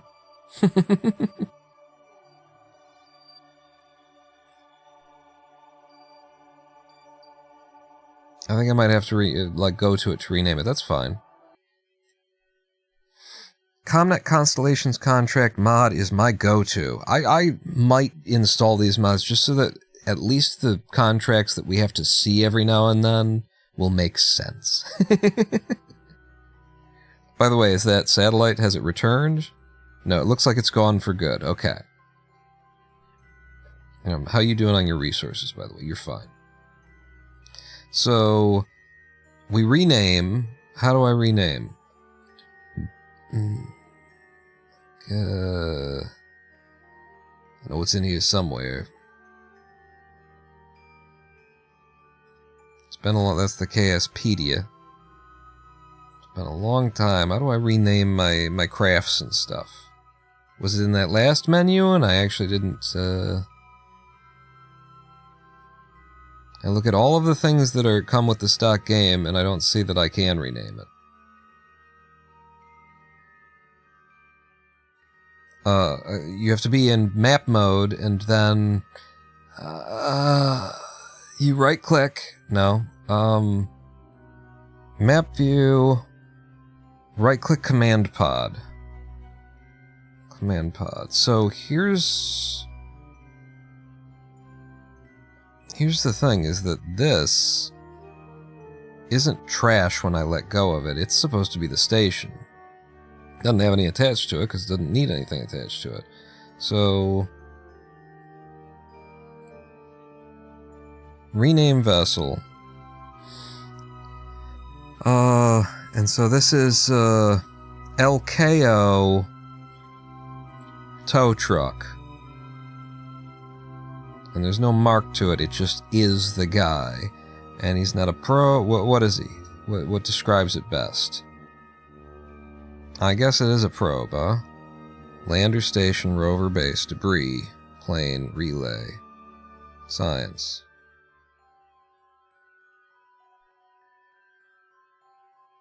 I guess it's that. It's one of those. So that's that guy. This, I guess, needed a probe core on it just to be able to distinguish it as something else. But, you know, it's debris. It'll stay up here, I guess. And eventually I'll bring like a refueling arm as part of my long-term plans for it as a space station. As a refueling platform, anyway. So when we attach that to it, we can have, you know, a probe core or something built in there. I'll just have to remember. That's fine. So I'm going to F5 from here, since I trust the game so much.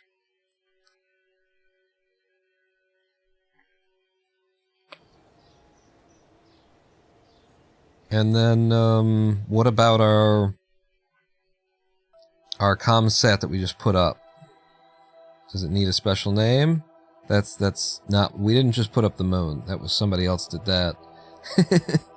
That wasn't... I'm not taking responsibility for that. That thing was... It was full of craters and pockmarks before I got here. Comset, delivery Mark II relay. You're telling me I can't rename from here, though. Is that true? I really can't rename from... Wait. Ha! I knew somewhere in this mess of UI. I knew that you could do it from here.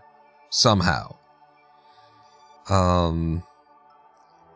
No indication that you can double click on that whatsoever in the user interface, by the way. It's just the title at the top of the thing. It looks like any other text, but you can.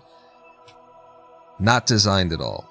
Comsat delivery Mark II. This is our KEO, right? Kerman equatorial orbit. I'm gonna call it Keosync 1. And if I put a bunch of like zeros in front of it, it looks more impressive. It looks like we're gonna have a lot of them. We're not. We're gonna have 3. I'll put 001 there because it does look more impressive. Keosync 001. I think maybe more is wanted there. Keosync relay 001. Yeah. The rule of F5, if it went to plan, it's canon. If not, it was a nightmare / simulation. Yeah, it happened in the VR room. That was... And then we just, whenever something goes wrong, we just go, okay, so we don't do it that way. We take the helmet off.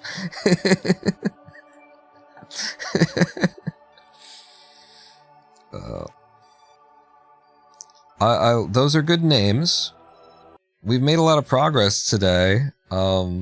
For our first 2 missions. I'd love to get paid again. What else will we do? Let's first off, let's take the time. We were supposed to move time forward. I didn't, but we can do it now. So I was supposed to have 2 weeks between the first launch and when we launch this one.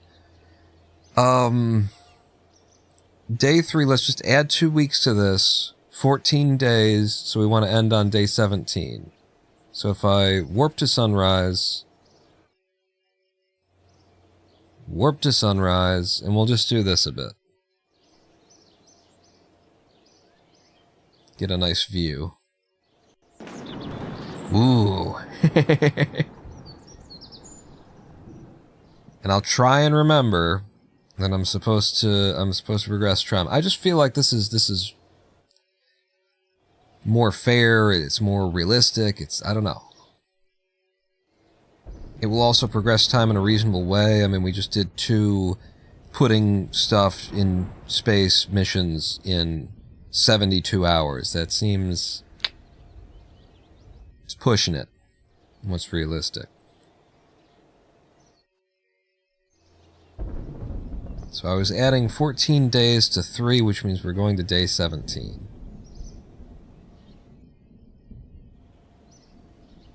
But from day 17, okay, in fact, what we need to do is we need to go to day 20, because my other idea was between every launch that goes out of the atmosphere, 3-day cleanup. So between missions, it's a 2-week down period. Between launches, 3 days. Like, in-mission launches. Yeah. SpaceX's cadence is pretty quick lately, but they aren't a fledgling space company anymore. So there we go. We're at day 20, and it's a reasonable, time in history, in Kerbal Space Program history, for us to have a geosynchronous orbit satellite and a refueling station. That's the bad part of actually playing in a career mode, is that we're going to see all this, like, nonsense mess of stuff drawn all over everything, and we can't turn it off. It's a damn shame. Anything else that we want to do today that isn't launching the next 2 satellites? That will be the next Kerbal Space Program live stream. And I have to make decisions about how this is going to go. Like, am I going to continue broadcasting to YouTube, the main channel, the Roninpawn channel, whenever we do Kerbal Space Program? Am I going to broadcast there when we don't do Kerbal Space Program? When we do Cluster Truck? Shouldn't I broadcast to YouTube for Cluster Truck as well, now that we're set up to do it? I don't know. Am I going to be burning out, the audio? Are people going to unsubscribe to me because they're getting hammered by notifications? But, like, my channel doesn't publish anything anymore. Twice a week I do a live stream on the main channel. Is that a big problem for people? I don't know. YouTube is so dangerous. You sneeze on it, you breathe on it, you touch it, and you break everything, and you'll never be able... Your channel is just dead. You might as well have never had a channel in the first place. The fact that I haven't, published or done anything, I don't know. Maybe the fact that my last several videos, even though they've been released with big gaps between them, or maybe that matters to the algorithm. And then maybe I do a live stream and only a handful of people show up, and then the algorithm's like, he doesn't exist anymore. I don't fucking know. Like, it is wild out here, and they don't tell you. So it's something to be genuinely afraid of once you've built a platform that it can just, like dust in the wind. Anything else that we wanted to do? I'm going to check my little list here for things that we might do around the Space Center for, another half an hour or something like that. I do eventually want to, build a plane and make a ferry that can go to the island, and an ultralight propeller-driven airfoil using the jump seat. That sounds like so much fun, but it's fun for another day. I don't think anything that I could possibly do in KSP right now would take just a little while. I think we've come to the end of this live stream.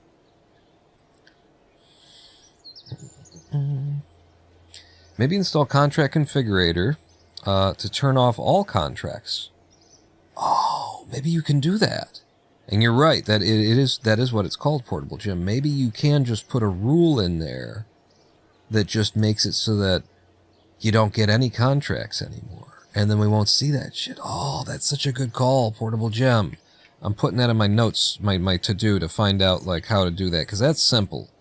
I was looking at Contract Configurator thinking, maybe I could fix Kerbal Space Program the way that I want it, but it's like, it's just going to be too much work. Use Contract Configurator to utterly disable all contracts, exclamation point times 3. And then Portable Jim says, it's in the career settings. Contract configurator is also required if you want a mod for Comnet contracts. Well, I don't need any mods for, we're inventing our own goals and paying ourselves as we want it. But you're saying it's in the career settings of contract configurator, Portable Jim? For all I know, it's installed because I've got so many other mods in here, right? You click on here and it's like, oh, contract configurator. Yeah, it's right there.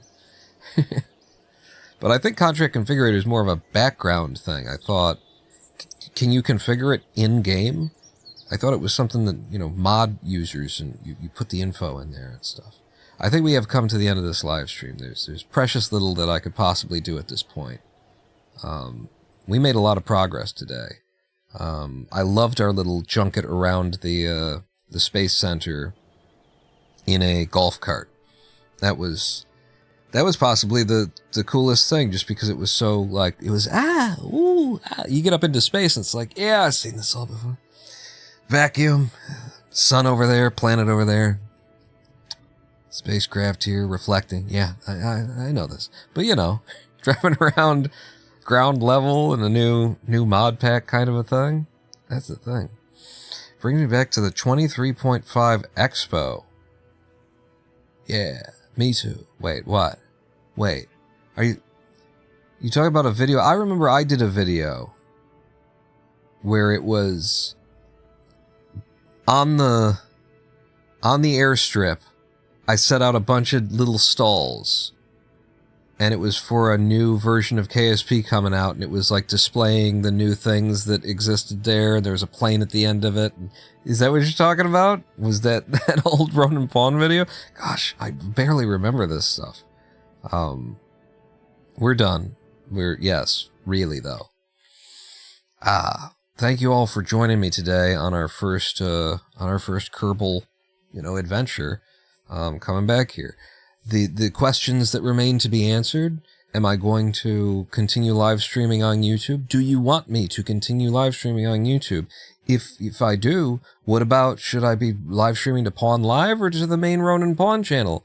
Like, I haven't been using the Roninpawn channel, so if you're not going to use it, then you might as, maybe, I don't know. I'll tell you what, if you want to be sure to catch every live stream, or to know when every live stream is and be able to decide, then it's happening at Twitch. Like, I'm never going to not live stream to Twitch. So twitch.tv/Roninpawn, that is guaranteed.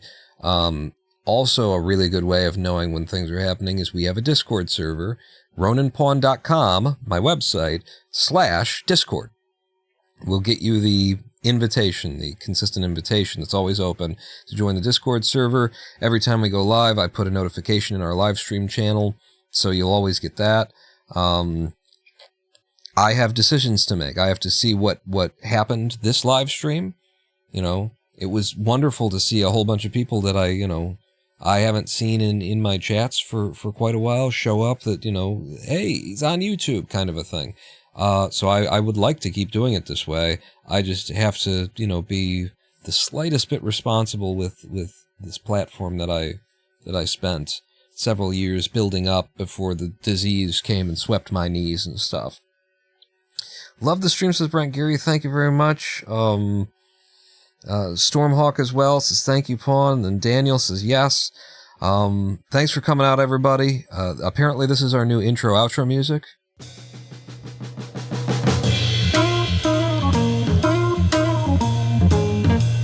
I am the Roninpawn. I just really like this tune. It's the Good Lords.